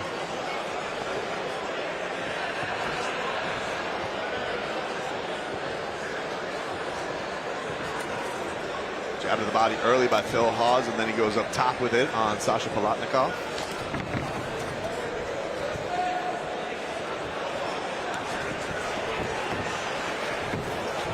Palatnikov in a little bit of an awkward scramble there. Right hand up top there by Palatnikov towards Hawes. Hawes flicks the jab out. Oh, good head movement. Hawes avoids that right hand by Palatnikov. Still sticking that jab out there, just kind of feeling that range out early. Get a little left that sneaks through there by Palatnikov, and Hawes answers with his own back. As they get tied up there. Gotta work here.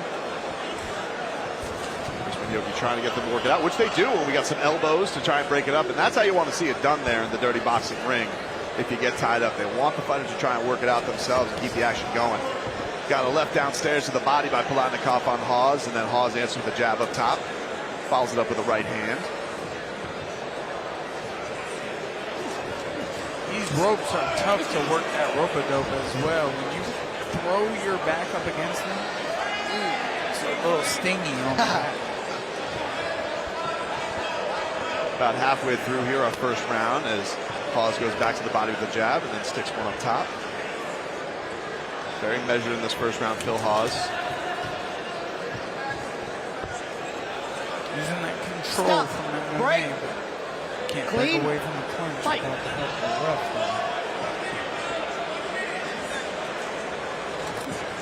Right hand up top by Palatnikov, and he looks like he got a bit of an eye poke. Time. Chris Minyogi going to go look at Palatnikov. It looks like he's in a lot of pain. That is the first eye poke with these dirty boxing gloves that we have.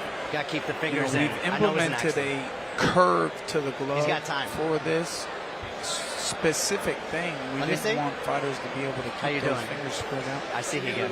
Okay, yeah, you got 5 minutes. You want to see the doctor, maybe? All the dirty boxing fights. Take a little look here as Phil Hawes came up top and it kind of grazed with the thumb there. That's what it was as they got into an exchange trying to avoid each other. And caught him with his thumb. Right here. And actually, Doctor about to enter the ring here right as Chris Minyogi, our referee, wants to get Sasha checked out. Give him a rag. Give him a damp rag. That sucks.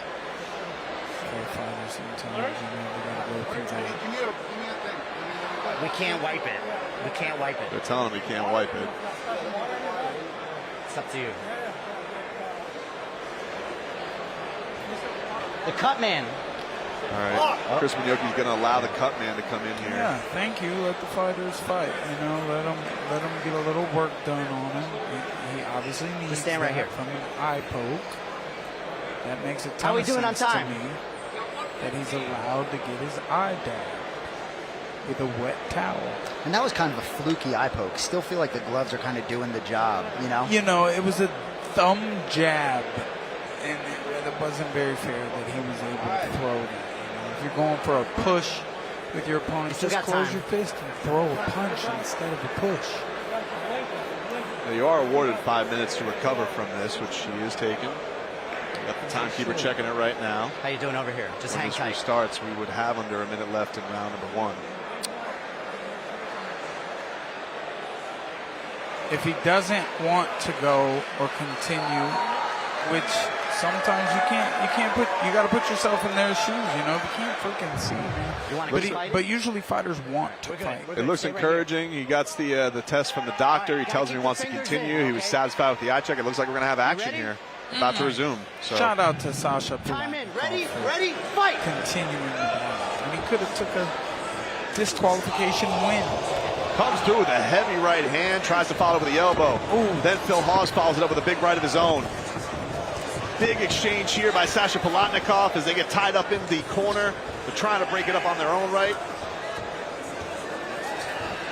Both fighters certainly able to catch their wind and get aggressive here at the last minute of round 1.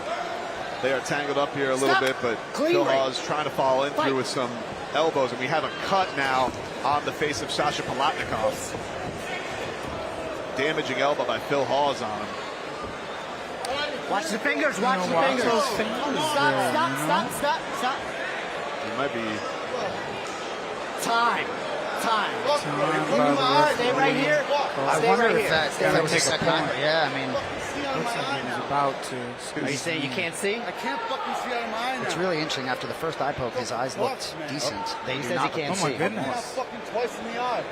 Yeah, he His had eyes pretty closed up there. Yeah, he had him up against the ropes after they had a good exchange. Phil Hawes kind of like mushed his face and had the fingers there. So, you know, we'll have to take a look and see if a finger got in there. But he's obviously very, very upset right now. It's just so unfortunate. That's it.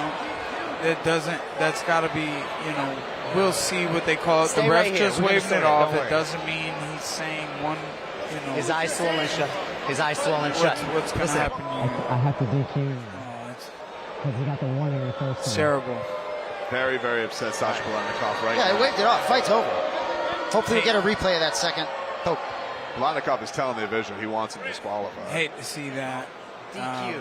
Very DQ. And you hear the referee, Chris Minyogi, says that he's going to call him a disqualification. DQ.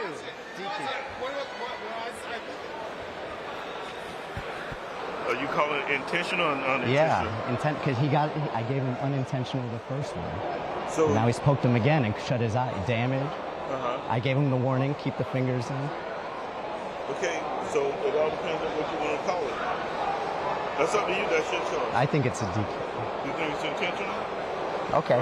Wait. Here. Let's talk. Let's take a moment. Let's take a moment. Okay. We'll go no contact. Okay. We'll go unintentional.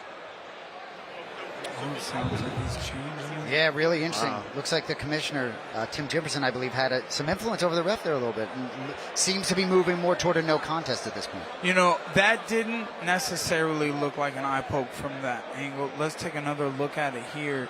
But he kind of rubbed his hand across his face. It's tough to see. His eye was already damaged from maybe some punches in the last eye poke, which is really unfortunate, you know. Yeah, look, Phil Hawes did just nail him with a big elbow in the exchange before they got in the corner there. So that now he has damage on both eyes that he's dealing with. But it's tough to tell because that one's already swollen, swelling shut probably from the big thumb. Really interesting to have the mics hot when the commissioner's talking to the referee. You don't always get that opportunity. And I think if they arrive at a no contest mic, I think that's a better decision. What do you think, DQ or no contest?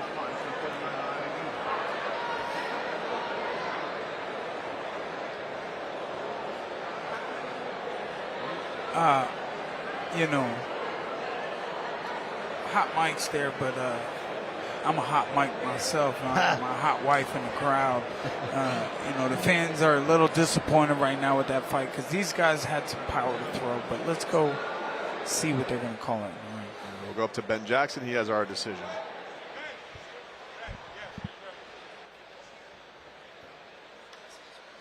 Ladies and gentlemen, our referee and our judges have called a stoppage to this fight via disqualification by intentional eye gouging. Your winner, fighting out of the blue corner, Sasha Palatnikov. Looks like they didn't go with the no contest. Since it's there, talk to me. What happened in there? I mean, bruh, this fool poked me in my eye. It was a good first round. I thought I was moving well with the fool. Got that first time. Yeah, boo me, motherfucker. You ever been poked in the eye, you pussy-ass bitch? Yeah, you fucking pussies. I'll fucking knock all you faggots out. Yo, I came here to put on a show. This fucking guy poked me in my eye. He got one good shot. I'll give him credit. I'm a white boy. I mark up easy, but I was ready to go to war. I was ready to break this fool. Let's run it back. Next card. I'll fight this fucking guy again. Fucking sick of you faggots booing. Fuck you. Get in here and fight me, bitch. Well, and after that first eye poke, right, So after the first eye poke, you absolutely continued, but after the second one, it looked different. Because I ain't no bitch. I wanted to fight. I could have definitely said, no, I can't see out of my eye, but I wanted to fight. He landed a good shot on me. Put me out. Why are you poking me in the eye, fool? You've been out of the ring or the cage for a year and a half, doesn't know how to keep his fingers to himself. Let's fucking run it back. Well, we enjoyed watching it while it lasted. Ladies and gentlemen, Sasha Palatnikov. Sasha Palatnikov gets the win off of a disqualification. Phil Hawes disqualified. It's really unfortunate. They wanted to battle it out, but, you know, he can't. And he was so upset with the crowd's boos. Gave us a fun post-fight speech talking shit to everybody in the building. I don't really understand what there is to boo. I mean, the guy's had a great fight. He's very clearly not faking it. Look at his eye. So I don't understand why even the crowd would do it. So, you know, I would say don't boo Sasha Palatnikov. He's going to have words for you afterwards. But here we take a look at round one and the action that was.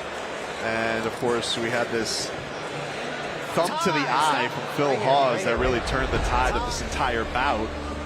And then, once again, after the reset and the doctor's letting Palatnikov get going, you see the fingers go through his eye again, and that resulted in the disqualification. But unfortunate, you know, we're very much looking forward to this matchup tonight. And as you said, you know, Mike, you do all you can to deter the eye pokes. We haven't seen him in any of the fights so far in DBX. That was a bit of an odd case. The thumb slips through, and then he has him again up against the rope. So an unfortunate ending to a fight that could have been very, very action-packed.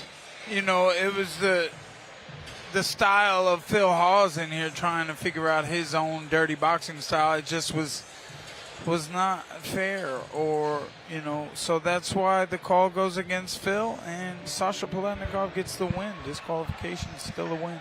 But, hey, if they do want to run it back in the Dirty Boxing ring, I'm all for it because that seemed like it had the makings of a heck of a matchup, Jason. I agree. You know, Sasha does get booed on the mic, but he's also the guy who has to win by DQ and sort of get on the mic. So it sort of is what it is, but I'd love to see it again.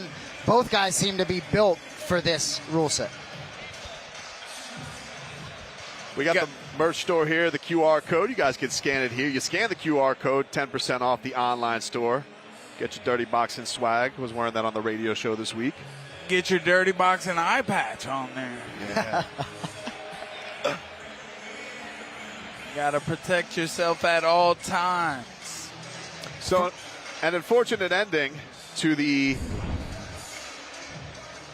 last fight, but now we got a good one coming up here. Jessica Rose Clark about to step in the Dirty Boxing ring against Marilia Morais in the bantamweight division. Check them out. Eu sempre digo que as pessoas vão ver tudo de mim, porque todas as minhas lutas eu quero, independente do resultado, eu quero sair dali deixando tudo que eu tinha para dar. E eu acredito que no sábado o que eu quero dar é o meu melhor, o meu tudo.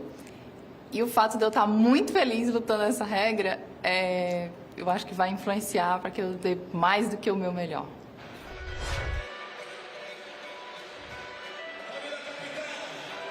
And making her way to the Dirty Boxing ring now, Marilia Morais. Fighting here out of training down here in Miami. Marilia Morais, originally born in Fortaleza, Brazil, 3-3 as an MMA pro. Lost her last 3 fights, though. Most recently was back in April against Joy Pendel, arm choke in the first round. So she's been finished in 3 straight as well. Obviously a different rule set. She ain't going to be choked out tonight. But Jessica Rose Clark is a game opponent. But a lot of confidence despite the 3 straight losses this week out of Marilia Morais. Very good there, Jason. I love how you mentioned that, you know, she won't be worried about no submissions in here tonight in Dirty Boxing. It's a sprawl and brawl in here, even though, you know, we have seen a takedown in Dirty Boxing. It has happened, a big old double leg. Yep. So it is kind of sprawl and brawl action here. That's what we like to see. It's like a bar street fight with a professional twist on the top. You know, when you get a nice drink, you got to put that little twist, little lemon twist, on baby. Your orange rind. You know, all fighters get into mixed martial arts for different reasons. She actually got into it. I've heard this pretty common story, to lose weight, right? 13 years old. She was a little thicker than she wanted to be, got into it, losing weight. She fell in love. After her first fight, she was hooked. What's interesting, she has twin boys that are 5 years old. Apparently, they're not identical, but they look just like each other. They look like they could cause some damage in the future. Excited to see what she can do here. Big stage for Marilia. I couldn't tell the difference, but of course, Jason being an identical twin, he's like, nope, not identical. Right off the bat, but she obviously fighting for a lot for her boys and getting the chance to step in here against a UFC vet in Jessica Rose Clark. And feeling her entrance music. I was going to say that too. I've been fighting for 15 years. I was in the UFC for 6 years, and then when I left there, I transitioned purely into striking arts. So honestly, Dirty Boxing has been a style that I have been begging for well before you guys existed, so I'm excited.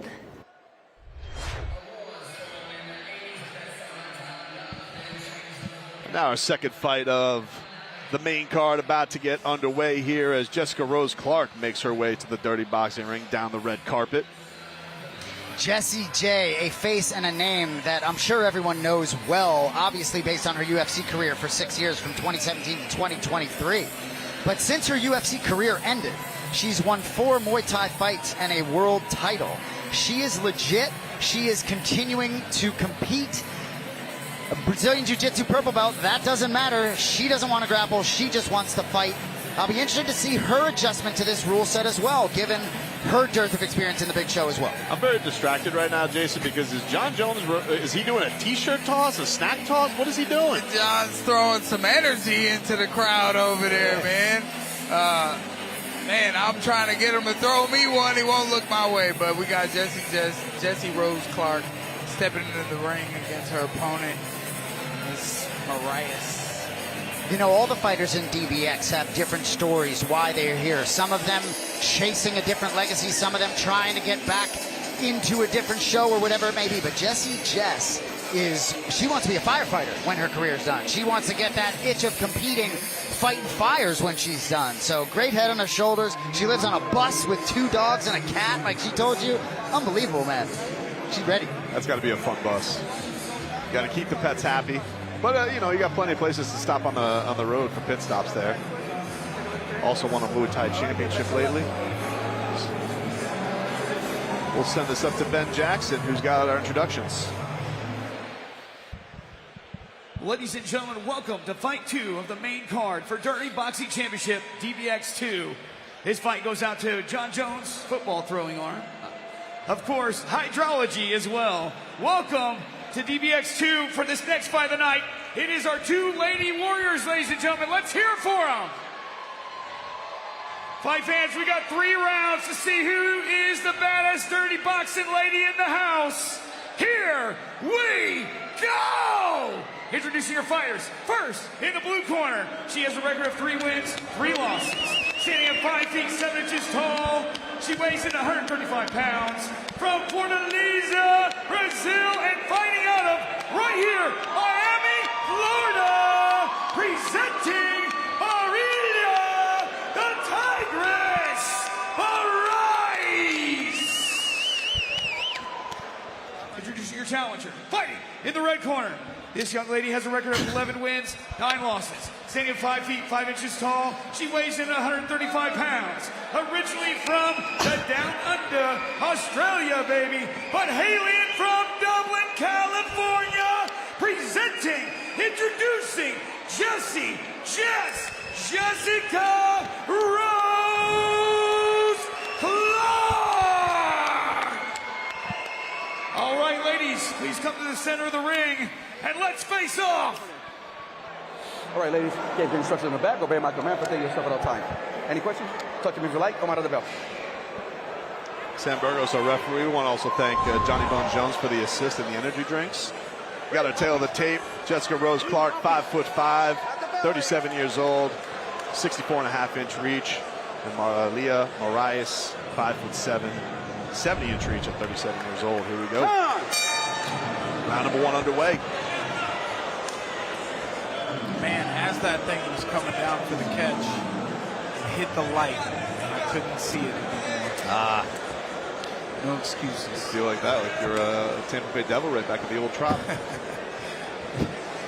you go, girls are right into it. Jessy leads the body shot. We'll see if Marilia can keep that distance with that 5.5-inch reach advantage. Jab sticks for Jessy there. Body shot for Rose Clark down low.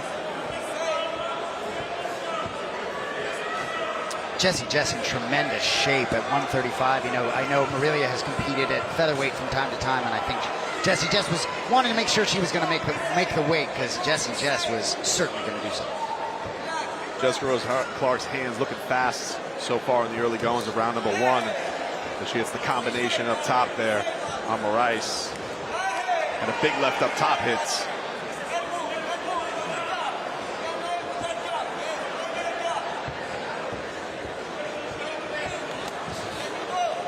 Other left sticks up top for Clark upstairs.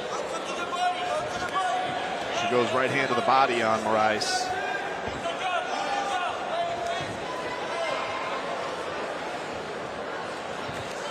Another body shot from Clark. Yeah, Jessy looking really comfortable on her feet. That Muay Thai experience after leaving the UFC certainly apparent to me. And she has her first follow-up elbow there as we put a little time in the corner. Sam Burgos resetting them. And the action continues with just over a minute left here in round number 1. I was waiting for the elbows from her. She's got those Muay Thai championships. Morais sneaks in a jab there and gets the smile back from Jess. And a big right hand up top.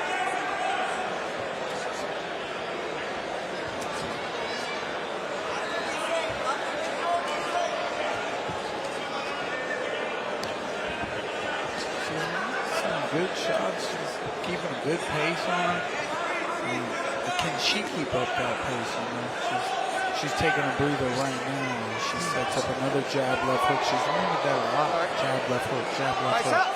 See the spinning elbow attempt there by Morais, and they get tied up there on the ropes. San Burgos gets them set.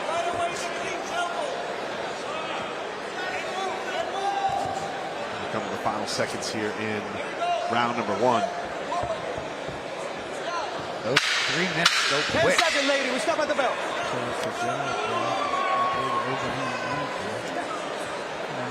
She's going a few times. To the end of the first round for these. Very successful first round for Jessica Rose Clark, but it did feel like Morais got a little bit more comfortable in the closing seconds of round number 1, so maybe feeling the things out for a better round 2.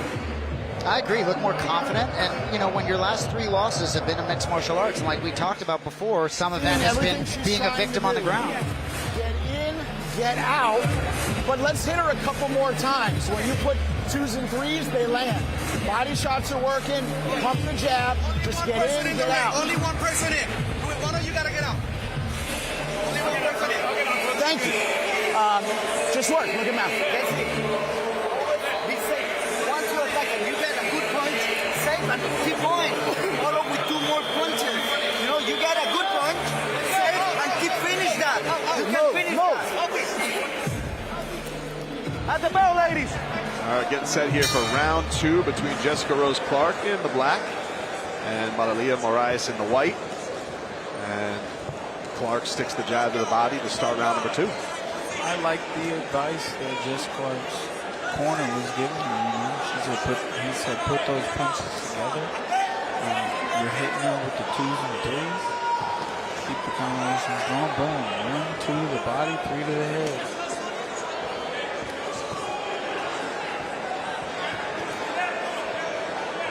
Right hand up top, Clark on Morais. Morais switching stances here a little bit. Little level change. Slip the jab. Try to counter with the left hook. Body shot.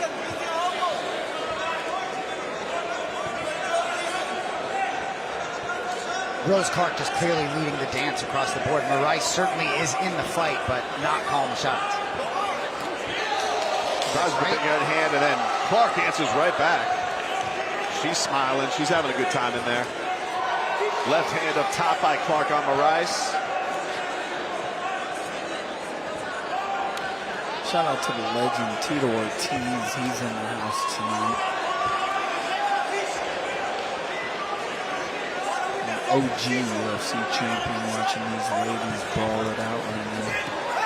Left, and then a right gets through from Clark on Morais. She's found a lot of comfort with that left hook. Morais is tough. Eating some shots.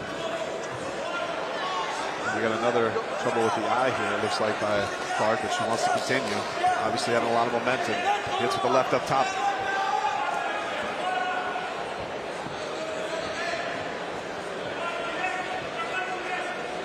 Jab sneaks through there by Morais. Obviously knows if Clark is bothered a little there, you want to put something on that eye. But she looks like she gets a little nice 1-2 by her own right.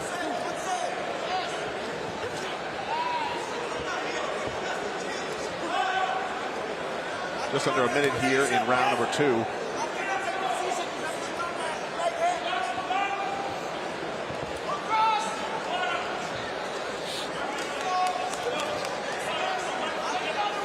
Clark tries the right hand and then tries the left. Lands that one slightly. I like the versatility in the attacks out of Rose Clark. A lot of combinations, not just one and done. Trying to mix some things in the body and then come upstairs. Good stuff. Nice combination there by Rose Clark. There it is. Right hand gets through by Morais. Then a right hand up top by Clark. 10 seconds, ladies. Little left on the break, and then she gets her stumbling to the back. Jessica Rose Clark feeling it here at the end of round 2 as we have probably our most impactful exchange between these two opponents in their 2 rounds so far. Acredita nesse direto. Acredita nesse direto. Vamos, ela tá sentindo com a mão. Não hesita, não. Anda mais pra frente, quero você pressionando, não quero você ser pressionada. You know, I said there it is because Jessy kept slipping to her right, slipping to her right. She would slip that jab, and I was like, when you gonna slip to the left, we load up that left hook, and she did it right there at the end, and then you saw her get her opponent off balance with that. She wasn't ready for it. She landed a good left hook. And here you see the big good right hand. Yeah. Pretty good right hand there by Jessy. She lands check left, goes to the body there. Got her a little stumbly. Round 3 underway here at DBX2 at the hangar. Jessica Rose Clark and Marilia Morais in the bantamweight division. Oh, big right hand up top, and then Morais answers with a combination of her own. Morais with a different sense of urgency here. Probably knows she needs a finish here in round 3 to emerge victorious. And Clark, every time Morais does land a good exchange, always gives her that little smile back, so she's enjoying the action.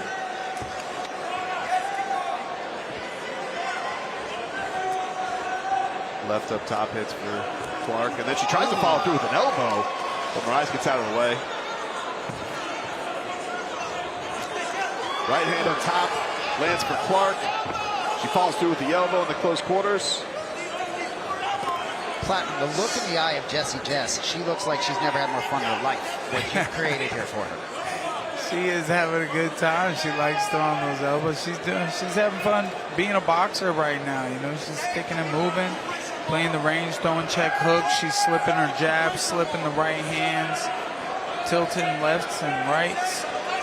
It's fun. It's a dance. She's got her in the corner, though. You got to go for broke right there. That's the next step in boxing. Nice left gets through. Clark starting to feel it. There it is. Right hand gets through for Clark on Morais. Nice counter by Morais. Sort of shook Rose Clark a bit.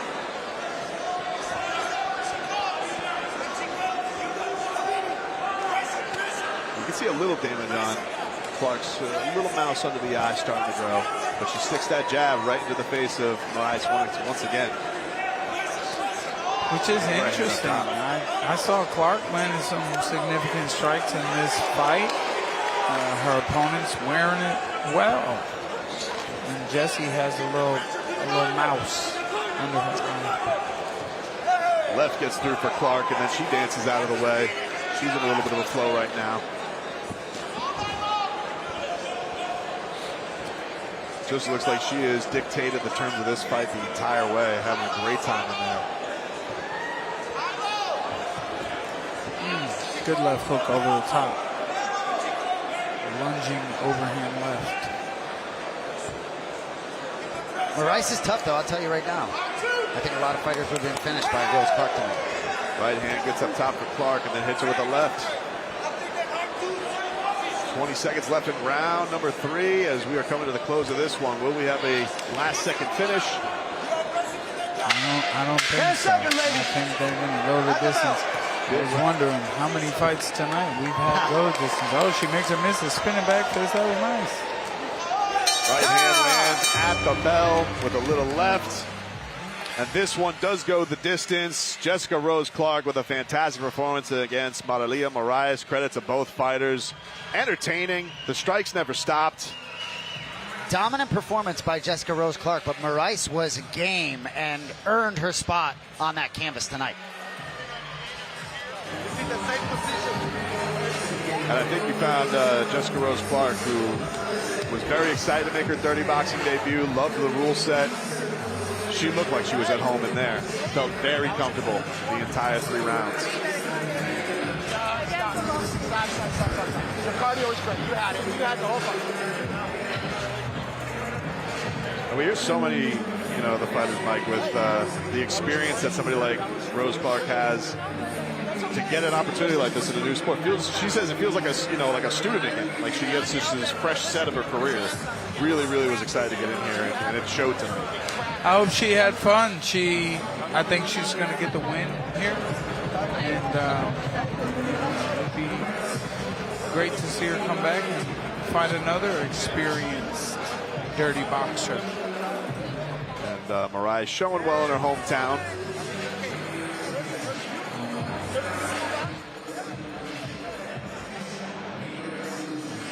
Looks like we got our scorecards in the ring. And we'll have an official decision shortly here as the party's going fully here at the hangar in Coconut Grove. The stars are out, the goats are out.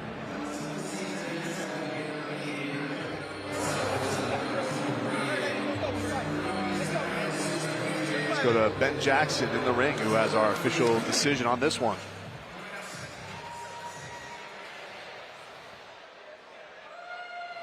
Ladies and gentlemen, our judges have scored this decision 27-30, 27-30, 27-30 by unanimous decision.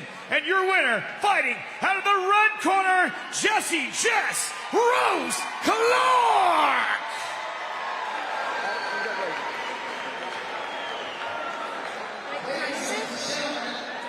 I am here with an impressive Jessica Rose Clark. Welcome to DBX. How'd that feel? I mean, it was everything I wanted, so I'm excited to come back, guys. I'm excited to come back.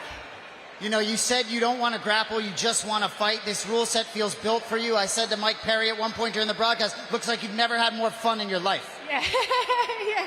You know, that's the last couple of fights I've had. I've been having a blast while it's happening. You know, I get excited when I get hit, and I don't know if I'm allowed to cuss. I go, hell yes. This is going to be a good fight. So. Well, I got a sense from you this week that it wasn't going to be one and done in DBX. I think you'd like to be back in here. Anyone else perhaps you'd like to see in here at some point? You know what? I'm going to be back on the next event. Coach, who do we want to fight? It's your call out. We'll fight anybody. Where's Cat at? Where's Cat Nelson at? I think maybe they're looking for Cat Nelson. I think someone we're looking for maybe over there sitting behind John Jones. Paige Van Zandt, perhaps, could make an appearance at Dirty Boxing. She appears that. Me and Paige Van Zandt for the DBX belt. You! Let's do it! Looking for Paige Van Zandt, a DBX Bantamweight Championship. Either way, you enjoyed us tremendously. Congratulations. Thank you, sir. Thank you, everybody. I'll see you guys again at the next event. Ladies and gentlemen, Jessy Jess. For those of you that haven't seen it, check out the incredible artwork in the corner. We got 10 custom DBX pieces, all up for auctions. All proceeds going to St. Jude's. Go check it out. Donate it to charity. We appreciate you all. Thank you. That looks like some great art there. Nice shout out there by Jason. Nice little matchmaking in the midst of things as Jessica Rose Clark sees Paige Van Zandt in the crowd. Paige Van Zandt, no stranger to doing all kinds of combat sports, so maybe dipping her toe in the water of the dirty boxing ring. Great job of matchmaking there, Jason. Seems like we got that going. As sorry, man, you're meeting some celebrity here. Gable Stevenson just came over, but I tell you what, man, Paige Van Zandt wants to be in dirty boxing, and Jay was talking about her all week. Didn't want to get ahead of herself. If you don't win the fight, not much calling somebody else. But I tell you what, Paige Van Zandt, Jessy J, give me all of that. And we can see a little meeting of the minds here as Paige Van Zandt and Jessica Rose Clark both meeting there and hugging it out.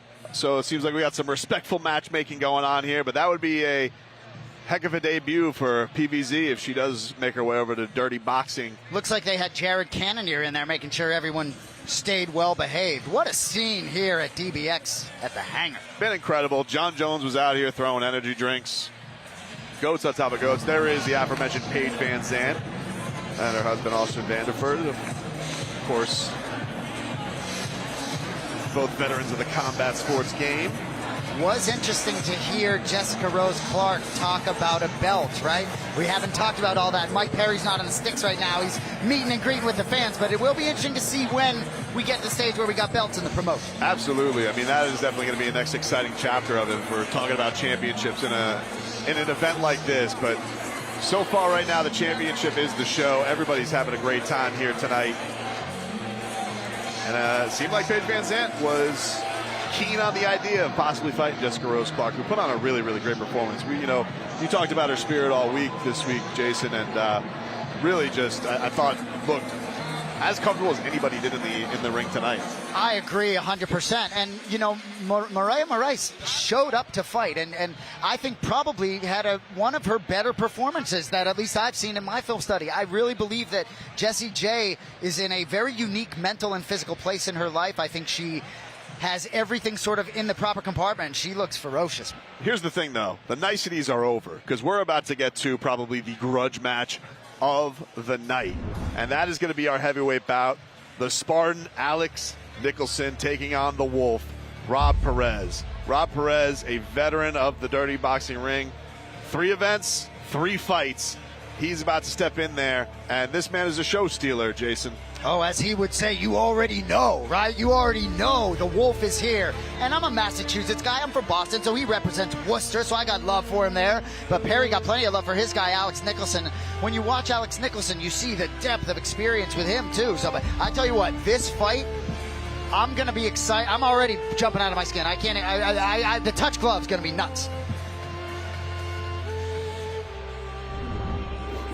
You can't take nothing from a man that don't fear nothing but God, man.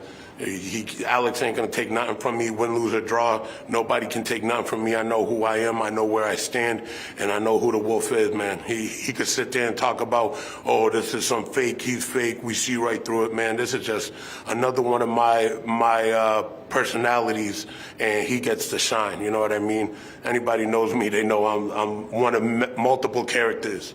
And, you know, the Wolf finally was able to let out and be himself. You know, we tried it on the football field, but he was getting in too much trouble fighting. So, you know, we went over to organized combat sports, and now we're here. The Wolf has been saying some things, you know, he's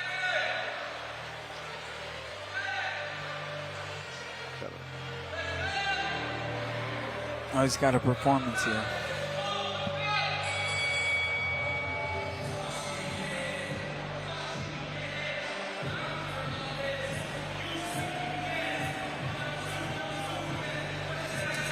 Wolf has been saying some things, you know, he called me and Alex butt buddies, said that's why we're on the card together.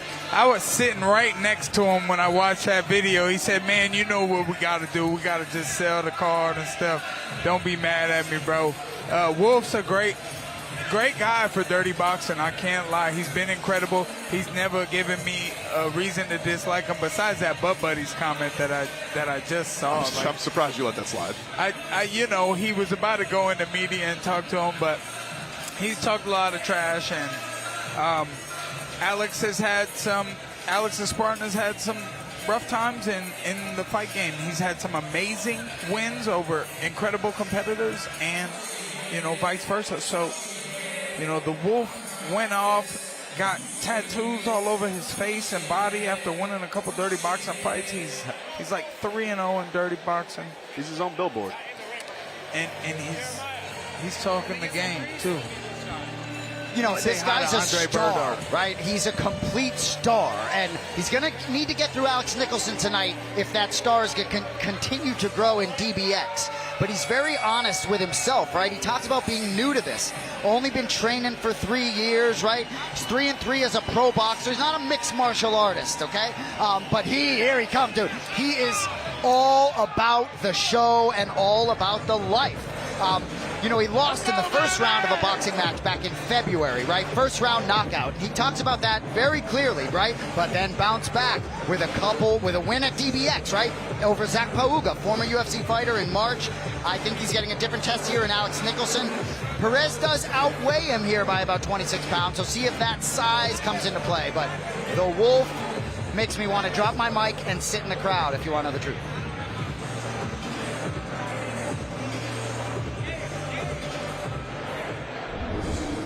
The combat sports grow.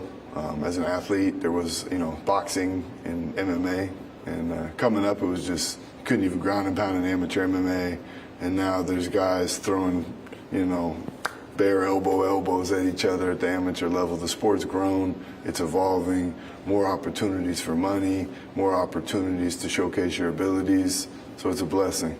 And this is, if you followed my career, it's right up my alley. I finished the majority of my fights by elbows, and I was a Golden Gloves boxing champion, so it's going to be, I see Saturday night being a good night. And now making his way to the ring, Alex Nicholson from Apopka, Florida, getting set to settle the score. A very animated build-up, and now the words can go out the window, and the fists and elbows can fly. Listen, Mike. The GOAT, John Jones, if he wants a selfie, he gets a selfie. The broadcast stops for the GOAT. Johnny Bones, come take a selfie with you. Yeah, Real a little quick. drop on the mic. Johnny Bones was over here in the booth, but that's your guy, Alex Nicholson. You must be excited to see your boy in this promotion. Andre Berto just came over to take a picture with me as well. Shout out to him, but I am nervous as all heck right now, brother. It has not been good to be one of my friends tonight, and I want to see the best out of the Spartan right now. He's such a great guy. He's such an incredible warrior. He truly is. And the Wolf has only been incredible in dirty boxing as well. He's always been great in here. And this fight, there's a lot on the line here for both of these guys, and I'm hoping their freaking abilities just pour out of them, and we see the most incredible fight right now. Rob Perez won fight of the night last time with his opponent to get that bonus. And, you know, I just want to see an incredible fight from my brother Alex as well. We're longtime brothers, man, so taking my heart out of it, I know his skills and his talent. He's got to keep his range. He's got Craig Danger Duncan in his corner, a very experienced, powerful, skilled boxer. You know, but Rob works really hard, and he loves DBX so much. Oh, my goodness.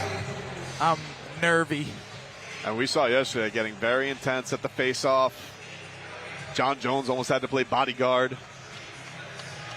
That referee might need a little help in there. Let's send it up to Ben Jackson as he's got our introductions. Ladies and gentlemen, this is one of the fights we have all been waiting for. Welcome to Dirty Boxing Championship DBX2.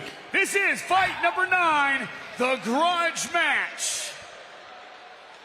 Fight fans, I got one question for you. Are you ready?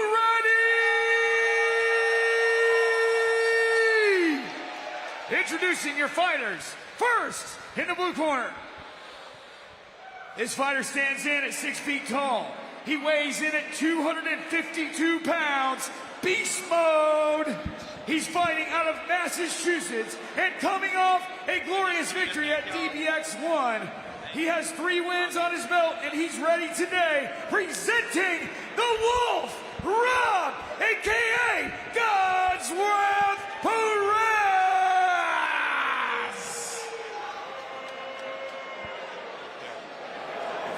Presenting your challenger, fighting at the red corner. This man has a record of 20 wins, 13 losses. He stands at 6 feet 4 inches tall, weighing at 224 pounds. From the great state of Florida, fight fans, this is Sparta, presenting Alex the Spartan Nicholson! Gentlemen, to the center of the ring, let's get dirty! Great. Okay. You know the rules, obey my command at all time, okay? Check out view 1. Okay, go to your corner. No touch of gloves there for the Wolf, Rob Perez. Quick look at our tail of the tape. Alex Nicholson, 35 years old, 6'4", 224 pounds with a 77.5-inch reach. Rob Perez, 32 years old, 6 foot, 252 pounds with a 73-inch reach. The words are done. It's time for action. Round 1 underway. Big right hand attempt there by the Wolf up top. As he's hanging, throwing heavy shots, and looks like he's got Nicholson in a little bit of trouble there. He hits him up top with the right hand, following through with an uppercut, spinning elbow by Nicholson. Nicholson then hits him with the right. They get tied up. You're not allowed to take down as they get tied up. But the haymaker's flying early. Just feels like whoever hits the clean shot. Uppercut gets through by Nicholson. Oh my gosh. Big shot by Rob Perez. Insane already. Completely insane. That is the fastest sprint we've had to start a fight tonight, boys. Oh, big uppercut gets through there by Rob Perez. Big over top right. Perez looked like he had him on the ropes early with some punches. Nicholson came back with an elbow. Ferocious since. Watch out for the damn overhand. Right, my brother. He's powerful as all heck, though. And he can take a shot, too. Jab gets through there for Nicholson, then he follows it up with Somebody's mouthpiece went flying. He didn't like that body shot. No, he did not. Took a big-time body shot, Perez on Nicholson. The 4.5-inch reach from Nicholson is Let's go, brother. Oh, my goodness. Stop getting hit with the damn right hook. Wolf gets caught with a little bit of a left. And then Nicholson trying to follow up with an elbow as they get in the clinch. Nicholson tries a right hand. Big left by Rob Perez. He goes to the body again. He's had success there. He goes Damn to the top. it, Alex. Damn it, Alex. Big left hand. Damn it. Come on, my brother. You're holding yourself well. Rob Perez with another left up top. Damaging shots. He attacks the referee and throws that spinning back fist. These two are throwing incredible action. We got a minute left in round number 1. Oh my God, there's still a whole minute in the first round of this fight. These guys are leaving it out there, man. Big left. And then a right by Perez. Get up. Nicholson goes down. He looks like he's hurt his feet. Shots. Oh no, brother. There goes Perez is stepping inside, and this one is going to Rob Perez. Congratulations to Rob Perez. The Wolf victorious yet again. Congratulations, Rob. Rob Perez comes on over to Platinum Mike Perry. It also looks like Rob Perez, the Wolf, he said it should be Dirty Wolf boxing this week. Hard to argue, 3-0 in dirty boxing and taking another step to really making himself one of the big faces of this promotion. Pissing in the cage, pissing in the ring. He's certainly marked his territory so far in dirty boxing.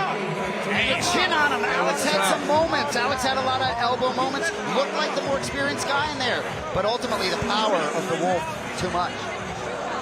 We still have Alex Nicholson down on the canvas. I don't know if he's also getting a leg looked at, it looks like. I don't know if there was an ankle injury or a knee, but he looks like he's also in a little bit of pain on the lower body. But, man, what a show by those two guys.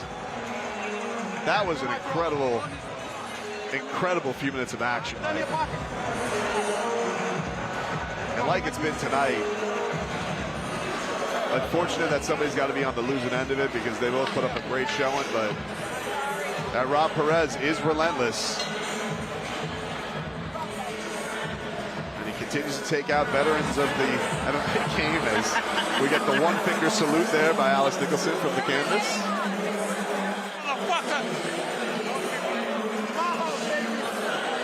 Rob Perez getting the gloves cut off, and certainly Rob keeps on ticking.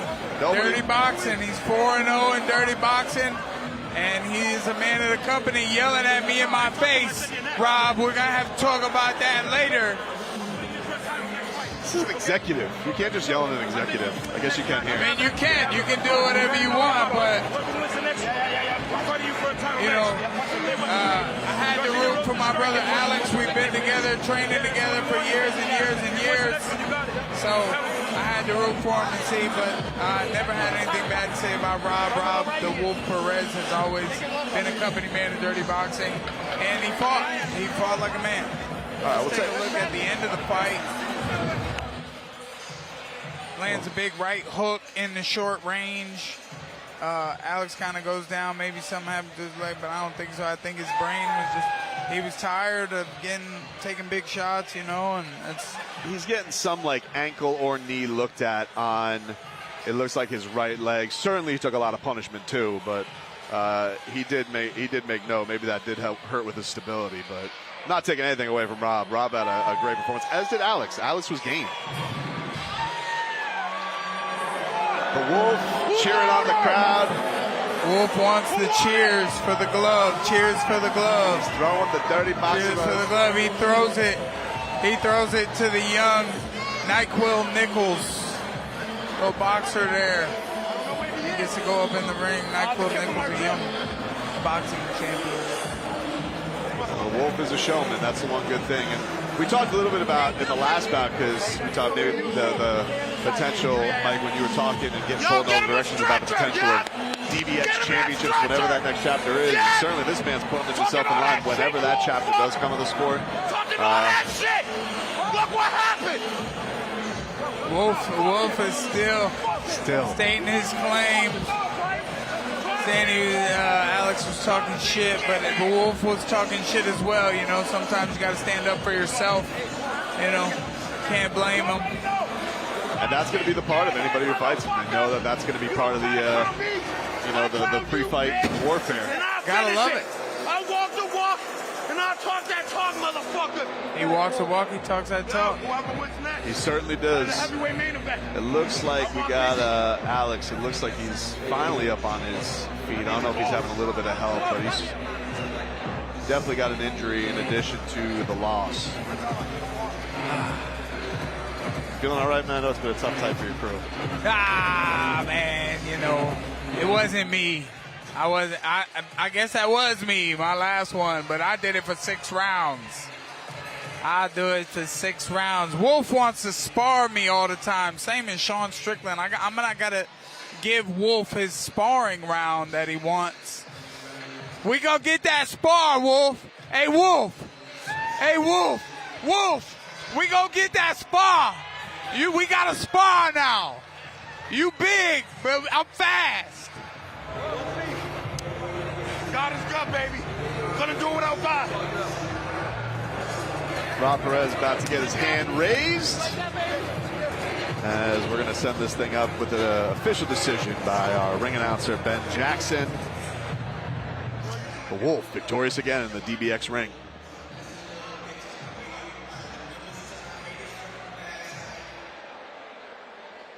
Fight fans, we have an official decision by referee stoppage within 2:23 into the first round. Your winner, fighting out of the blue corner, the Wolf, Rob Perez! Ladies and gentlemen, you already know. Talk to me. Hey, like I said before, I am the can man. Fuck Adrian Borner. That's my line now. He don't need it with his old ass. Anyways, talk shit, get hit. You try to troll me on the internet? Think you better than me, motherfucker? You gotta take these hands. Keep thinking I'm the fucking underdog. I said it once and I'll say it again. The Wolf belongs to dirty boxing, and the Wolf is dirty boxing, baby. All day, every day. Alright, you guys like that? Be some noise! Well, speaking of that, I just was talking to the CEO of this promotion, Malky Kawa, and apparently tonight's main event, the heavyweight fight, you will be taking on the winner for the first ever heavyweight championship for dirty boxing. How does that make you feel? Hey, it makes me feel good. I couldn't have done this without God, without my family, all my sponsors. You know who you are. I'm a little out of breath right now, so bear with me. Yeah, I'm ready for that fucking belt, baby! Brother, this is the people's main event all week. You are a star. Anything else before we let you out of here? Hey, if you could do anything you want, as long as you put Christ first. God first all the way.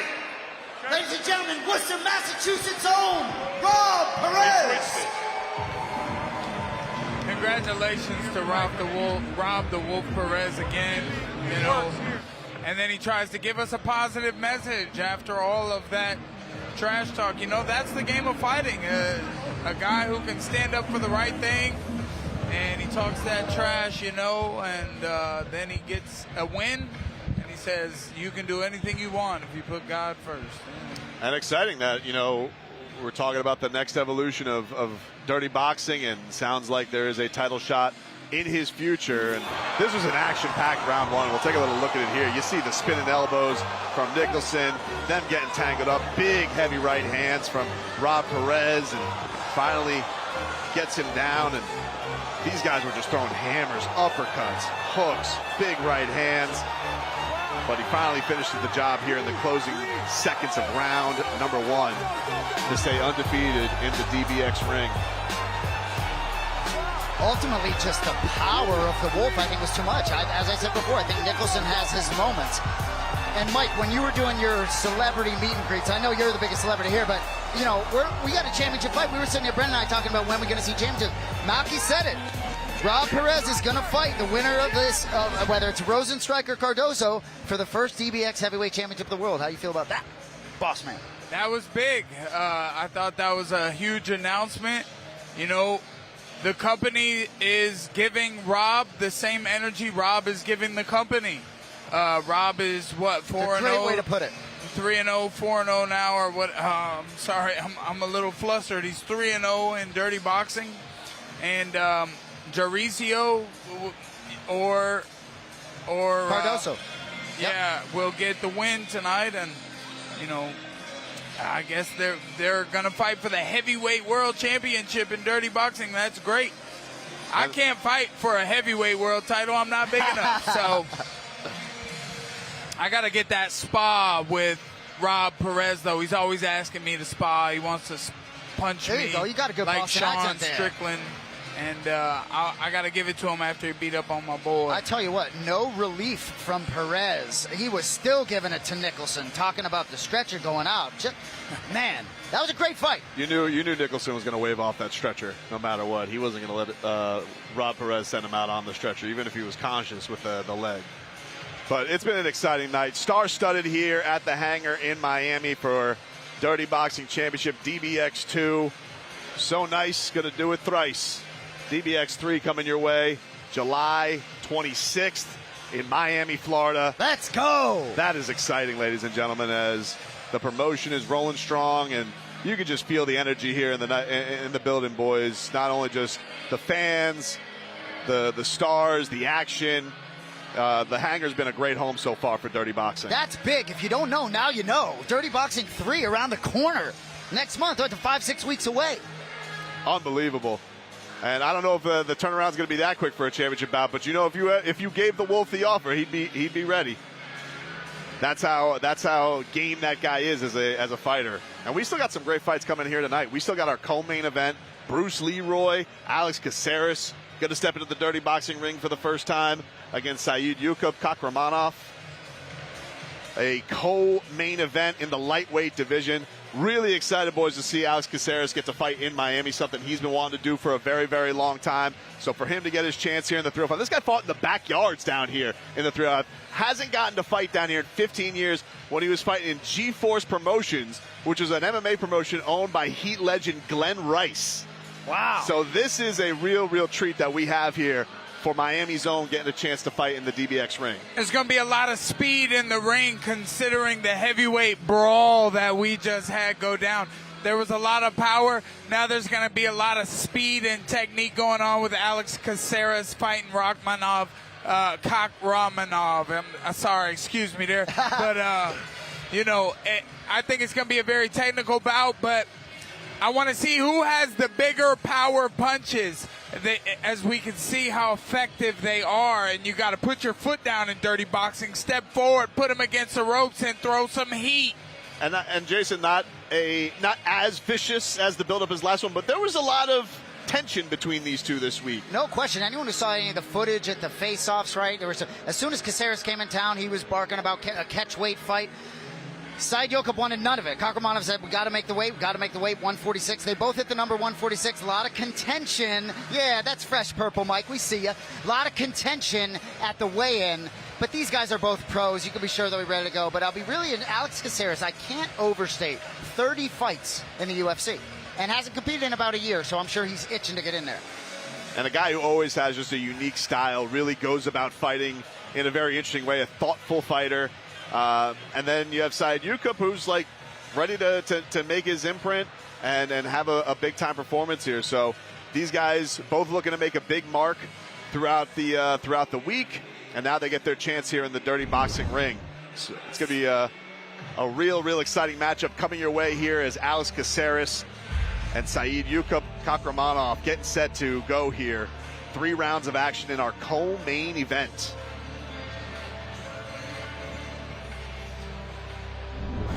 What you can expect on Saturday night is calculated fight, me coming out, dominating the whole fight, And if there's a knockout, it's knockout, decision.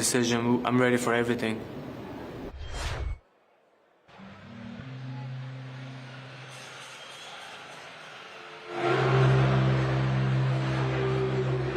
Hey guys, my name is Lely Hernandez, and that last fight really got our adrenaline going. I am so excited to present our next fighter, Alex Caceres, after a 14-year MMA fight career, joins DBX for the first time, and we're so excited to have him. He dropped 20 pounds in just 48 hours. That's insane. I don't even know how he did it, but we're so excited to have him, and we're so excited to see him kill it tonight.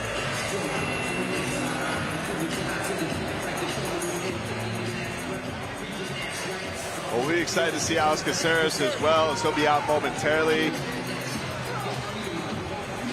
His opponent, Saidyokub Kakhramonov, making his way to the dirty boxing ring. But Lely's she's not joking when she's 20 pounds in 2 days. And that was Kakhramonov. He wanted them, some talk of a catch weight between these two, and Kakhramonov says, no catch weight. And Alex Caceres was game for the challenge to lose all that weight on short notice. He was fine with it. Kakhramonov, a really underrated fighter, a 2-1 UFC record, his one loss back in 2022. He was dominating Said Nurmagomedov and then got choked out at the end of round 2. He's since won 5 straight fights outside of the promotion. This kid is the real deal. Alex Caceres is the real deal too, but I think Kakhramonov has real big ambitions for his mixed martial arts career, and we talk a lot about dirty boxing. A lot of different fighters coming here for different reasons. This kid still believes in his championship caliber as a mixed martial artist, and hopefully, maybe he can have a big future in DBX here. He trains with the UFC former champion in the welterweight division, Bilal Muhammad, and he says he's been boxing for a long time. He spars with boxers all the time, so... But he also said he's never been hit by an elbow. Ha. So let's see what happens. Well, definitely think that this sport is intriguing. The fact that, that's how I started. I started in doing the backyard street fights, and I started doing kickboxing, amateur kickboxing fights. So I started doing just stand-up. So it is kind of refreshing, to where you can't have a fight without having to worry about somebody just trying to implement a strategy that would allow them to win, like holding you down or slowing you down. Even though I know it's a part of fighting, but I do like the scraps.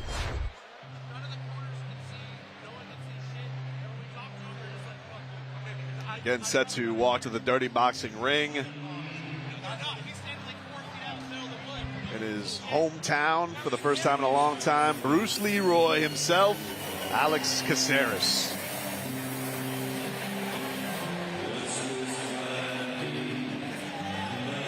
Dude has such a presence inside and outside of the ring. I talked to him about Sean O'Malley and Merab Dvalishvili, who just competed for the Bantamweight Championship, how Sean O'Malley said the day after the fight, he was still going to be happy. He's a good mental place. I talked to Alex about having a similar sort of headspace where I was like, you seem happy all the time. You'd probably be in a good space no matter what. He said, no. I'm not going to be happy if I lose this fight. So despite his sort of Zen-like nature and calm disposition, he wants nothing to do with anything but a win here tonight. And not only that, we've seen like the plenty of the viral sensations, the legends like Kimbo Slice in the backyards here in Miami. So while Alex Caceres may have a different zen about him, he says he's cut from that cloth of fighting in the backyards. And so excited to see what he's able to do here in his dirty boxing debut. We'll send it up to Ben Jackson, who's got our introductions. John Jones, T. Ortiz, Jake Shields, Mike Perry. We got a lot of champions in the house tonight, and this fight is nothing short of that. Ladies and gentlemen, DBX fans, welcome to Dirty Boxing Championship DBX 2. It's time for your co-main event. This fight is brought to you by TheranosLabs.com. Ladies and gentlemen, for all those in attendance and watching around the world, let's hear it for your fighters. This is one of the fights we've been waiting for. Special thanks to all our proud sponsors, YouTube TV and the Florida State Athletic Commission. Fight fans, let's fight dirty!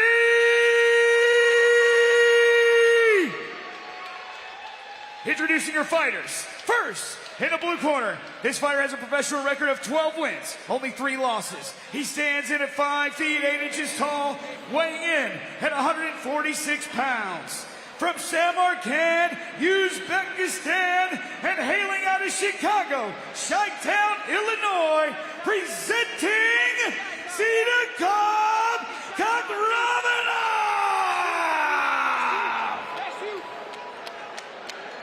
Introducing his challenger, fighting in the red corner. This young man has a professional record of 20 wins, only 15 losses. He stands at 5 feet 10 inches tall. He weighs in at 146 pounds. Hailing from Phoenix, Arizona, presenting, introducing Alex Bruce Leroy Caceres! All right, gentlemen, let's fight dirty! Bring it in, gentlemen. All right, this is our co-main event of the evening. I want you to protect yourself at all times, and please obey my commands at all times. If you want to touch gloves, go ahead. Good luck to the both of you. Oh, man, these boys been wanting to fight all week. Here's a look at our tail of the tape. Alex Caceres, 36 years old, 5'10", 146 pounds with a 73.5-inch reach. Kakhramonov, 29 years old, 5'8", 146 pounds with a 69-inch reach. All set to go here.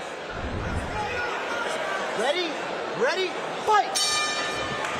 Referee Kristen Yoki rings the bell, and we're set with round number 1.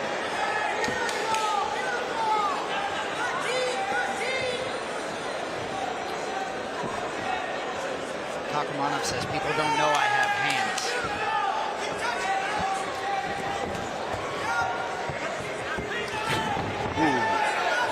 I think we can all see him. Big swing of left there by, and then a big left hand there by Caceres. Sticks on Kakhramonov, stumbling back Caceres to the ropes as he resets himself. You know, you heard Lely talk about the 20-pound weight cut. Caceres looks big in there, huh? Put that all back. Looks tall and in shape for sure. He's all ripped up. No hooking over the head. Fight. I'm still a little flustered from the wolf yelling in my face. I want to go yell at Right hand there by Kakhramonov.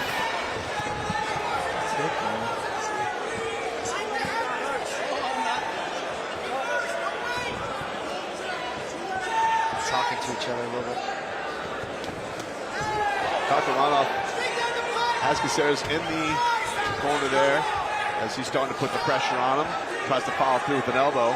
Referee dodges the punch. Yeah.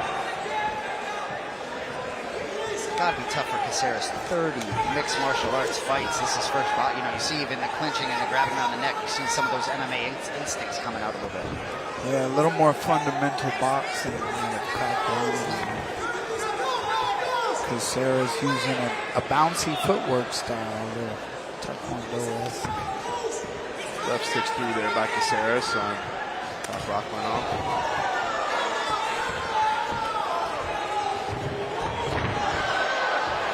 Got a slip there by Caceres. Great reset.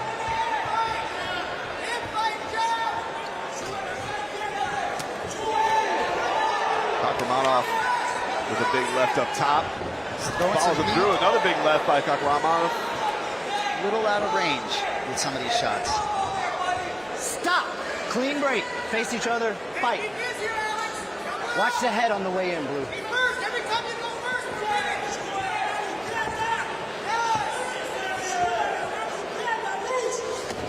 30 seconds left in the round. We have a little bit of a takedown.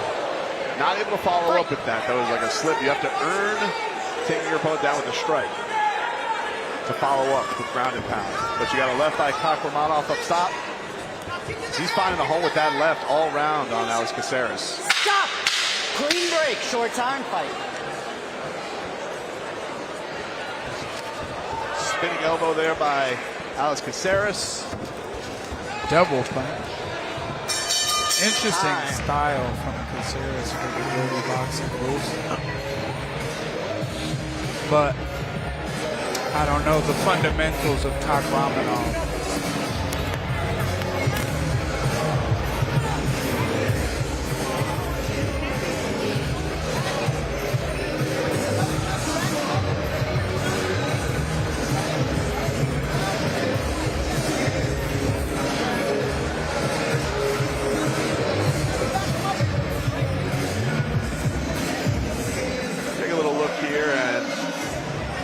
The shot there up top with the left by Kakhramonov.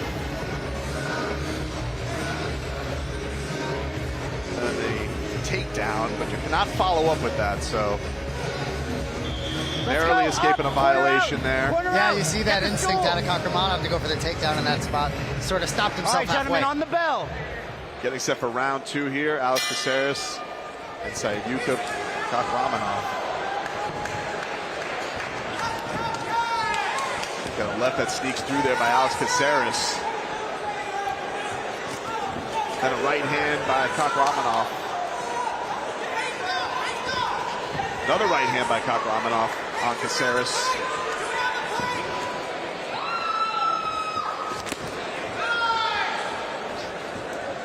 Stop. Clean break. Fight. You have the conventional southpaw, which you got to watch for the head clashes here in the boxing, of course. A couple body shots exchanged there between the two fighters.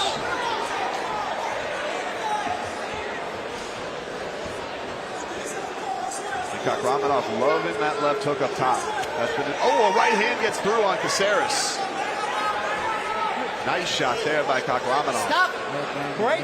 Not a lot of damaging blows on either side here.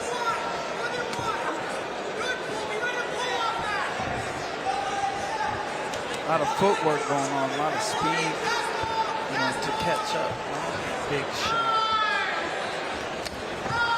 Caceres tries a little uppercut, and they both get tangled up. Disengage. So they're going to get reset by referee Chris Binyaki here. Are you good? Fight. It's fair by both fighters. They're willing. Left hand up top by Kakhramonov. Caceres shakes it off and walks him down.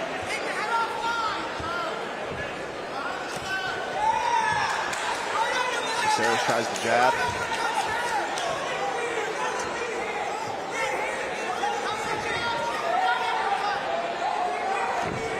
A little sneaky uppercut there by Caceres.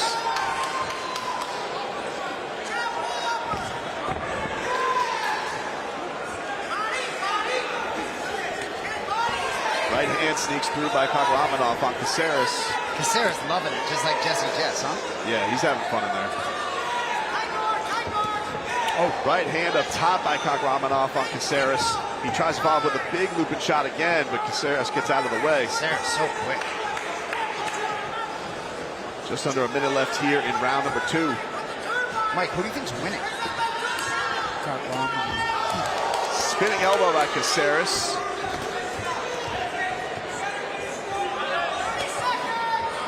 Caceres goes to the body. Kakhramonov's got a body shot for him, then a follow-up elbow.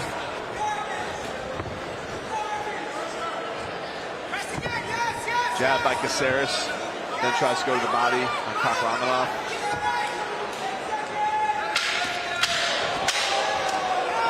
Body shot by Caceres. As he dives in, big right hand by Kakhramonov. In the closing seconds of round number 2, that definitely made the statement at this end of the round. Rock and Bruce Leroy. Looking over to the corner, get a little approval out of Perry. Okay? That was a little closer than we wanted to be. Just let your hands go. He's looking for stupid shit. He's looking for any answer. Ice is back. Ice is back. Right? I need you to finish strong, and when you get to the ropes, body, body, body. Keep fucking working until that ref tells you, okay? Keep on defensive and responsible. They're coming here now. That's all they're coming. Keep it high. Boom, boom. Give me my 2 once, twice. Bum, bum, boom. That's it. But don't load it up, brother. Do not load it up. Do not load it up. How we feeling? We good, baby. We look fucking great. You're hurting him every time you hit him. Fuck it. That ice on your back in between rounds is so refreshing. Ha! I wouldn't know. But really good corner work there. We got our final round here between Alex Caceres and Saidyokub Kakhramonov. Very competitive matchup, but Kakhramonov with a big punctuation at the end of round number 2. Caceres needs a response. And here comes Kakhramonov into the corner. Caceres turns him around as they get tied up. They're trying to fight their way out of it. Body shots by Kakhramonov. And a right hand trying to sneak through on Caceres. Caceres brings the left.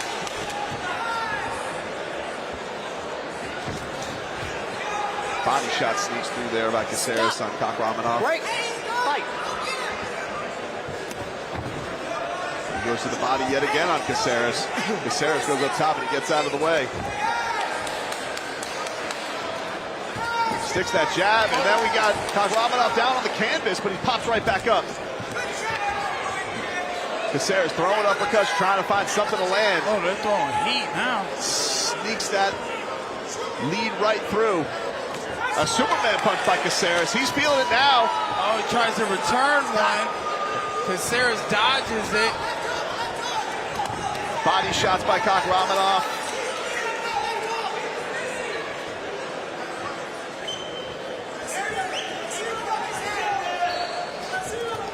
Stop. Break. We're halfway through the final round here in our co-main event.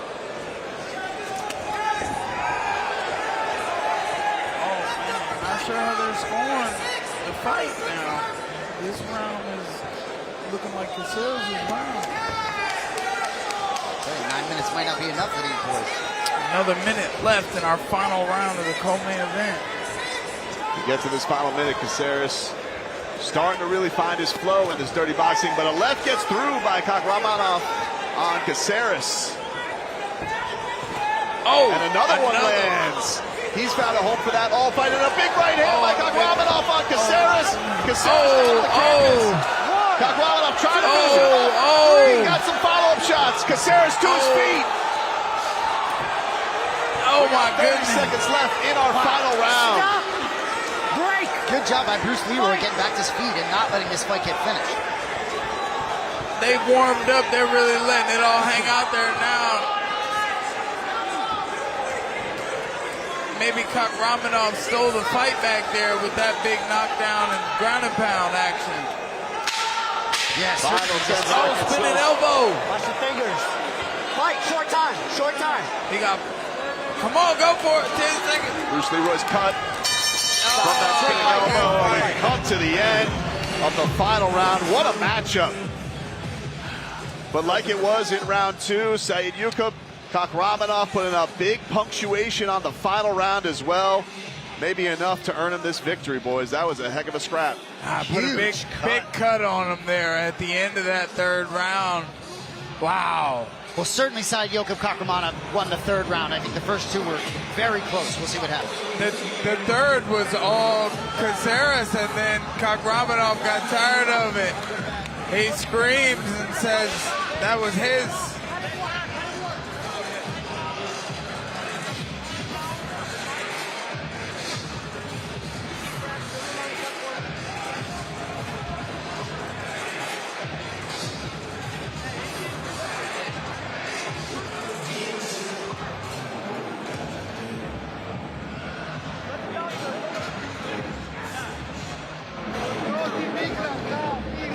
I think his coach was calling for a bonus there. Want some bonus action? Yeah, they seem to be a little bit of them wondering if this. I thought his performance was pretty good, but we're going to have to go back and look at the drawing board.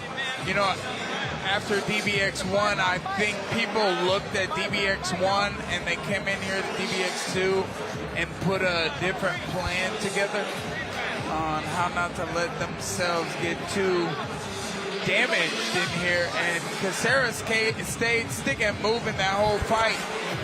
But in the 3rd round, you know, Kakhramonov was doing well in the first 2 rounds, and then the 3rd round, he was actually getting out tagged by Caceres, and then with a minute left, he put his foot down and hit him with some damaging shots and split his eye wide open to solidify his win, I think. Yeah, I think you make some great points there, Mike. And one of the other things is I think we've seen even more versatility in the striking. I think guys are getting a little bit more creative as they feel comfortable. Elbows have played a big part. And that was a nasty one that Kakhramonov ended that round with in round 3. As you could see, Alex Caceres wearing it on his face. We'll take a little look at that right here. It was real impressive as they were in this clinch and doing a little body work. And then you see, boom, cuts him open right away with that spinning elbow. Dang. Caceres took it tough, too. Not a big, it just sliced him just right. Just perfect little spinning elbow for a damaging shot. I think that kind of solidifies his victory here. We'll get our official decision here soon as we're gathering the scorecards. Judges still collaborating, trying to figure out. It was a tough fight to score. I mean, listen, it was I would say it was a Caceres round, that round 3 up until the end. But, I mean, you get the knockdown, you get the cut. If you're looking at damage, I agree with you, Mike. I think it's kind of hard to take that one from Kakhramonov. I thought that he snuck that one away, and he definitely had that punctuation at the end of round 2 as well. So, you know, Caceres was game. It felt a little bit like, you know, it took a little bit for him to get the timing of him as well. Whereas Kakhramonov was just very comfortable. He had that bread and butter left hand that he was always good going to. And it looks like we finally have a decision, and we'll get it here in just a minute. In our co-main event here at DBX2.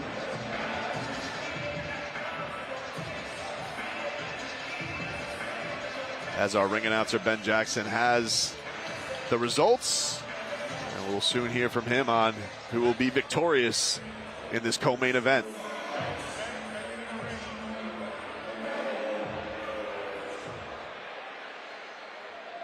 Ladies and gentlemen, our judges have scored the decision following 30-27, 29-28, 29-28, with a winner fighting via unanimous decision out of the blue corner, Saidyokub Kakhramonov!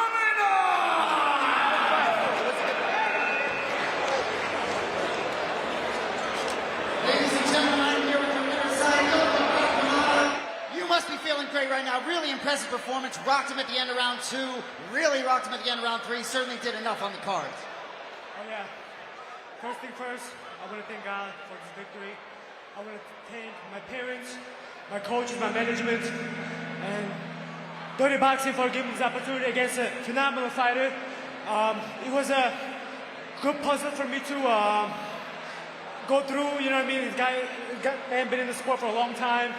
And then for me to give his flowers and go send him to retirement, I feel great, you know what I mean? I don't know what else I gotta do. Quarter combat 3-0, UFC 2-1, Dirty Boxing 1-0. I mean, I've done it all, like, you know what I mean? Like, so, yeah, it was clearly I won the fight, no question. So both of you, a lot of experience in mixed martial arts. I saw some instincts from both of you where moments, looks like you guys are having a lot of fun. How did the rule set suit your skill set? Oh, it fits amazing. It feels like the sport is made for me. I love this shit, you know what I mean? So, chance we maybe get to see you back. What do you think's next in here for you? Oh, whatever. You know, I'm ready to work for anyone. I need the opportunity. If you guys want to give me the opportunity, I'll come out, perform for you guys, and let's go, yeah. Congratulations, ladies and gentlemen, one more time, Saidyokub Kakhramonov. Congrats, brother.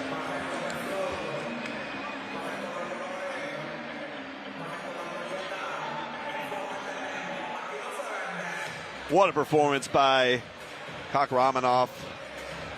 He was confident all week, even with all the experience of Alex Caceres. He thought this was going to be a performance that puts him back on the map. And I would say after a performance like that, he was very successful in that. Take a little look back at this really, really competitive 3-round matchup between Saidyokub Kakhramonov, as he's coming over to thank Mike Perez right now. But here you see, finding a home for that left hand the entire time in this bout. We go to round 2. This is really where, you know, he made a big punctuation of it. They get tripped up here. We had some odd, awkward moments, but that big right hand at the end of round 2 definitely put the punctuation on it. And then in round 3, felt like Caceres was starting to find a home. He was sniping a little bit. He was feeling his flow, but then all of a sudden, Kakhramonov putting the damage on him. The knockdown, the follow-up shots. Bruce Leroy gets to his feet. Big exchange there. And then we have the huge elbow here on Bruce Leroy to cut him open and put the punctuation on that big-time performance by him. So he came for this night to get a little respect on his name, and he certainly left with it. What a performance by Kakhramonov. And what a performance we've gotten all tonight here at the Hangar in Miami for Dirty Boxing Championship DBX2. Our main event is coming up next. Jairzinho Rozenstruik, Victor Cardoso. This is going to be proven to be a huge main event with two huge dudes who are going to throw big-time bombs, Mike, and it's going to be an entertaining matchup for them. Really, really going to see what these guys can do when they get in the ring with each other. We saw, and Jason, you mentioned this, that the size discrepancy didn't look too daunting for Cardoso at the weigh-ins yesterday. No, maybe it's the nickname Biggie Boy that we all just expected him to be a bigger boy. But Jairzinho Rozenstruik is no joke, though. They may be close in size, but Jairzinho Rozenstruik has been in there with everybody. And I love how they're bringing Rob Perez, the Wolf, back in the building to see who he may face next. I'm all excited for tonight. I will say, Jairzinho Rozenstruik, we talked about this earlier a little bit, unceremoniously released by the UFC, and I think he's going to have something to prove tonight. But I will say a lot of his striking is kicking related, right? I see him set up a lot of his combinations with kicks, so I'm fascinated to see how he does that. But certainly his opponent, Victor Cardoso, Muay Thai specialist, he ain't going to be able to kick either. Yeah, and we've seen with those Muay Thai guys, Mike, that they, the elbow is a big weapon. I mean, and so he's got some expertise with it. Be interested to see what he can do tonight. I'm excited to see Jairzinho absolutely explode in this ring. That power is explosive. It's exciting. And, the speed we just saw was great. We saw that slicing elbow. Kakhramonov gave me great condolences there. I don't know if that's the word I should use, but he kind of sliced up that eye. I got the Wolf over here to my left talking to me. I'm going to go over and say hello to him and congratulate him on beating my friend. My friends keep getting beat up. I got to give him his spa. It's bullshit, damn it. My friends need to tuck them damn chins, put them damn hands up, and throw some fucking combinations. It is funny, though, in the fight game, right? There are relationships that develop. There are friendships that are built, right? So you got the Wolf, potentially the biggest star in your promotion, going against your boy. It's got to be tough. I said I've appreciated the Wolves. I call him a company man, but he's the different kind of company man. Usually when people say someone is a company man, it means they're blue collar and they're a nice guy and they're just doing whatever the company tells them to fucking do. But the Rob in this business and dirty boxing, the Rob being a company man, it means that he's just an animal. He's an animal. He's a wolf. Ooh, you gotta give it to him. And just electric on the microphone. As a broadcaster, you're not supposed to hand the mic to the fighter. When he walks in, I want to give him the mic. Just do your thing. It's incredible. And I really think it's great for the promotion. Nicholson fought well, but I think having the Wolf continue to sort of raise his stock is big for DBX. Well, not only that. Let's hear the crowd in here, man. Let's hear the crowd in here. Let's go. Y'all having fun at dirty boxing or what? This shit's been really good. It's been really explosive. The fighters came with some game plans tonight, and they're showing us their techniques. Dirty boxing is changing. It's growing into the future. It's the next wave of exciting entertainment. You rap it, bro. Mike Perry, what else needs to be said? I love it. We got the stars in the building here tonight. There he is, Johnny Bones Jones, UFC heavyweight champion. 12-gauge Paige Van Zandt, longtime UFC veteran, the GOAT, the legend, Amanda Nunes, two-division champion, the great Andre Berto. Then we got Jonnu Smith, record-breaking tight end for your Miami Dolphins, in the building tonight. Michael Morales, sensational UFC welterweight. The stars around here tonight. Unbelievable night here in the Hangar. I didn't know if it could top the first one, Jason, but man, this one has been incredible tonight. Well, you know, when you see a guy like Alex Caceres with 30 fights in the biggest show on the planet, and you see the joy, and Jess too, you see them loving it. And I'm telling you, we talked so much at DBX1 about this perfect rule set. Talked about it over and over again, but you just see it. It is totally different than anything I've experienced in mixed martial arts, boxing, anything like it. And that's why DBX3 already on the books.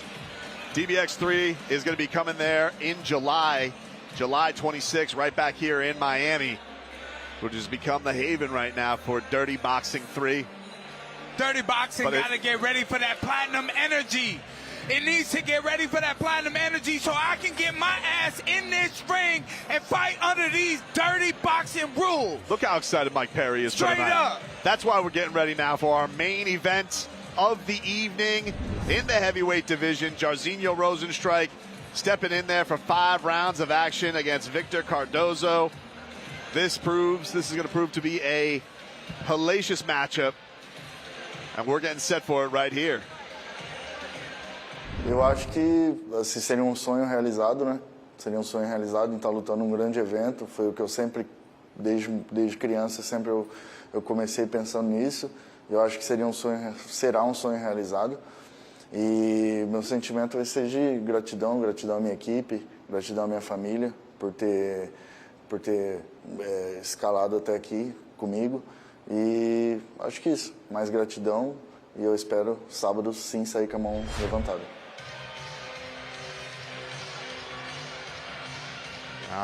Appropriate music, going Scarface when you're in the 305. Victor Cardoso making his way to the ring, down the red carpet, as we get set for tonight's main event.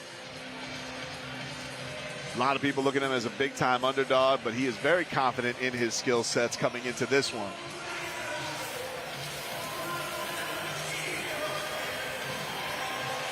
Comes out to a very Miami song right here. This is GTA Vice City right here. He's walking out to the Scarface.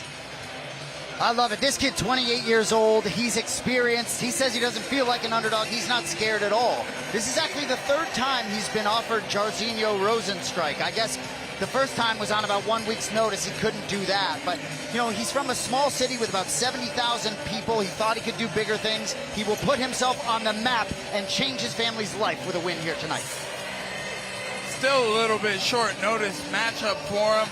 Jairzinho had another opponent who thought, you know what, I'm going to sit this one out. And then Cardoso comes in and saves our main event. He's coming in guns blazing. He knows he's got to swing for the fences and hit him really hard because Jairzinho's got some damaging shots. You know, when he said through a translator, if you're looking at Tapology, it's not going to paint the full picture of his career.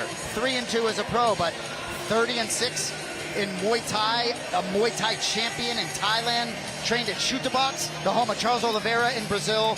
So this guy's sneaky. We talked about him measuring up physically better than we may have thought against Jairzinho Rozenstruik. Still going to be a big test, though, against a man who has been there with the best in the world. And also said to us that, you know, he made it a point when he did come to America that he wanted to move to Miami because of all the talent down here fighting-wise. And now he gets his chance to main event in Magic City. But a tall task ahead when he's got to take on Biggie Boy.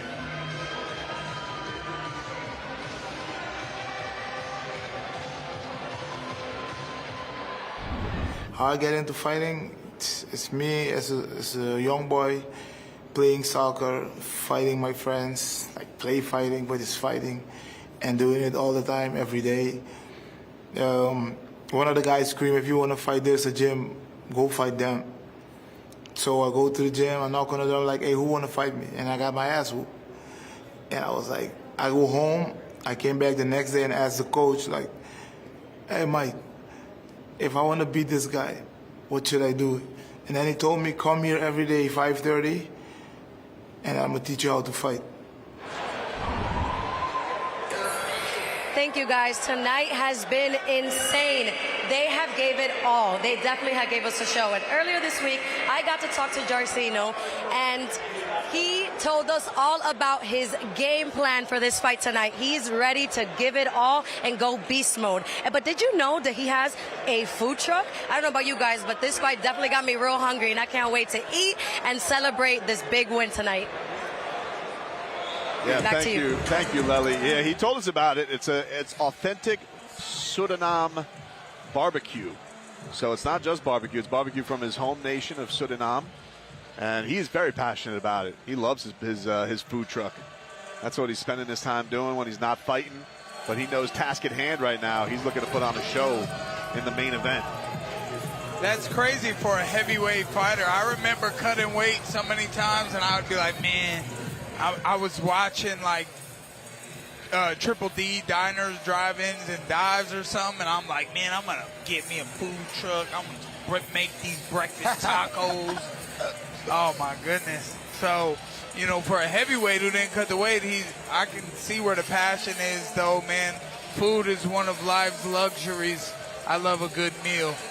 Well, and certainly probably paid some bills fighting in the UFC for a long time, so it's side business maybe after the career, but Jairzinho, Biggie Boy, Rozenstruik on the DBX stage. I'm all fired up. You know, in his UFC career, right, as you just saw on your screen, lost to Sergey Pavlovich by unanimous decision. That was February of this year. Released following that loss. Prior to that, won a couple fights. Tai Tuivasa, Shamil Gaziev. But the fight against Tai Tuivasa, a couple fights back, there was a lot of stuff, like I said, set up with the kick. So I'm really interested to see how he makes the adjustment here against Cardoso. Going to be very interesting to see how Cardoso goes about this. You know, do you feel out a guy like Jairzinho Rozenstruik? Because Rozenstruik has much devastating knockout power. Sometimes he waits a little bit to unload. So do you take advantage if there's a little inactivity there early?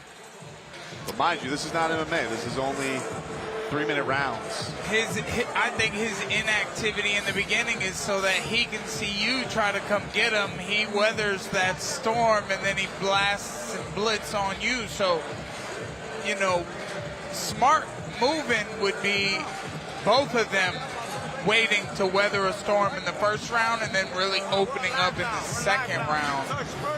But it only takes one shot for guys this size. Now we've seen the consequences when Jairzinho Rozenstruik lands flush on a face, Visask, Alistair Overeem. It can be absolutely devastating. So that margin for error for Victor Cardoso is going to be, he's got to be very careful with that. We'll head this up to Ben Jackson, who's got our ring announcements.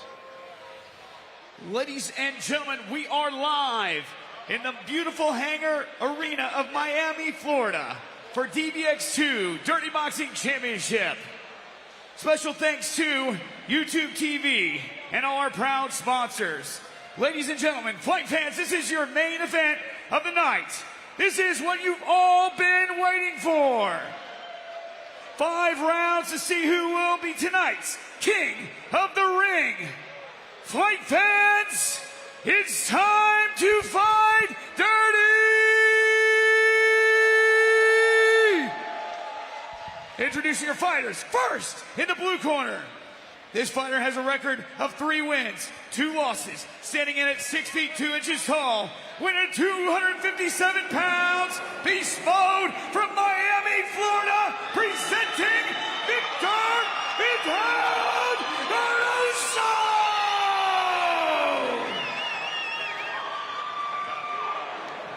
Introducing his opponent, your challenger, fighting in the red corner. This man has a record of 15 wins, only 6 losses. He stands at 6 feet 2 inches tall, weighing at 265 pounds. From Paramount, Suriname, presenting, introducing Jairzinho, Biggie Boy, Rozenstruik.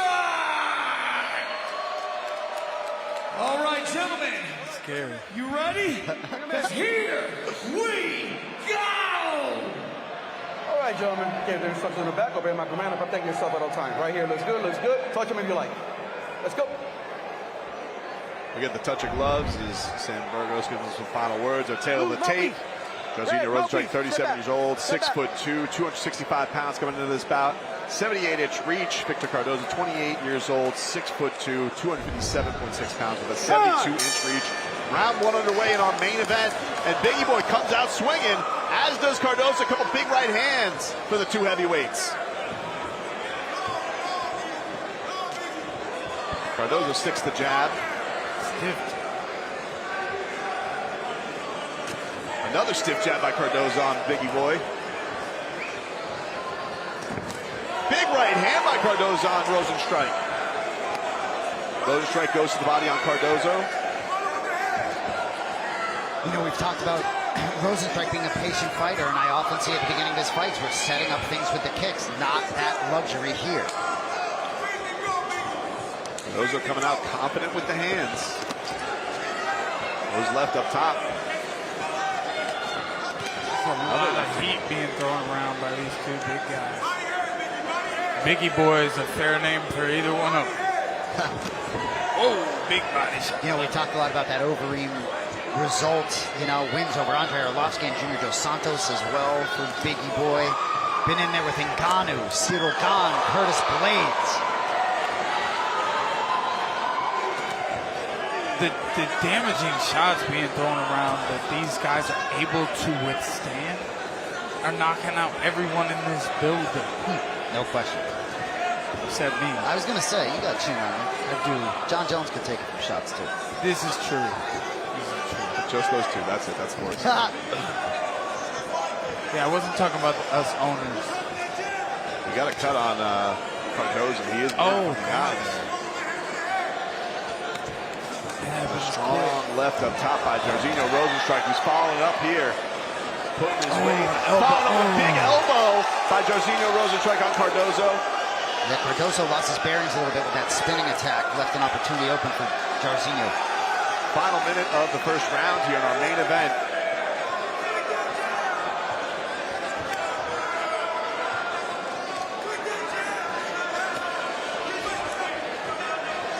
Rozenstruik getting a little bit more comfortable, flicking that jab out there, finding his range. He's got a bloody target now. So incredible watching fighters of this caliber fight under my banner of Dirty Boxing. It's such an honor and a privilege. And these huge men right now are battling it out. And it's really incredible. The reach advantage definitely proving important for Jarzinho. Definitely able to control him with the jab as this round continues. Entering our final seconds in round number one. The big right hand up top, but Cardoso gets out of the way of Rozenstruik. Cardoso is definitely not in over his head. You know, he's showing his Muay Thai background, his experience. Because Jarzinho is one of the top guys, heavyweight in the world, and Cardoso's right there with him with a 3-2 MMA record. That's incredible. He came in with a lot of confidence this week. He did not feel like the underdog at all, even knowing the caliber of the guy that he's going up against. If the jab lands, the right hand's gonna land, brother. Then you touch the body, but then you don't follow to the head. Why? You touch the body, pick it up, or straight across. If you can land the jab, the right hand can land, but you're not throwing it. I'm gonna call time. Doctor gotta take a look at the cut. Sam Burgo saying that the ref's going to take a look at Cardoso's cut as entendeu? Ele tá rindo porque ele it's on the eyebrow there. Tá? Vamos procurar trabalhar no corpo para abrir em cima. Lembra? Então você tá bem. There's some damage there on the eyebrow of Cardoso, but he's so tough. He fought through the whole, more than half of the round like that. Doesn't even look like it's bothering him right now. Very tough, but here's the doctors. They are going to take a look at it. May bother him as it leaks down into his eye, but tell me. It's all good. It's all good. If you keep ripping it open, you're going to mess with it. But, you know. All right, good. The Dodgers are going to clear him. And we're getting set for round two here. Jarzinho Rozenstruik, Victor Cardoso. I'm sorry. She wiped all the Vaseline out of it. I was just a little like, what the heck? Cup man's like, thanks for doing my work for me. I appreciate that. Cardoso gets stuck with a big jab there by Rozenstruik. The experience to me is really apparent. Jairzinho clearly looking at the path to victory with the jab and keeping him at distance. I think there should be an opportunity that opens himself up. Victor, I think, needs to try to get this thing dirty, getting close. I wonder what the Wolf is. Another former UFC guy. That's right up the Wolf's alley. He'd love an opportunity. He would, wouldn't he? Gotta respect that, because Jairzinho's looking scary. He's sharp for a big guy. Yeah, man. His feet are moving well. He's tiptoeing, landing at the end of his punches. The way that he hits and boxing strike is very effective. Good jabs, a couple jabs, top one. Body shot there by Cardoso to get back into it a little bit as he comes with a looping left. Jairzinho's moving much better than Cardoso. Cardoso's slow. Jairzinho looks to be in great shape. You can see that blood is trickling into his eyes. The cut's not directly on the eye, but you got to wonder how much that is starting to bother him. Yeah, it's got to be small for a bit. Got to give you eyes. Unfortunately, Cardoso to me just doesn't look like he's got much behind anything at this stage. Looks gassed a little bit. Yeah, a little bit. Gotta stop walking those jabs down. Oh! Big shot by Jairzinho Rozenstruik. Oh my God, the ground and pound, it's over. Wow. Sambergo steps in. Wow. And Biggie Boy with a Biggie shot. Welcome to Dirty Boxing. Closing the main event here at DBX2 with a big blast. What a performance by Jairzinho Rozenstruik in the Dirty Boxing ring. Oh man, I was messing that one up. That one had me feeling. Oh man, I was feeling that shot in my soul a little bit. You know, it's really interesting at the end of the fight when he sort of hit that consequential shot that took him to the ground. He almost didn't go down to follow it up. Almost glad that didn't happen. That could have, Cardoso may still be asleep on the mat. Wow, very scary power from Jairzinho Rozenstruik. And so what do we think? We got our first championship fight for Dirty Boxing. Jairzinho Rozenstruik, Rob Perez. Let's go, Platinum. Where is the Wolf in here? Because it feels like he's like, you know, he's gonna hop around from anywhere. I'm a little glad that Alex didn't beat the Wolf, because he'd be having to fight Jairzinho. John Jones throws looks like a rag to Jairzinho to wipe off the sweat from that performance. Wow. But a heck of a night. What a performance there in the main event. We can take a look here at the way he closes the show. Stunning right hand. Right there on top of the dome by Jairzinho Rozenstruik. A follow-up right before Sambergo waves him off. Don't even know if he needed the follow-up shot there, but you got to get in there quick with a Dirty Boxing. There's no standing A count. And there you go. Ooh. Big right hand by Jairzinho Rozenstruik on Cardoso, who came out. He showed up. Cardoso showed up, and he fought. He had a couple rounds with that monster, Jairzinho. I say that in the most respectful way, Jairzinho. A monster power, sir. Incredible performance by him. He started sticking and moving. He was real slick. Landed some devastating blows. Oh boy, you see the Wolf is there on the apron. Oh, Jairzinho was holding his son, I believe, or just a child. That's beautiful. Gotta love that. Such a big, gentle giant. Well, I don't know about gentle. Not with those fists. But came in very calm all week. Great performance by him as he gives a nod to Mike Perry here in the booth. We'll set it up for the official decision. Fight fans, before we declare the winner, let's hear it for both these boys right here. These gentlemen kick some butt. Two warriors in the ring tonight, DBX style. But with just under 2 minutes in the second round via TKO, our referees call a stop to this fight. Your winner, fighting out of the red corner, Jairzinho Biggie Boy Rozenstruik. Ladies and gentlemen, I am here with your winner, Jairzinho Rozenstruik. Wants a little moment with Cardoso first.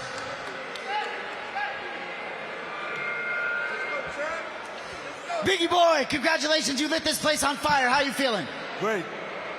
So you look super sharp. First time in this rule set for you. I didn't see you throw a single kick, which surprised me a little bit. You look disciplined, crispy, kept him at range, found the finish early round 2. I'm a professional. So when I step in the ring or the octagon, I do what I have to do. I keep it clean, but it does fight dirty. So what do you think about this rule set with dirty boxing and your skill set and how it suits you?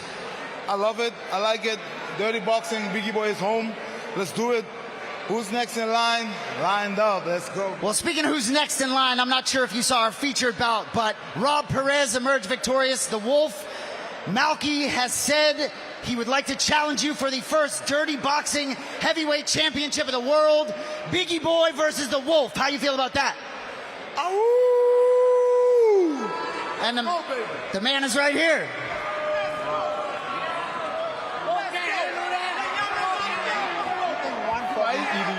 One fight you deserve a bout? You think one fight you deserve a bout, baby? You're done, baby. You dying. You dying.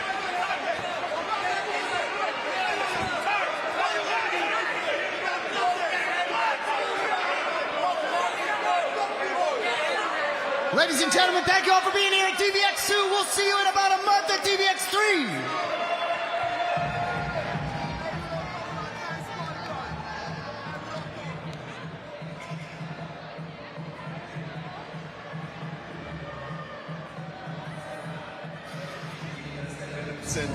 As we get ourselves what looks like to be a big-time matchup coming in versus him versus Rozenstruik. But man, Mike, that Wolf, he likes to stir up some trouble. But he had himself a night, and now seems like he's got his sights set on the next big opponent. We love to see it, don't we, Brendan? I mean, the Wolf he's so game. You gotta love him. He's in there. Jessy gave him a little shove, and poor Malky was all in the way in between. He tried to get back to Jessy, and he did a little Fortnite dance. I can't wait to see that matchup. Malky saved my life. You see him throw me out of the way from getting in the middle of that. I tell you what, couldn't have gone down better for DBX in terms of what you're trying to move forward here. The Wolf versus Rozenstruik. You got a big name, Jessy, and the biggest star, I would argue, in DBX facing off for the first championship fight.